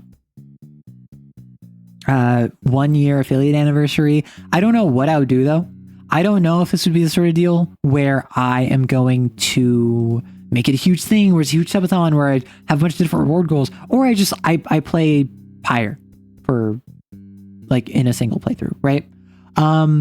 It could be I do it for me, where I like play Pyre, or I could play Outer Wilds, because like Outer Wilds is something where that's something I've been holding off for a while because I want to. I've heard it's like one of the best games you can ever play. Whatever it is, I think it could be fun. Like I could play Subnautica in the swimsuit model, which is a joke that we've made for a while. Pyre's cool. I've been watching a playthrough. Pog. That makes me so happy. What if I have the damnable 4.5 hour stream? What if I just freaking end early? What I could do is I could pivot. We're currently no longer in Armored Core, so we're back in just chatting. But if we want, I could pivot to a different, like, I just got a game. I could play this for like an hour where it's, I got reached out to for a game that the studio that reached out to me for like Clonizer, as well as this wasn't the Gangsters, this was the ones that also reached out for Hexaroma. I know nothing about this game, but like the publisher reached out out to me and was like, hey, do you want to try this out? And I'm like, sure. Here, they gave me a key. Developed by a one-person team, it's a single-player, turn-based RPG that includes exploration, loot, factions, level grinding, and class-based progression. Your character can interact with each other to help or stop each other. There's also an idle RPG mode. Interesting. Although apparently it is a buggy game, so I'll probably give it a minute to cook. The name of the game is Landonia. Yeah, it's something where like the publisher reached out with like a influencer key. And when a publisher reaches out, when a dev reaches out, either one, I try to give them the time of day because I understand that the indie scene is kind of crazy. But if I don't know anything about it and I don't have it in my plan, I'm probably not going to do it right now. But for, what's it called? I just hid the notification for myself instead of removing it. For the kind of anniversary, for the big event that I'm talking about, I'm not sure how deep I want to go. I'm not sure how crazy I want to do. What I could do actually, want to be so funny. I could play Balatro right now. It has been a minute since I have played Balatro on stream. Also, just in general, I'm not gonna lie, I have not been playing Balatro that much. And if we go Balamtro, so like Balatro Pog, like I have not played this game in a while. Like, I'm gonna go Black Stake Abandoned deck. What's the worst that could happen? I beat you. That means you have to play Abandoned deck. Wow, I was already choosing that. What do you know? Let's go for a Rare Joker, just see what that gets me. I'm not sure what to do with this like special event though, because I'm not someone who likes bragging about my accomplishments. I'm not someone who tries to like hype myself up too much or really kind of focus on my... I don't know. I feel as though anything I do is supported by and enabled by you. I don't generally feel foil, Wii Joker, and hologram in Ante-1. We've done it. We've done it. And we have a 2.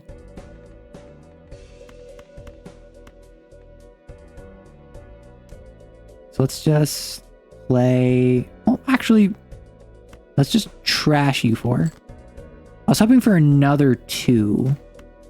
Actually, I have to play just the 2. It's kind of risky, but yeah, that was not worth it. Well, I have a full house at least. Because I outside of like the, oh, I'm worried about people like not coming to my birthday kind of deal, it is also the deal where I am legitimately unsure of what people even want to see. I don't want to... I need cards. That's fine. And that gives me money. I am legitimately unsure of like what would even interest people, because when it comes to what folks are interested in, I have my own ideas. I don't know how real they are. Oh, look at this. 3 Wiis. That's so pogging. And now if I do that, I can do that, get even more money. Ah, I could have done that.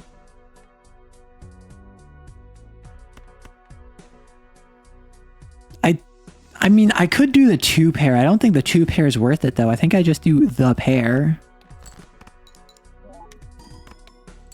Oh yeah, that got me. Raw's Eye. I don't know how to play cards, so this game is absolutely incomprehensible. So this is a game where you play poker, but you cheat. So for instance, this is a card that gives me more chips, which is points effectively, whenever I play 2. This is a card that every time I add a playing card to my deck, I increase my multiplier. When I score points, I take my chips, which I increase by Wii, and my multiplier, which I increase by hologram, and I take my chips multiplied by my that's my score. It's pretty simple, it's just kind of like weird to look at its face. I can strength you. Guess I'll take you because you're in my hand. I need to be burning cards. I want more hands because I want more Wii. Wee. I'm just gonna take the 2 pair actually, because I want to play as many 2s as possible to max out my Wii. I don't know why you're giggling. There's nothing funny here.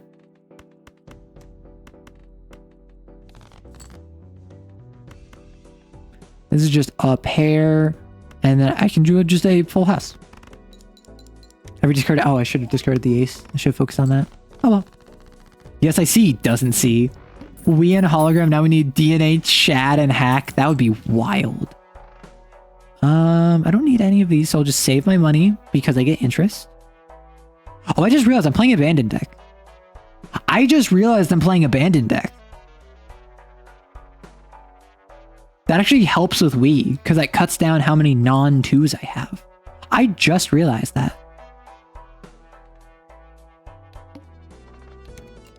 No, my Wii! Sadness.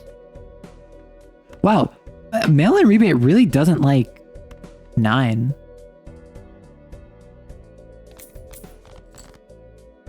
My Wii!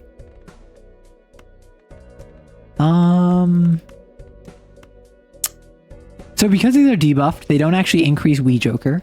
If they're debuffed, they're basically wasted cards. So if I play 5 hearts, I'll still get a flush, but all of the debuffed cards that are hearts won't count. Goodness gracious. I'm a little screwed here. Like, do I just... I was gonna go for hearts.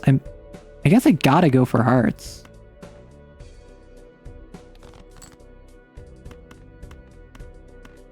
So this counts as a flush. Wow, that Molt King actually saved me.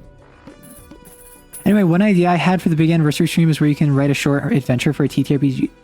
I mean, what I could do is on Tuesday, I wanted to do a YouTube stream because I want to do the odd YouTube stream. I want to make sure that I'm keeping that avenue alive, like maybe once a month. Plus, it's also good for watch time. I'm not gonna lie. I think I need Jolly Joker actually. Silly as that is.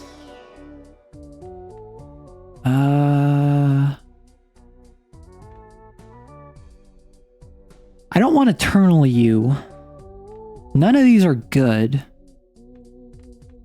I guess Supernova's the best out of you. Or discarded 5. So I could write an adventure with chat. That is something I could do.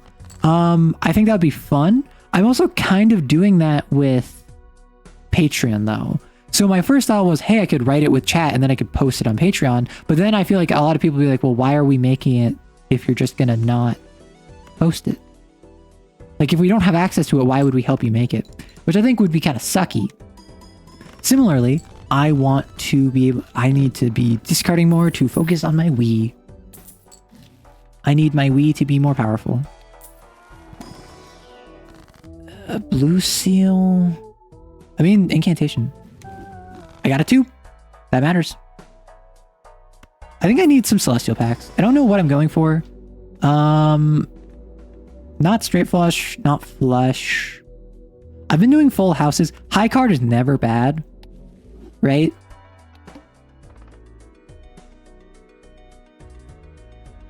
I'm going to go ahead and draw some Lancer NPCs while listening to you talk about funny card game. Well, I mean, I loaded this up because this is something that we can easily... Also, we're not in the Balatro category, despite the fact I said put me in Balatro. Unpog. I mean, this is the sort of thing where, like, this is very much a game where you can yap and you can chat. I can talk Lancer whilst playing this game. Each discarded 4. Goodbye. So if we want to chat Lancer, that is by all means something that we can do. That's not like, that's not allowed.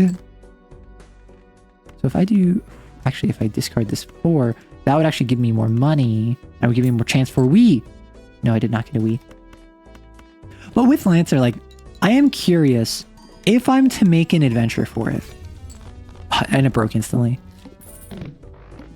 Sit reps in Lancer are expected to advance your license level. It's expected that if you beat a sit rep, if you overcome a sit rep, you're going to advance an LL, right? You just get more money. I need to burn cards. I don't have a strength. I would increase these, but instead I'm just going to burn you two, despite the fact I like left card and the right card. So I'm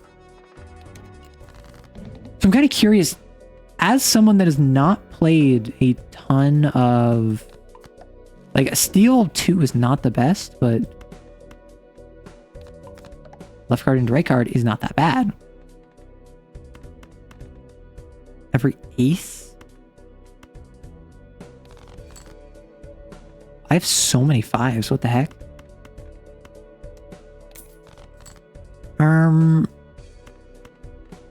Sorry about that. I know I was just talking a big game about how I can, like, multitask and talk about Lancer whilst also playing Balatro, and then I immediately got distracted playing Balatro. Don't worry about it. I am worried because I have not played Lancer before. I tried playing Lancer. I set it up with a group a few months ago and then ended up falling through, unfortunately. But the thing with Lancer is that it's a combat-centric game. You're expected to increase in LL all the time. I don't know if I am in a position where... Ooh. I could crypt it. I'm going to aura this too. That's not that bad. I'm going to drop... I already have chips. I'm going to drop Supernova for you, though.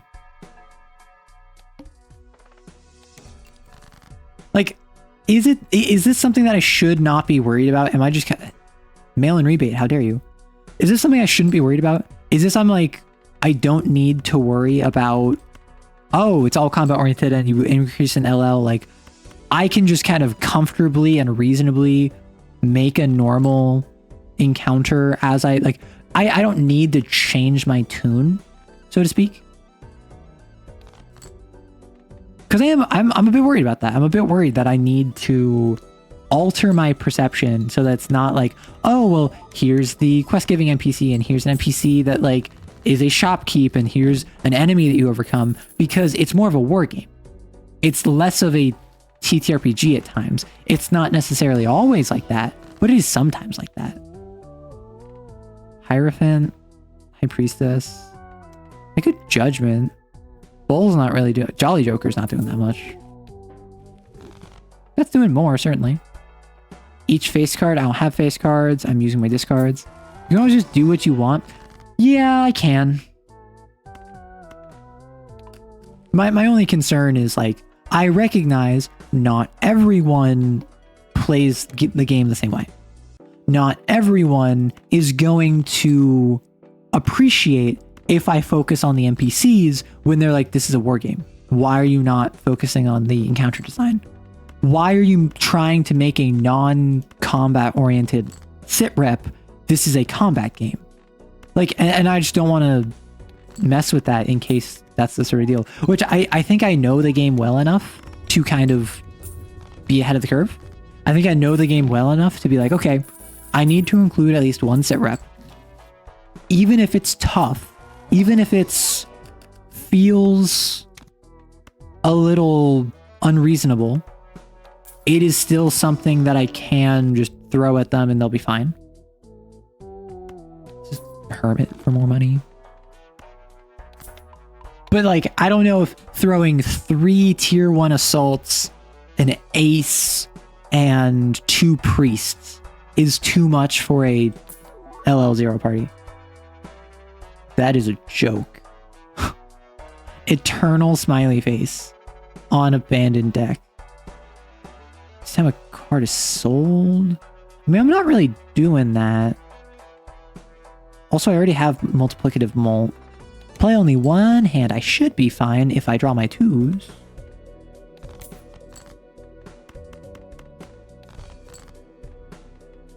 I said if I draw my 2s, I can't hold on to this ace in hand. I need my steel.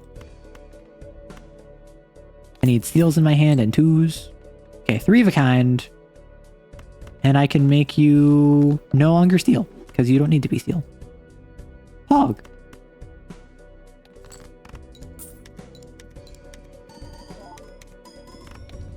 There we go. Easy. You always find stuff like Baron and Trib when you're playing Abandoned deck. I have had Rory hitting me up non-stop about Balatro because he's just like, ugh, I was playing Abandoned deck and I got Trib and I got like all of the face card synergy jokers, and he's constantly complaining about it, which I find so funny because I haven't really been playing Balatro much recently. I've been busy. I've been focusing on other stuff. My poison of choice is I've been playing Marvel Rivals, which, did you know they added TFT like from like League of Legends to Balatro? I didn't know that. Or to Marvel Rivals. They added it like yesterday. And it's actually super fun, which I was not expecting. I had such a great time playing it. There's 6 people total, and it's like a bracket that you get eliminated from.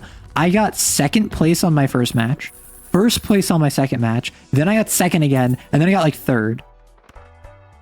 I was way better at it than I expected. Temperance is not actually as good as Hermit.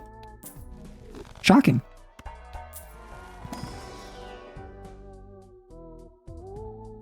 So I'm not skipping. I'm not doing straights.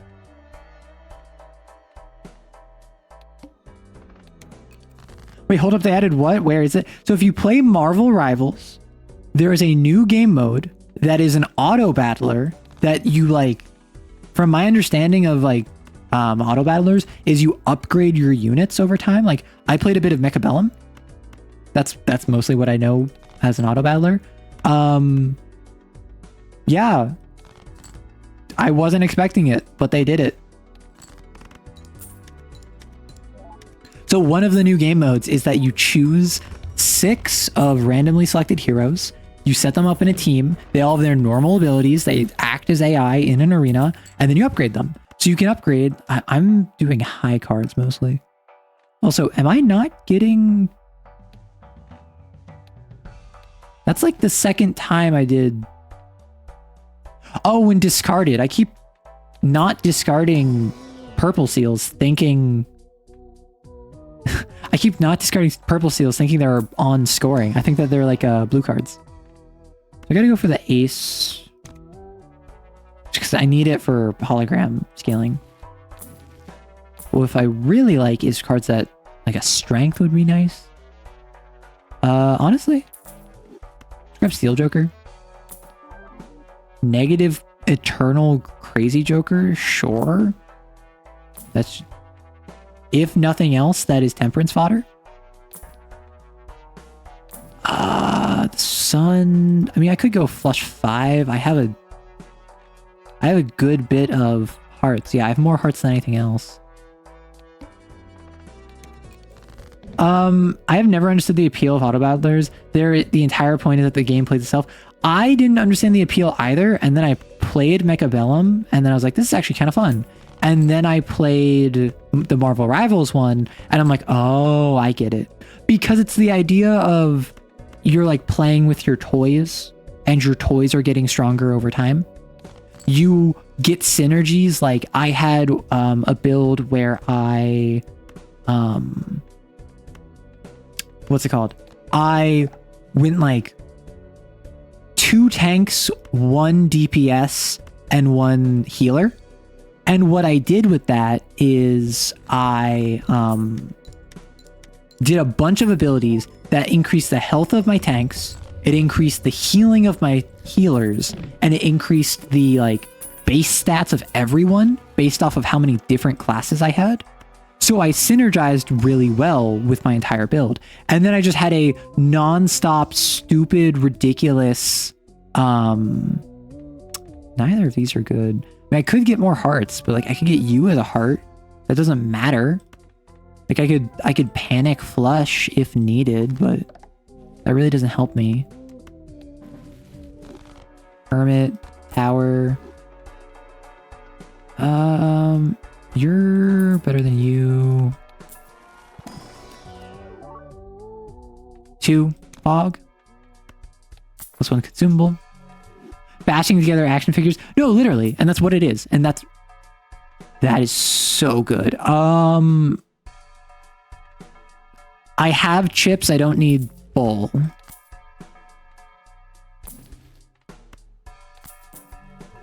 And I think I have enough money that I can go you. I don't have a lot of lucky cards, but I do have some. Like I probably should have gone rid of Steel Joker, but once Lucky Cat overtakes Steel Joker, then I can swap it out. It's actually really good. Fibonacci Pog, exactly. So I'm no longer getting money, but I also don't need money. I'm at a good enough point with money, and I no longer have bull, so I don't need to like get as high as possible. That I can just do this. And honestly, I'm just gonna play this knowing it's not gonna get me, just so I can get the 5 of a kind. That was a waste then. I should have played him. Unpog. I know what it is. I played Dota chess before Dota 2 was a thing. That is crazy. I never got into the Dota hype. I played Dota 2 for like an hour years and years ago. But I never really was super into it. And that's mostly because at the time my computer was not able to run it. So I was having a bunch of like graphical issues. So it made the game unpleasant to play. Fog. I think I drop Steel Joker. Well, no, times 1.6 mult is definitely better. Negative Luchador. That's actually huge. But I think now is when I get rid of Steel Joker. I get trading card, because then that not only gives me money, that also gives me discard. Now I can get rid of a 4.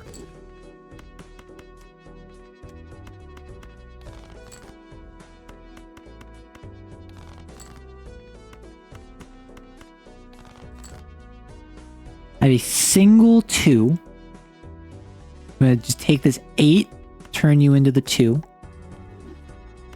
And we'll just play this. Bye, have a good. You're going to be leaving stream because it's late and Belatro makes your head hurt. Enjoy. You can always just like not watch and just have me on in the background if you want, but... So that's the sort of thing where Lucky Cat reminds you of a fun run you had recently where you had an early oops all 6s, cloned it with a Spectre pack, then went all in on lucky cards. That sounds funny. That sounds funny. Like Balatro is just silly like that, and I appreciate that about the game. But also, I've just been focused on Marvel Rivals. Like, I've just playing... I need more card destruction. I need more strength cards.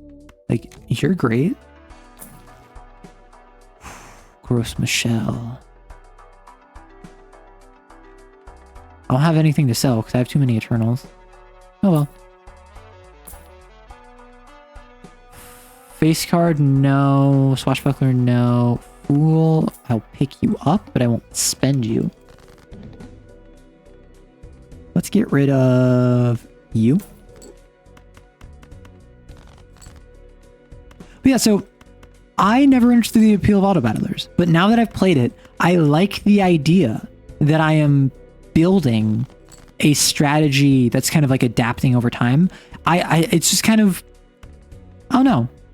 It's nice. It's one of those things where a big number get bigger, and like for whatever, and what they did is they added in special unique abilities that each hero has. And I think each one has 2.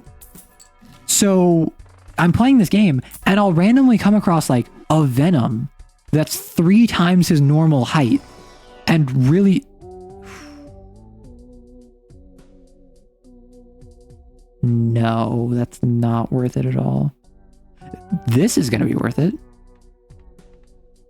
Because I can turn you into you. And then I can fool to death again.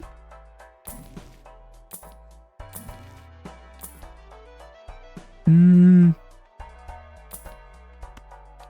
you going to give me Planet X? No. Hex the trading card for the funny. I don't think I can. Unless you're saying sell these 3 and then hex it. Disappointment. Let's burn you. Oh, I just realized I'm kind of hungry. Maybe I should be taking better care of myself. Maybe that's something I should be doing. Do you want to know what? Death before dishonor. Because we have 4 2s. And I can get you there. I should. I mean, I'm going to wrap up stream soon. I'm going to wrap up stream soon anyway, because I wanted to go for a shorter amount of time. Honestly, I heard from a clip from like Giga was talking about how 45 hours tends to be ideal. If you go any longer, you need to have a plan for that. And I just kind of like being a marathon streamer. I like being a streamer that goes super long. I like being a streamer who... Why do I keep... This is my 3rd hex.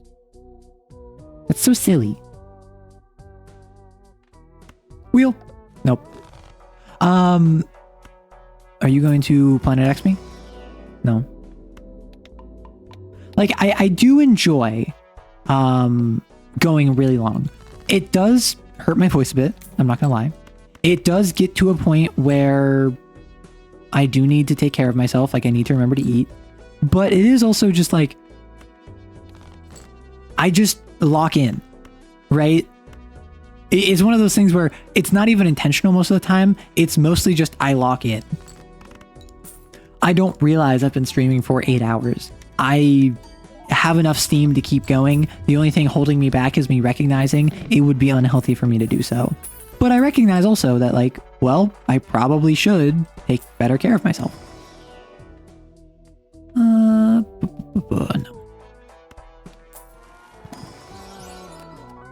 Polychrome 10? I'm getting no strength. I can't bank on that.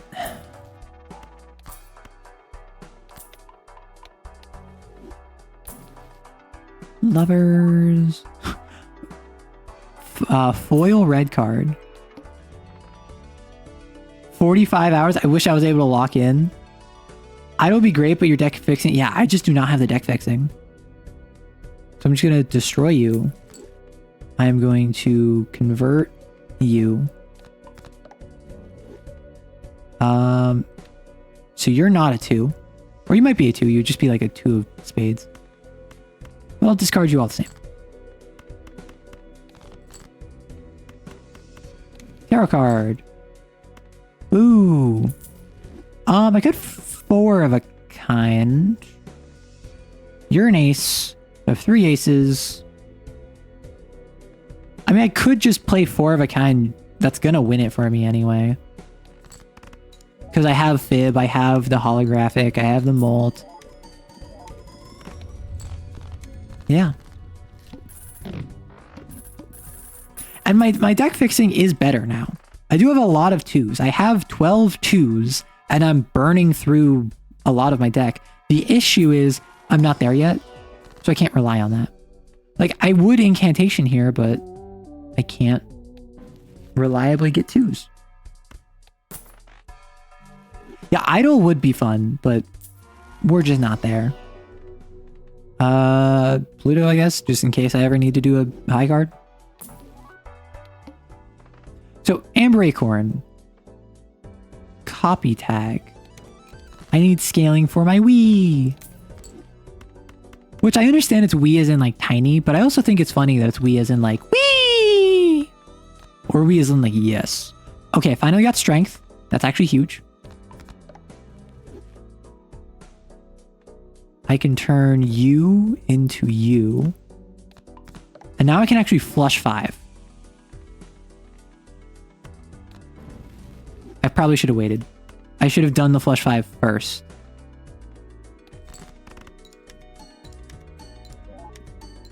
Mostly because it's the only one I ever get to the later antes in endless mode. That's the thing. I think that my highest I've ever gotten is like ante like 18, and that was when I did the seeded Mime Baron run, where I found Mime Baron, but I did an Onk in the reverse order I should have because I didn't know. So I went back and I redid it, and it was just super pogging. The double Baron on... Yeah. Ooh.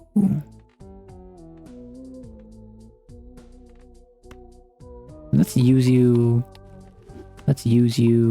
I guess I just get more money from Hermit. I could go planet cards. I was hoping for the... Oh, I can do 2. Hog. I was hoping for the... Eris, yes. I don't even know what I was hoping for, I'm not gonna lie. I completely don't remember. Listen, I might not be intelligent.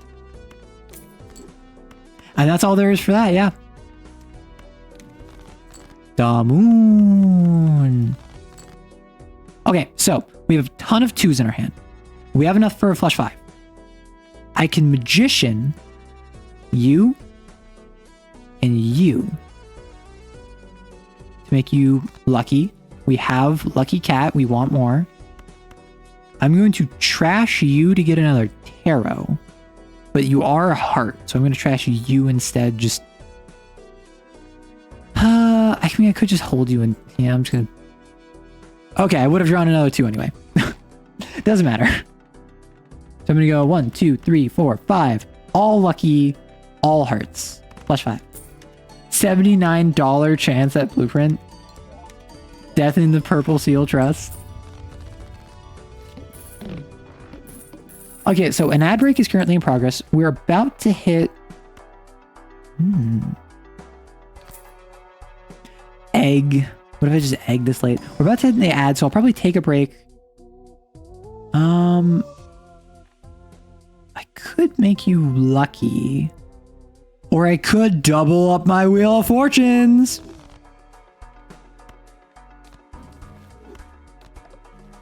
No. Well, I mean... It's more chips.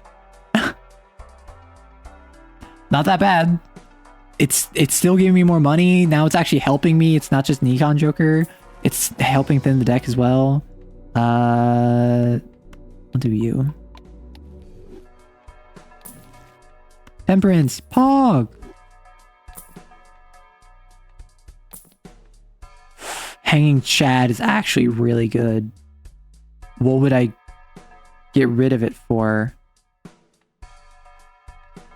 I think it would have to be trading card, actually. I think it has to be trading card because I can't get rid of any of these. Fibonacci scales with Hanging Chad, so buy trading card. You were very useful. And you got foil right at the wrong time. I'll sell you. Okay, so I have like a minute left. I am going to drink some water. I think I'll probably go like another half hour and then I'll raid out because again, I'm trying to see what like a shorter stream is like. Under 6 hours is rare for me. Y'all know this. Y'all know I'm kind of stupid, go crazy about this. And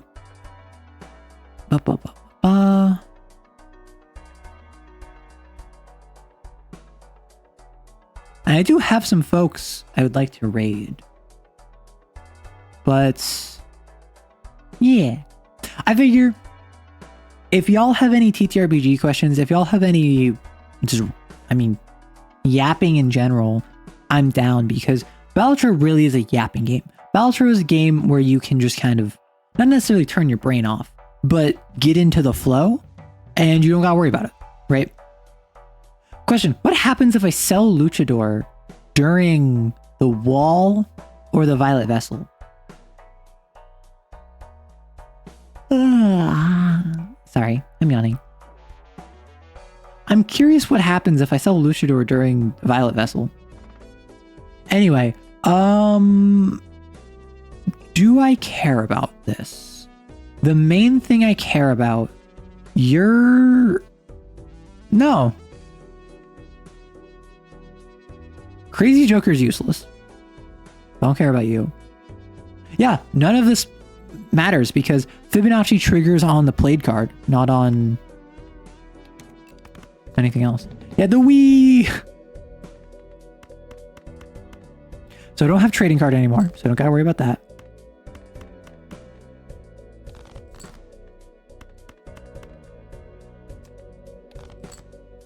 Okay, we have the Flush 5, and we also have a Planet card.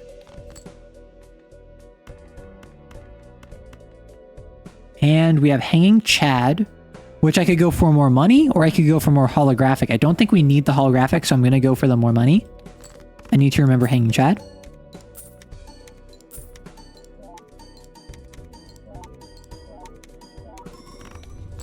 Yeah. Blue Seal and Flush 5 Pog, exactly. You made some heads-up plays. Jimbo. Okay, so broadly speaking, not a lot actually shifted around that much.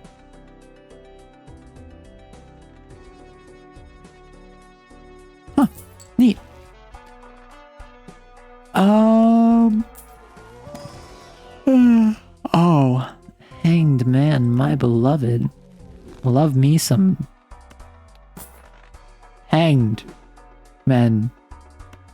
Not the other word that a lot of people use to describe a hanging. Because that would mean a different type of man. Well, I suppose you can be a hanged hung man. Nothing is stopping you from being... I guess, like... I'm not going to tell you how to live your life and or unlife in this particular case. So I have a bunch of hearts. I guess, like, yeah. Like, I could do you, but I don't want you to break. So I could do you. Yummers. The quiet yummers. Arrow is not killed. Listen. I've made this very clear.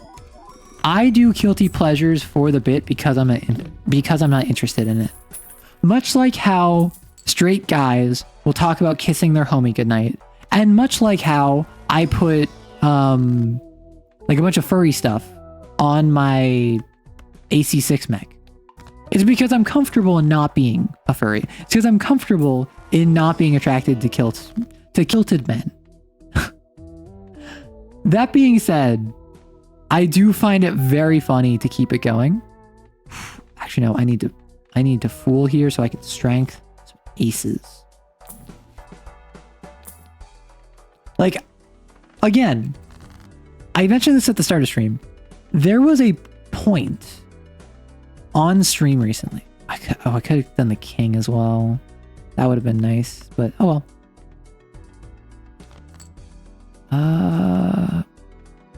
I want the flush 5, so I want you in my hand. I don't need money. I guess I'm getting money. So we're gonna go you. Because then I get a planet for the flush 5, and I also get extra money from the gold seal. Are you planning on getting Guilty Pleasures 2026? I will not, unless I happen to go to another White Elephant party, in which case someone gives it to me, and or I have like a PO box set up where someone like from the community gets me Guilty Pleasures 2026. Because that would just be so silly, right? I guess you.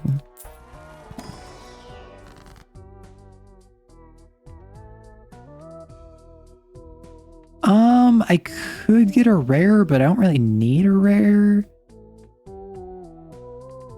Yeah, so I'll just turn you to stone, I guess. Like, Pog. Hey, I don't have much that I need to change in my deck. It's literally just deck sculpting, and it's the constant jockeying of burning cards and buying cards, burning cards and buying cards. I have 4 5s. I have 4 2s. Okay. I did get rid of my... Get rid of you. That's 5 then. Temperance. Pog. +5. We need Blueprint and Brainstorm for the Yuri. The fact that there's like a massive subculture, or like at the very least a massive amount of memes about Brainstorm, Blueprint, Yuri is so funny to me. And I assume it started by like someone who was down horrendous. It started by someone who was not being silly. They were making the most degenerate nonsense. And that's how all the best memes start, I must say. Deja vu, I have been in this place before. Trying to do da da da da da da. The deck sculpting continues. Oh no, mail-in rebates coming back. Glass Joker.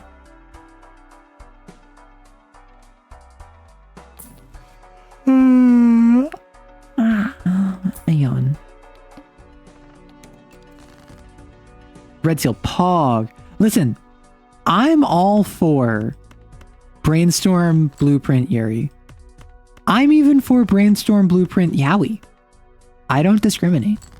I think that if you want cards to have Yuri, they should be able to have Yuri. I think that if you want cards to have Yowie, they should have Yowie.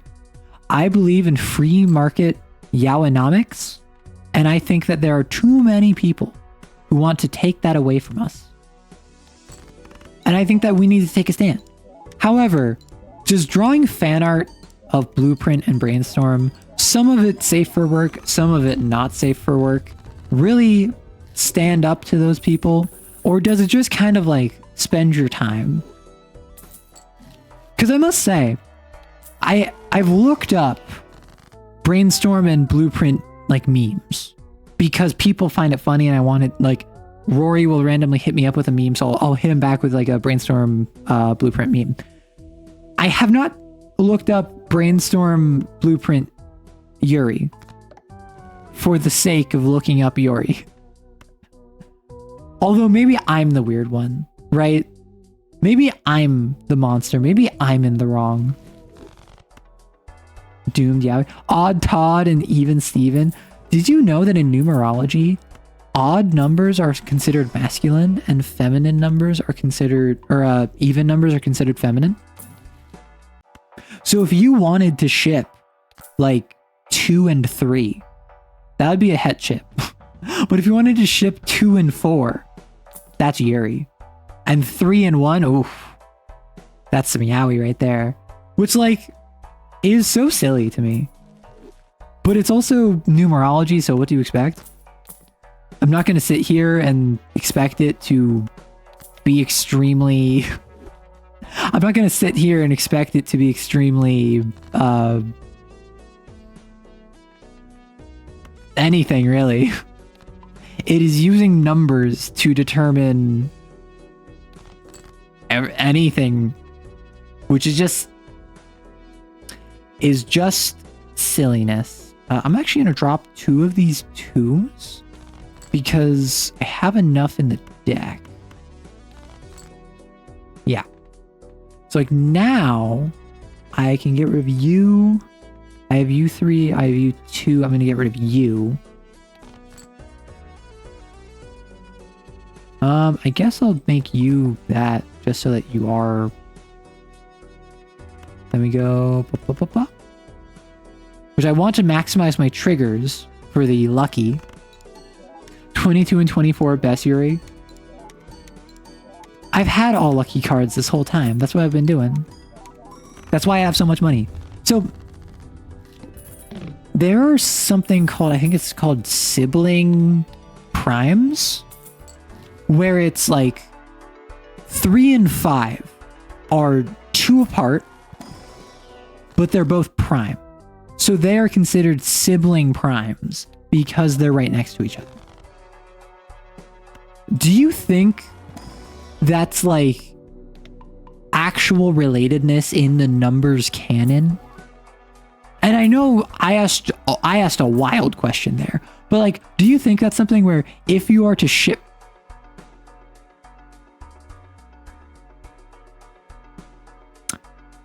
question, what do we drop for it?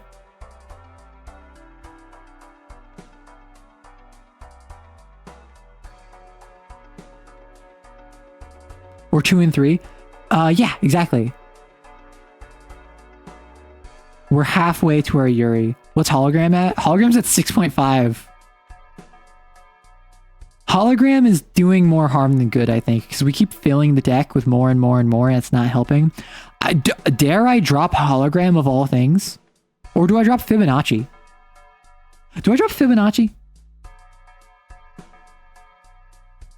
Fibonacci is giving me 8, 16, 24, 32, 40.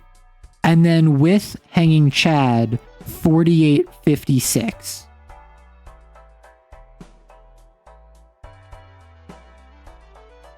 But hologram with my base flush 5, it's times 40.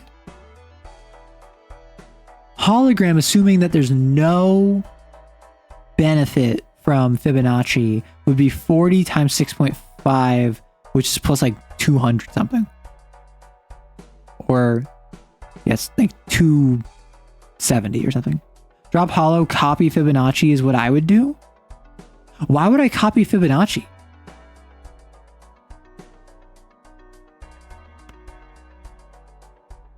What about 1 and 2 or 2 and 3? Also, Lightspeed, I appreciate that as soon as I start playing Balatro, you come back. I think I dropped holo. Now, I didn't expect to copy Fib, is my thing. But I can do that.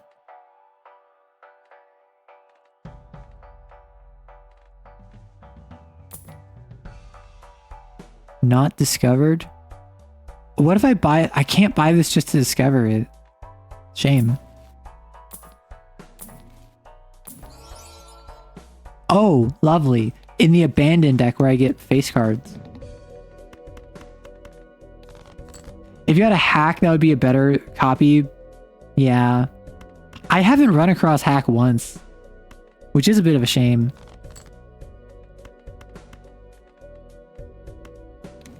Ooh, strength. Fog.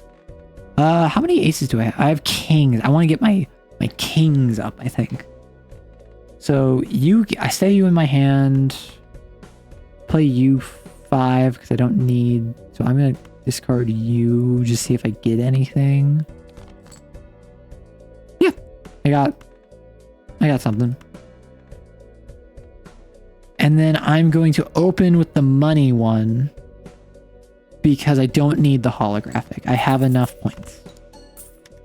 Actually, Chad might be better. I was forgetting about Wii Joker. You lie to me. You commit crimes upon my family. See, right now, I am far less like I dropped in order of magnitude, not in order of magnitude. I dropped like by 4 times, as you would expect.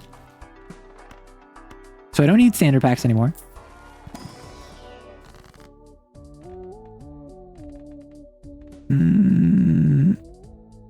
This is money.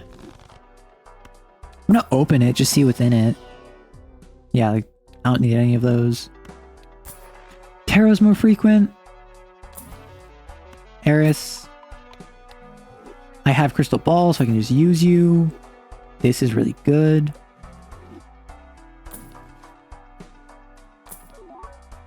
Oh, Popcorn's back. Eternal trading card.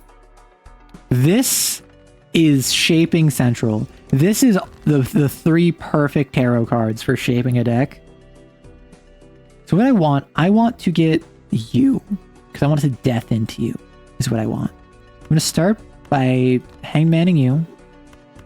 I'm going to trash Yeah, I have better kings that I want to increase. I want to keep you. I'm going to drop you. You're a diamond, actually. I didn't realize that. Another wheel pog! No, never mind. So I have you. So if I death into you.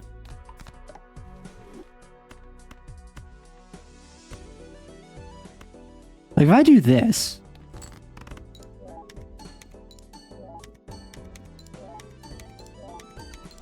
So that bumps up we, that bumps up fib, that bumps up lucky. Yeah, I'm struggling now. I mean, obviously I was struggling before, but I got like 8 mil with hollow. Like if I do this, that's only helping assuming I make it through this. And then I get rid of these. That actually kind of helps. But I think I just do this. Or do I keep a steel in hand?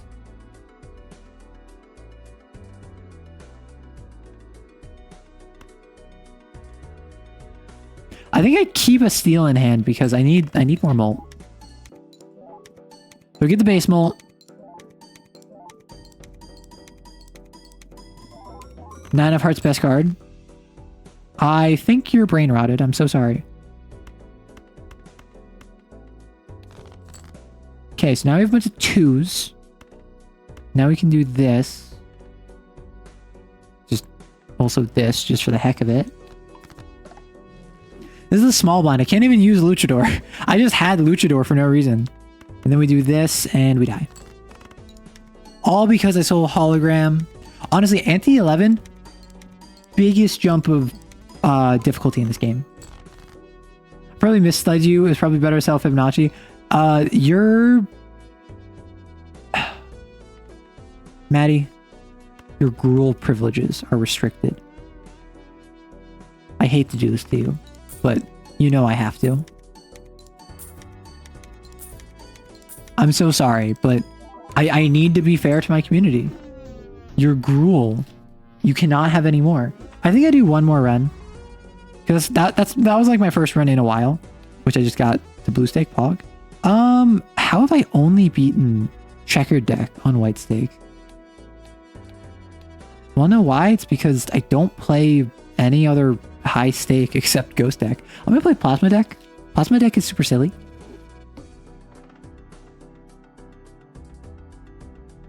That would be funny if I just took both those skips. I'm just gonna take the flush. I'm actually gonna wait. I'm gonna see. Actually, no. I'm just gonna trash y'all 3. Well, thank you for the sub, Helta. Hello, hello. Currently, we're playing some Balatro after we went through. Actually, I can do a tree here. We played through the ending of Armor Core 6. Then I played some. Oh, I forgot this is Plasma deck. We played through some Armor Core 6, and then we played some combat sims in it. All very silly, I assure you. Let's do death first. I'm going to get rid of the 2, banking on no we. A straight during Pride Month? I know, it's illegal.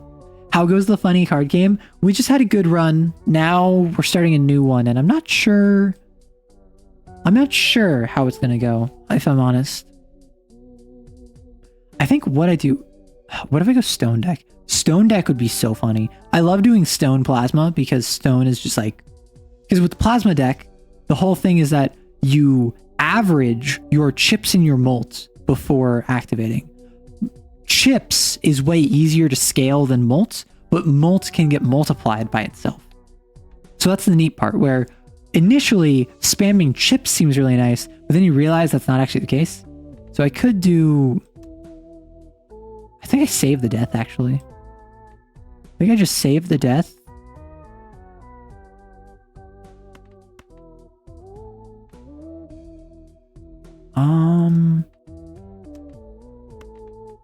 I'm gonna be silly.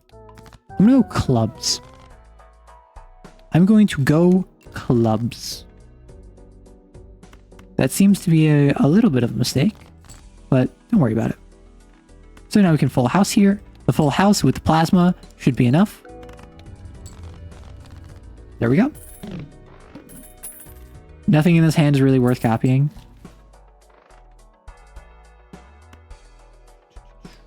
I need money. I'm kind of fine on points for the next while, so I might just go, but I want to build my deck.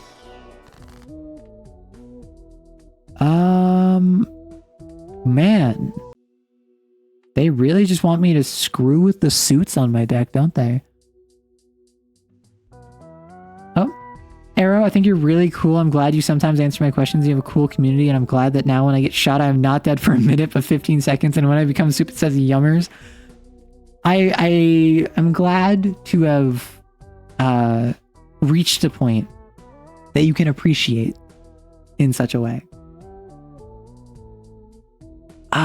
Do I just go hearts?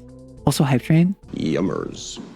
Yeah, we added so that now whenever you become soup, it says yummers, and it only times you out for 15 seconds. Yummers. So now it's, if you want to spam yummers, you can do so once every 15 seconds.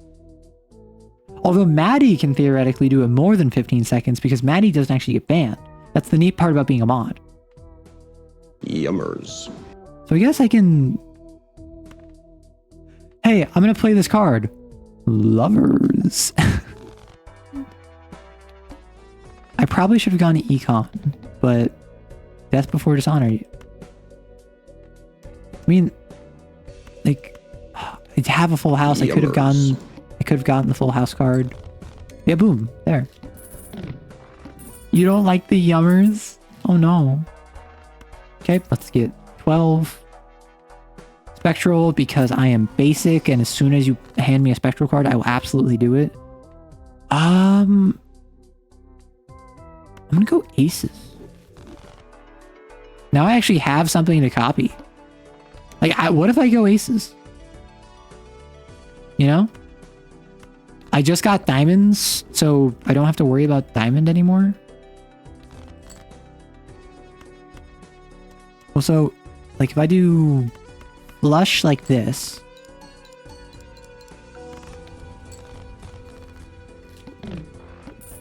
I wish aces had a retrigger joker like Hack or Sock and Buskin. Yeah, they don't, and I think that's because they are the highest. I think it's because they are the highest ranked individual card. I gotta go mail-in rebate. I need money. So we're each discarded 10. I have no 10s. Now I have 10s. Yippee! Sorry, I don't yippee. I'm not that flavor of what am I doing here? So what if I just play all these and I hope for a 10?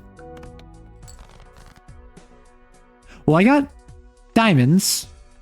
That's pretty cool. So if I play these, well, I guess I'm not getting a 10. So yeah, and that's the thing is, in Balatro, some jokers are just better than others. And Local Thunk has actually spoken about his thought process in wanting to make certain jokers that you were more excited about getting than others. And I think that that's unfortunate, but a good decision, right?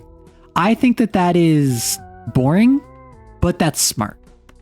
You need there to be certain jokers like Golden Joker, Jolly Joker. You need jokers that, I don't want this joker, this is boring, but it will get me through Ante 4.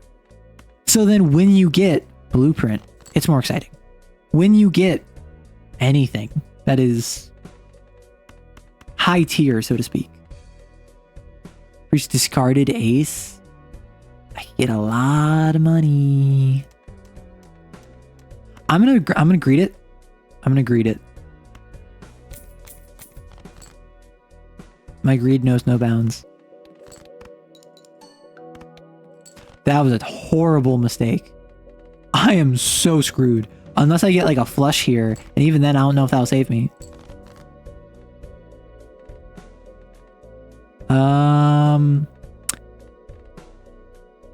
Suit.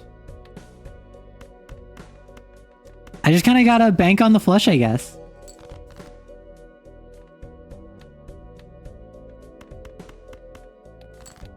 I don't know if the flush will save me. All right. And we get Jimbo and you lose your mind like when Jack Black says chicken jockey. All right. I did not watch the Minecraft movie. I have not played Minecraft in 15 years. However, I do know that 4chan died because Jack Black said chicken jockey. And that just brings me peace. That just heals me, you know?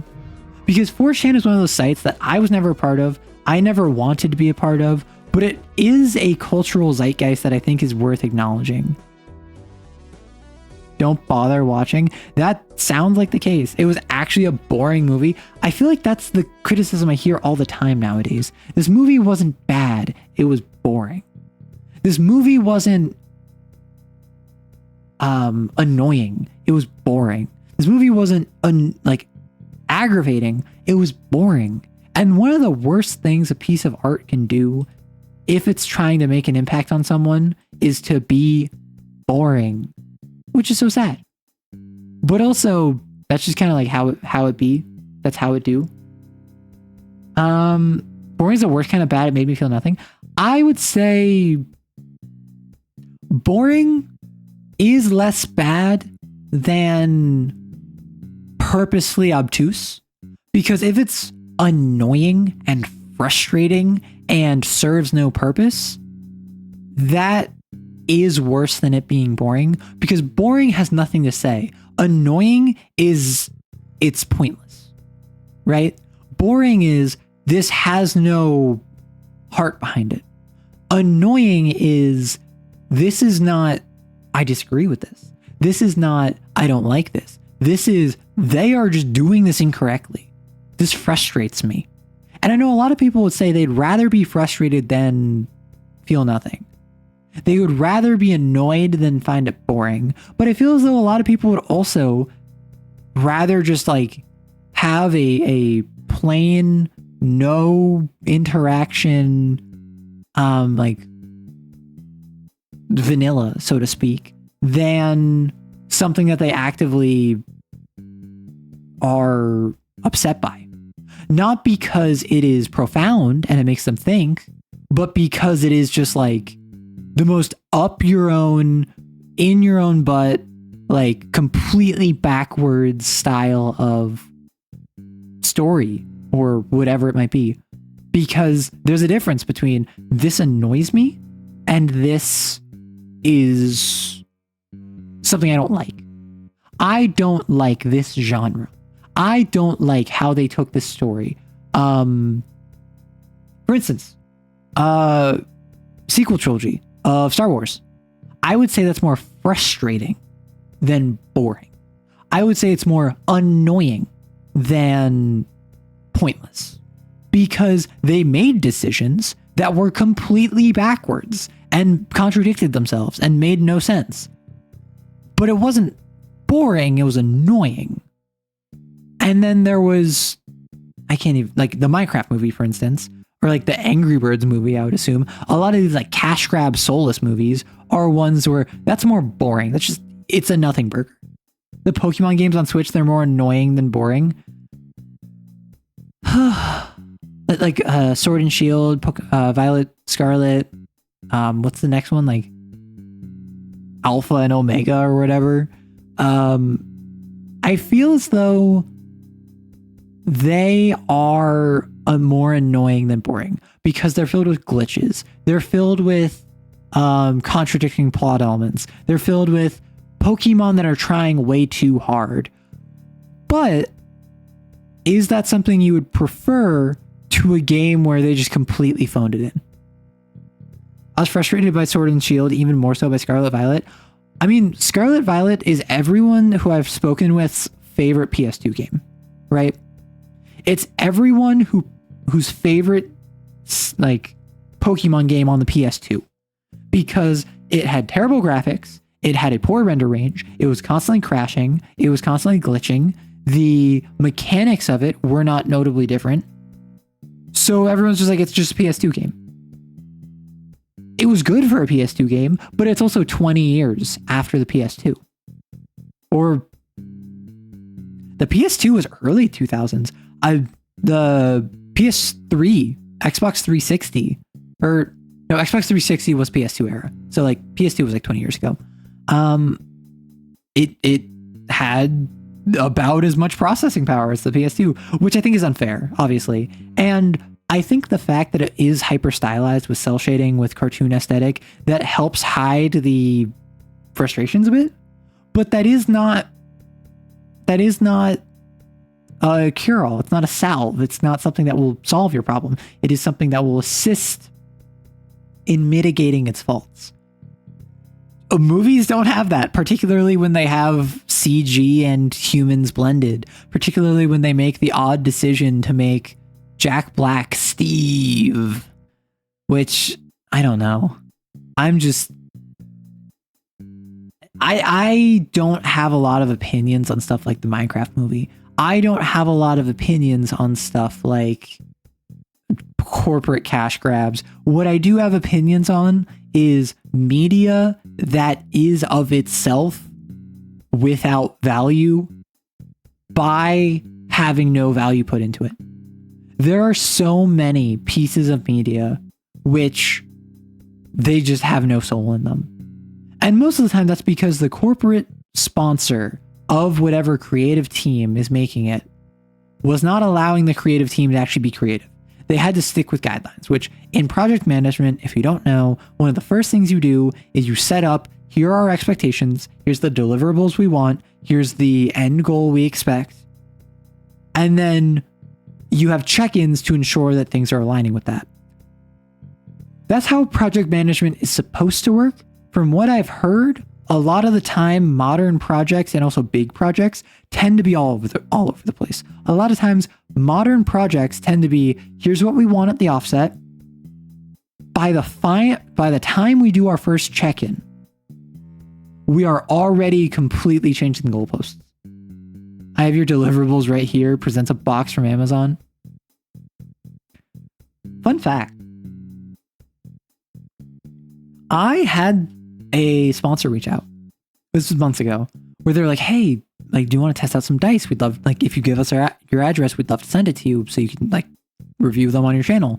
And I'm like, give me a week to set up a PO box and I'll get back to you. This was like 6 months ago. I never set up a PO box, so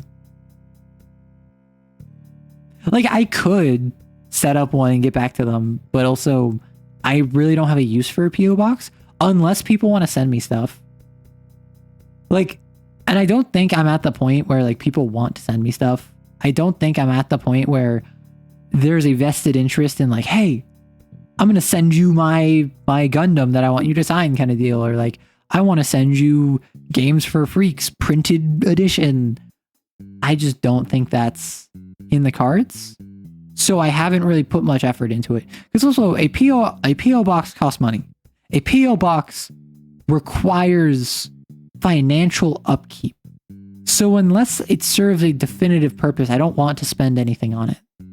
Respectively. Though I think it would be fun to have a PO box and be like, yep, send me your stuff if you want it. Are you shopping like a millionaire? I shop like a millionaire, but in the sense that I am jealously hoarding my wealth and I refuse to allow anyone to get so much as a penny of my net worth. It's not that I'm spending as if I have money to burn. It's I'm spending as if I'm jealously hoarding what little wealth I have, scrounging it together so that you will remain the have-not and I will remain the have. PO boxes are also risky nowadays with Apple tags. Usually stuff like Throne is a lot safer. Yeah. But also, like, if I want to open a PO box, it would just be a matter of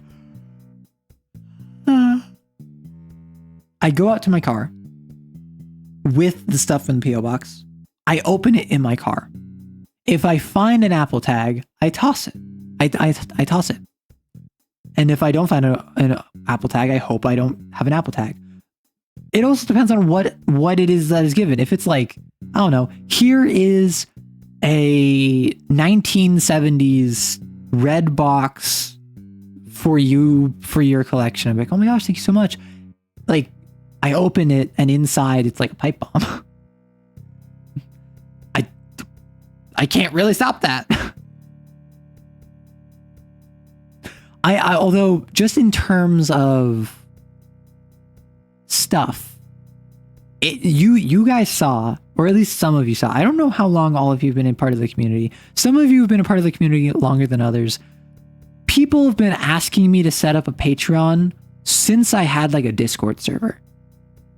I set up a Patreon like 2 weeks ago. The Discord server has been out for like a year, or basically like 10 months. I am slow to the uptake when it comes to supporting me because I don't like exploiting people for profit. I feel very strongly that I want you to support me because you like me, because you like my content, and that you appreciate my content for what it is, not because you feel FOMO about what's going on in Patreon, or because you feel like if you buy me stuff on Throne, then I'll say your name and that will parasocially make me like you more. Like, I'm very hesitant to indulge in any of that stuff, which is part of why I've also like, I've expressed an interest in doing like script reading, like audio RP kind of deal. I recognize that is like one step away from ASMR, and apparently ASMR is used basically exclusively for like NSFW adjacent content. Even if the content of the ASMR is like wholesome, its main target demographic is people who like enjoy that. So to kind of step 2 steps away from like NSFW gratification is something that I'm nervous to do, even though there's nothing wrong with that. I don't want that to be the core of my audience, particularly when people are calling me mommy in my comment section. Oh, but you do feel fine withholding my gruel. Yeah, I'm not exploiting you. I'm just withholding your gruel. Work better, work faster, work more efficiently, and you'll get your gruel back. It's not that hard. Pull yourself up by your bootstraps. Pull yourself up by your gruel straps, if anything. And simply allow me to profit needlessly off of the gruel savings that I would have spent on you. You need to understand, I am above you. In the gruel hierarchy, that is. But it is silly to me whenever I see people who are just like, oh my gosh, like, or people, okay. This is not a call out of anyone in particular. However, I have seen a couple times where people will have like a Twitter account and they'll tweet about being a content creator. And then they either don't make content or they make like, they stream like once a month kind of deal. And they talk up this big game about being a content creator and how much they love it and how they spent like $3,000 on their model. And then like the only links that they have are to like their Throne, Patreon, and Ko-fi, or like Ko-fi. And it's just like, really? You expect me to look at you and appreciate the contributions you've had to content creation, to the space, to VTubing or streaming or whatever, and all you do is tweet, ask for money, and occasionally like once a month stream. Which, like, get that back. I'm not going to judge you for getting that back. Although I am going to like raise an eyebrow when you demand to be treated as a content creator when I see people who are streaming literally every day. When I see people who are spending hours editing. When I see people who have donations turned off despite being at the size where they would get a supplemental income because they feel strongly enough, they are supported enough and they feel strongly enough that they don't want that. I don't know, it's it's something that it doesn't really like bother me to the extent that like I think it needs to be shut down or something. Although it is something that I think is worth pointing out, that I've seen more than once someone who basically peacocks as a content creator, presents themselves as someone who loves the game, loves the community, loves making content, putting it out there, but they don't put in the effort and all they do is ask for money. Which grifters are part of any industry. And particularly in an industry like entertainment, content creation, where the bar to entry feels so low. The bar to entry feels as though, oh, I'm funny.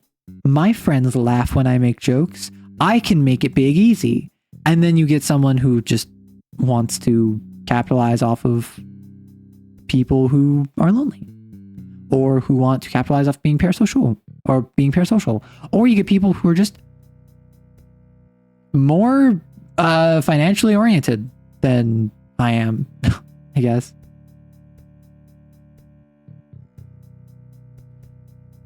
But it is the sort of deal where the fact that I've seen that more than once is so silly. The fact I've seen that enough times that like, that's a minority but still present organization within like VTweeters, because there are plenty of people who are out there who are just like, I am a VTuber, I tweet, that's all I do. And honestly, I don't care. You do you. So long as you're having fun, go off. You have like 3,000 Twitter followers and you have never streamed once, and your debut keeps getting pushed back further and further. If that makes you happy, that makes you happy. But when it involves like asking people for money consistently, and when they act as if they're not growing despite the fact that they haven't put in work, that's where I'm just kind of like, I don't know. I want to make stuff, but I'm too nervous. Content creation scares me. Content creation scared me for the longest time. I've been wanting to create content since like the early days of YouTube. I've been wanting to create content since like for over 15 years. But I didn't know the first thing about video editing. I didn't have a mic that was good. I didn't want to show my face. I didn't know what I would talk about. And honestly, I'm glad I waited. I'm glad I missed a lot of boats. I missed a lot of opportunities. I didn't hop on the VTubing bandwagon 5 years ago before the bubble burst. But I also I just got inspired by VTubers. I hyperfixated on VTubers. I was like, I can do this. That solves my face problem. That's a niche, which I can niche down. Part of what you need to do is you need to niche down if you're going to create content. And I had a $20 snowball microphone that I had been using for like 6 years.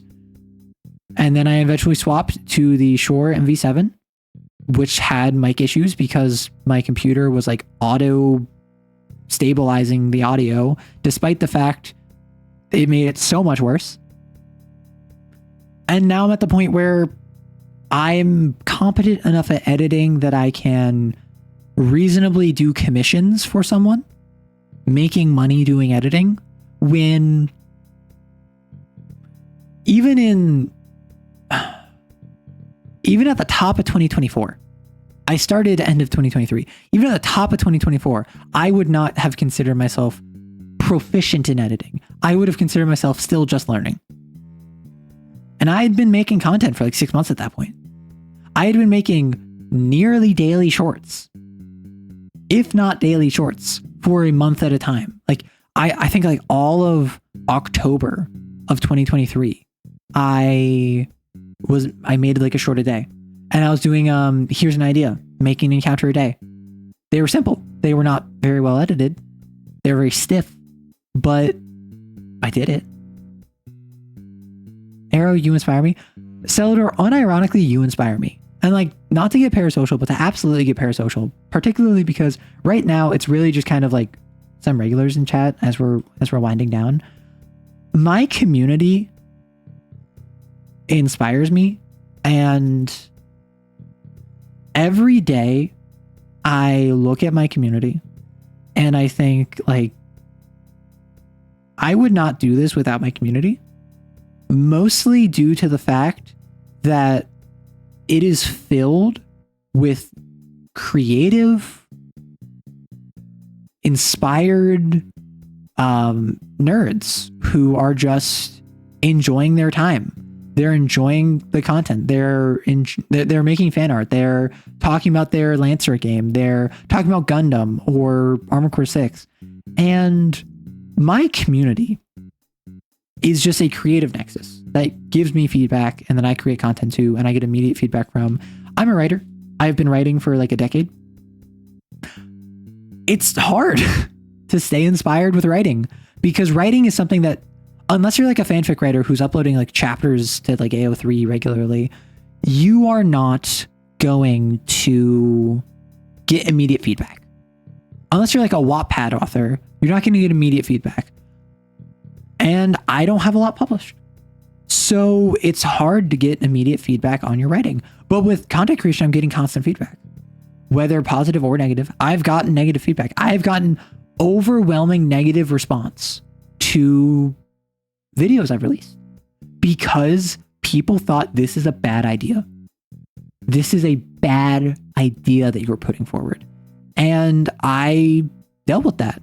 I was chill with that. I adapted to that. Sometimes I think people were overreacting. Sometimes I think they were right. And more specifically, with individuals in the community, I can call you freaky nerds. I appreciate it. With like Celador in particular, you are someone who always have a random fun fact related to the situation. You will just like whip out, oh, here's that one synopsis of a TTRPG. Here is a paragraph describing an anime from the 90s that you've never heard about but is relevant here. Here's a TTRPG you've never heard of. Do you know it? That's super cool. Guile just started a Lancer game on the community Discord, which I'm a very cautious individual when it comes to implementing things. I am someone who I would rather take too long to get started than do a rush job, which is why I mentioned starting a community Discord game like 3-4 weeks ago, and it still hasn't happened because I'm talking with event coordinators. I'm trying to set up how this would work so that it doesn't implode on itself. I think what I might need to do is I might just need to be like, hey, event coordinators, we have a forum channel, do your thing. I'm not going to hold you to it. I'm not going to make this a big event. I'm just going to say, if you need anything, let me know. Here's a private chat so that you can coordinate with one another. Go off. That might just be the right play. That just might be the right play. So it's something where like I'm constantly inspired both by my community as well as by individuals. And similarly, something that I'm very, very happy with.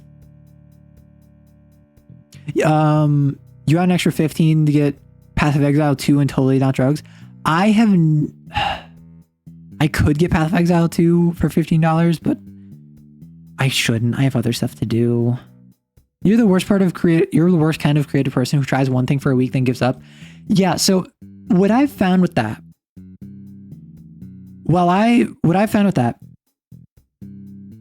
a little bit of it is just saying, no, I'd win, and just throwing yourself at it until you succeed. A little bit of it is not, oh, you just need to be disciplined. You just need to like get out of that perfectionist mindset. A little bit of it is just put in the reps and don't stop until you either hate it or you're in a better state of mind. Because I'm similarly someone where for the longest time I really struggled to allow myself to try new things and be bad at them. You develop taste faster than you... Oh no. Oh no. It is time for MS Paint. I thought I was just going to chat for like 10 minutes and wind down. We're like having a full-on conversation. Now I'm just an inspired nerd on a t-shirt. Exactly. So with perfectionism. Yummers. Yeah, perfectionism is very yummers. I know someone in my life who is a perfectionist, and they will do exactly that. They will be like, I really want to do this thing. Then they'll try it for a week, and they'll be bad at it, and then they'll say like, oh, I guess I just suck at this. I shouldn't. I'm just going to be really frustrated. And then I'm going to give up. Because I tried it and it didn't work. First, the issue here is two parts. First off, I'm just going to make a guess that trying X for a week is not something that happens like once a month. This is something that like every week it's something new. This week, I'm going to learn piano. Next week, I'm going to learn guitar. The week after that, I'm going to get really good at Crusader Kings 3. The week after that, I'm going to learn video editing. It's always something new, and it's never related to the thing before. And that's something I struggle with. That's something this friend of mine struggles with, where it's you're trying to jump from thing to thing to thing. But much in the same way that it took you probably 100 hours of playing Stellaris, of like just playing Stellaris to get good at Stellaris. And the reason you kept playing it is because you were having fun learning about it. You need to have fun learning how to play piano. And when you're just learning the finger positions on the piano, what the notes mean, how to sight read, that's not fun. You need to push past that first bit instead of just bouncing to Crusader Kings. And then once you get overwhelmed by menus in Crusader Kings, you can't bounce to video editing. And then once you have no idea what the Fusion tab is, you can't go over to learning guitar. You need to stick with something, one thing at a time, until you either realize, actually, I don't want to learn piano.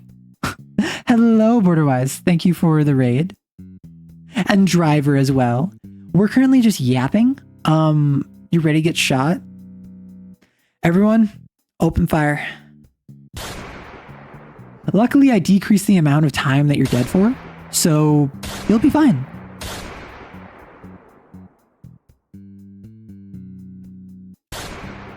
Porter, let me know if you have any sage wisdom in regards to perfectionism, and or if you just want to like hop on call for like 10 minutes. I don't know if you have to raid and run, but I'm basically just chatting with my community and being like, yeah, if you're a perfectionist, part of what that is that oftentimes you will do one thing and then not give yourself enough time. No worries. Enjoy your raid and run. I hope you take care of yourself. And I hope everyone a part of Borderwise's community enjoys their time as well. If you don't know me, I'm Arrow Rights. I'm mostly on YouTube. I talk TTRPGs.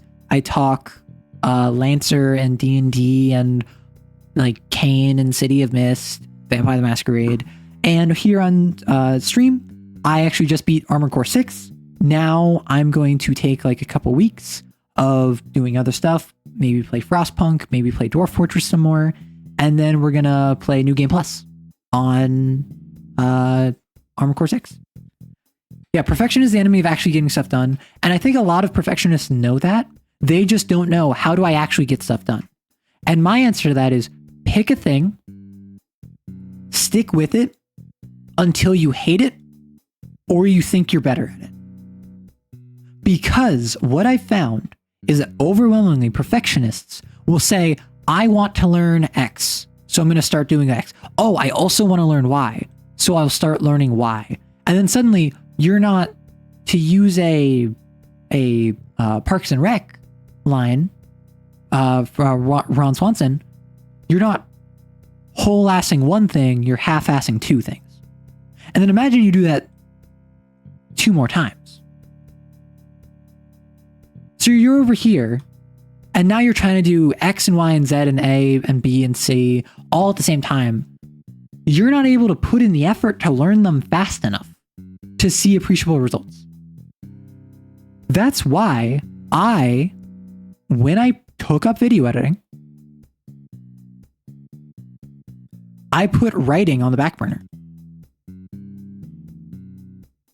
I have not sat down and written in my work in progress since I started editing, which has been like a year and a half. And that sucks. I hate that. I love writing. Writing was extremely important to me. And it still is. And I still write other things. I still write scripts. I do writing in my PL off stream. I did a bit of writing like a year ago for a small short story that I was working on just because I was in the mood. I was in a 40K mood. I wanted to write in the 40K universe. But if I had said, no, I'm going to keep writing and video, and I'm going to learn video editing, and I'm going to learn streaming, and I'm going to learn community management, all of these things, I would just be wasting my energy. Because if you think about it like this, if you have like 4 nodes, keep going till you end up with something that makes you smile. Exactly. If you have 4 nodes, let's say I am devoting all of my energy into this one. If I want to swap to devoting my energy into this one, that loses some of that energy. So if I go from like 100, I'm now down at 90. And then I go from 90 down to, let's say 70, because I'm spending energy on it. And then I swap over here. So now it's at 60. And then I spend some time at 60. And now I'm at 40. And now I swap back over here. Now from 40, I'm at 30. And I go from 30 to 10. And my 10 here. Oh no, I'm out of energy. I didn't get to practice this whatsoever. Now I feel like I'm a failure at maybe this is learning a language. Now, I wasted 1, 2, 3, 4. I wasted 40% of my energy just swapping around. And maybe it's not 40%, maybe it's 4%. Maybe it's 8%. Maybe it's some 0.4 negligible percent that you feel it doesn't matter. The point being, I only got to spend a little bit of time on this, a little bit of time on this, a fair amount of time on this one, and like no time on this one. Because I'm jumping around a bunch. Because I'm constantly altering my focus. Because I'm not allowing myself to get to a level of proficiency with one thing. So, if I instead, and we're hitting an ad. If I instead just stonks on this one, and I go from 100 to like 40, I put in all of my time and effort right there. Now I'm at a level where I feel more proficient. Then maybe I spend my 10 and now I'm at 30. And then I spend 0. So I spent 60 on here, 30 on here, 10 was lost in transit. I spent 0 on this, 0 on this. Maybe I'm not learning a language. Maybe I'm not learning how to sing. But I did learn how to video edit. And I did learn how to play guitar. Neither of these am I an expert in them, but I'm better in both of them than I would have been had I tried to do everything. Triage your desires, triage your interests, and ensure that you aren't doing anything that is limiting your ability to continue. I've been hitting the ads. How could you do this to me? So what we're saying is, this is loss.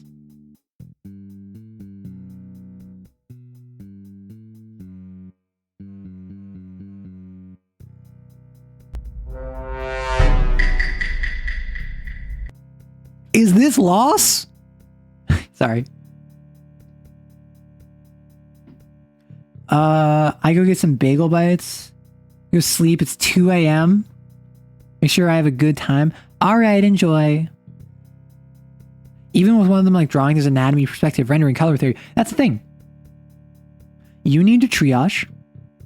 And that is why writing might be here. Video editing might be here. And like, I don't know, guitar is here. We've got a minute left, but I'm just gonna keep yapping. And in video editing, how is your color grading? Do you know about transitions? How is your audio mixing?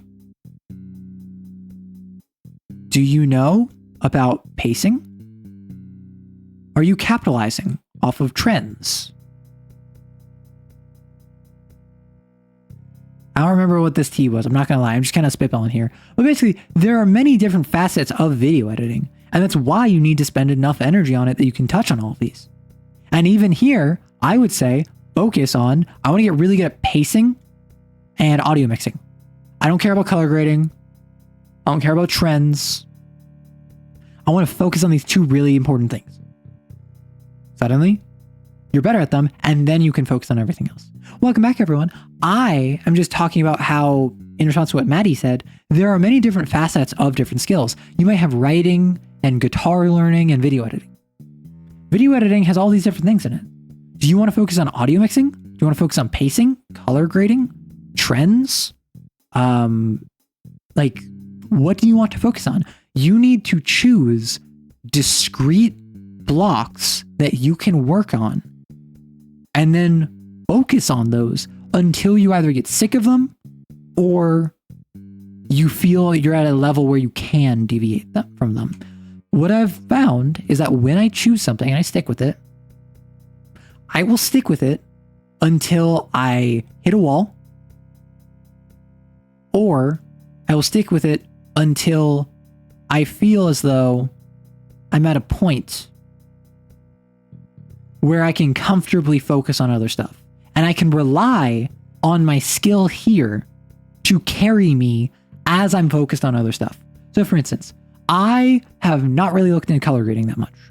I've not really looked into audio mixing that much. I've been focused on pacing, graphics, sound, and just kind of how can I make a visually and audibly pleasing piece of work. There was a time a couple weeks ago, or a couple months ago at this point, where I was just like, I want to learn a bit more about audio. So I watched some YouTube videos, but why could I do that? Why could I focus on audio? Because I had spent months only focused on graphics, sound effects, pacing, transitions. That was the other T. Content, script writing, getting my scripts to a point where they can comfortably and reasonably be read out in a minute. And they are effective. You might notice that in my shorts, like a couple weeks ago, my subtitles changed. My subtitles changed. And that's because, and then a couple weeks before that, they changed again. Because I was like, I want to fix my subtitles. I want to focus on my subtitles right now. And what I did is I went from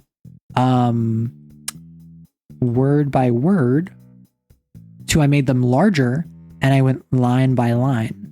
However, these lines are smaller, so it's still functionally the same sort of chunks that I had before.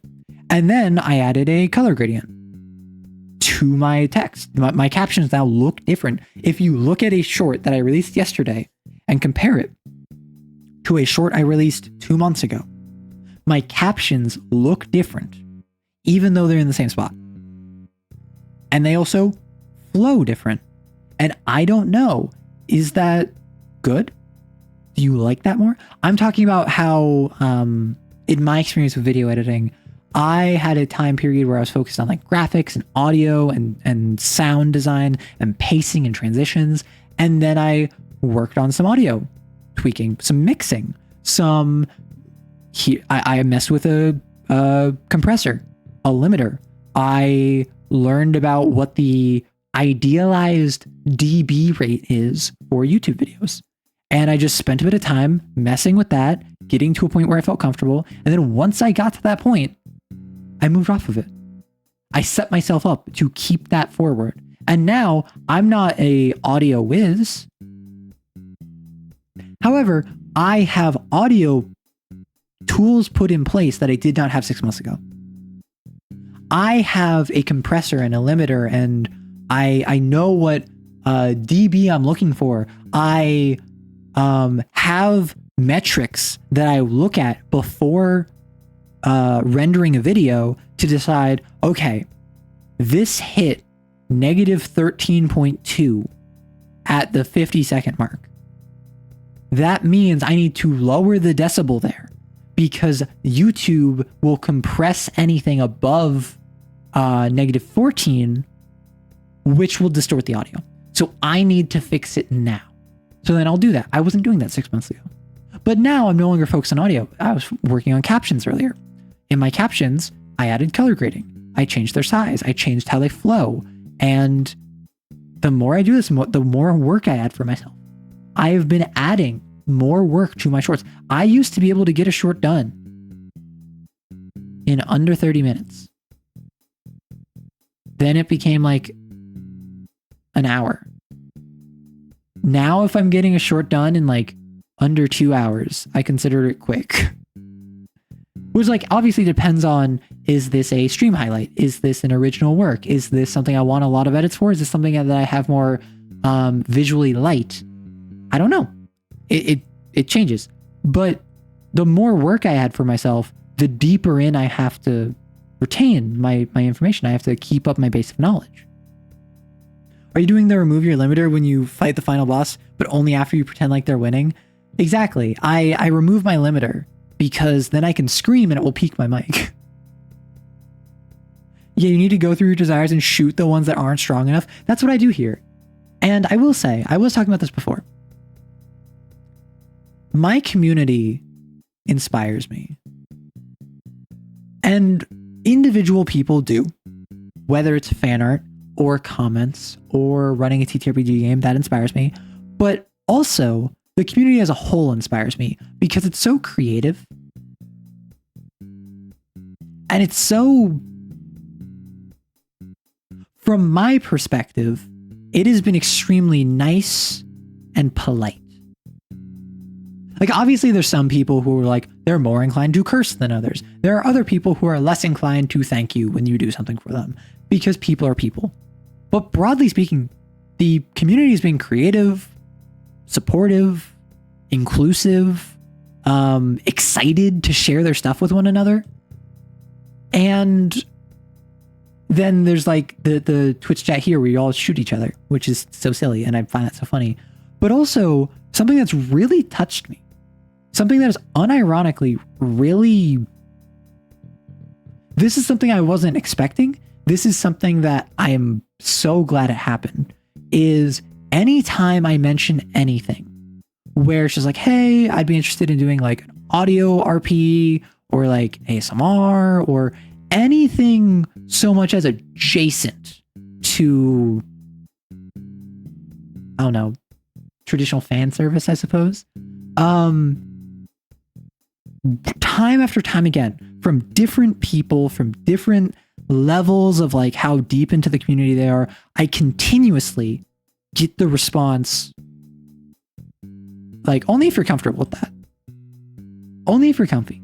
Like, it doesn't matter if it's someone who I've never spoken with them before, or if it's like Maddie, my mod.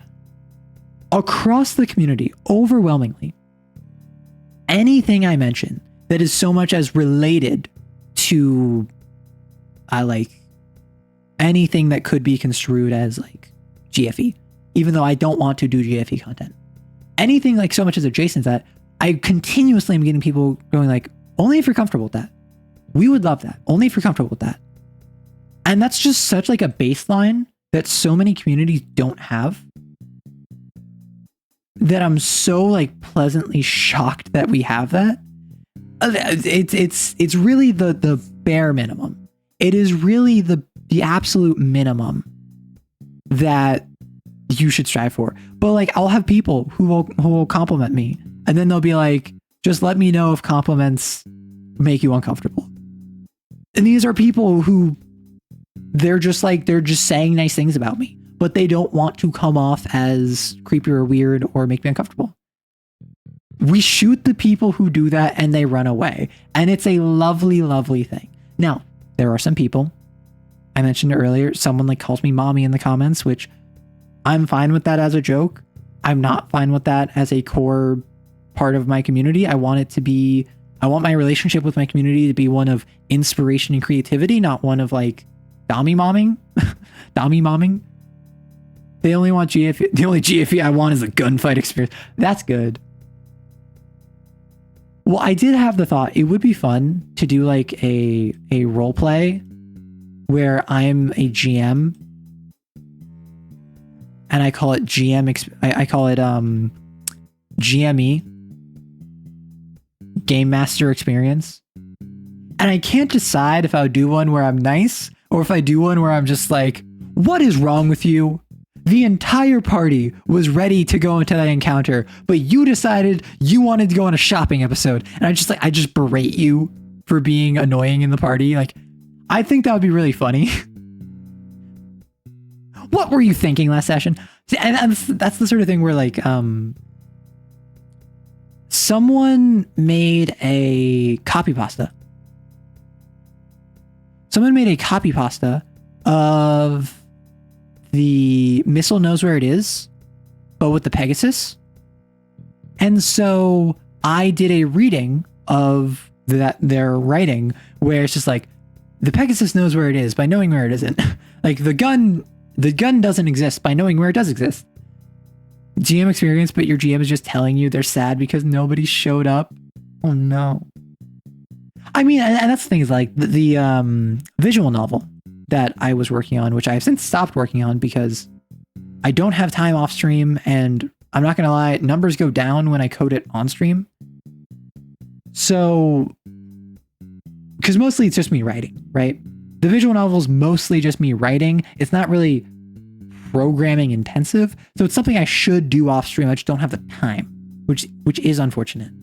But that's the sort of thing there, which is like, you are the GM in that case, where the GM is either happy or annoyed with the players and will either be aggressive or supportive, depending on how you interact with the players, which is just so silly.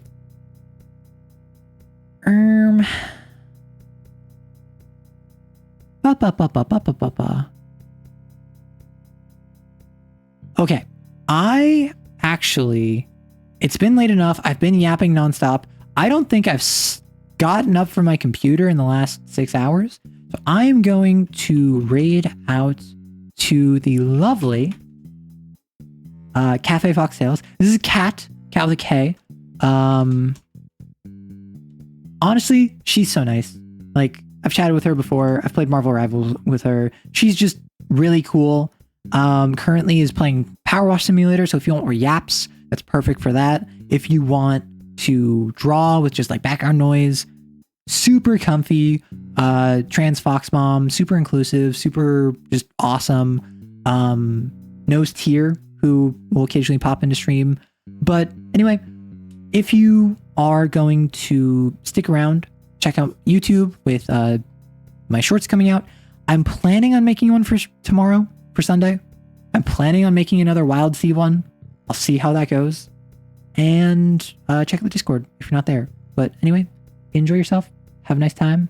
And oh my gosh, Among Us!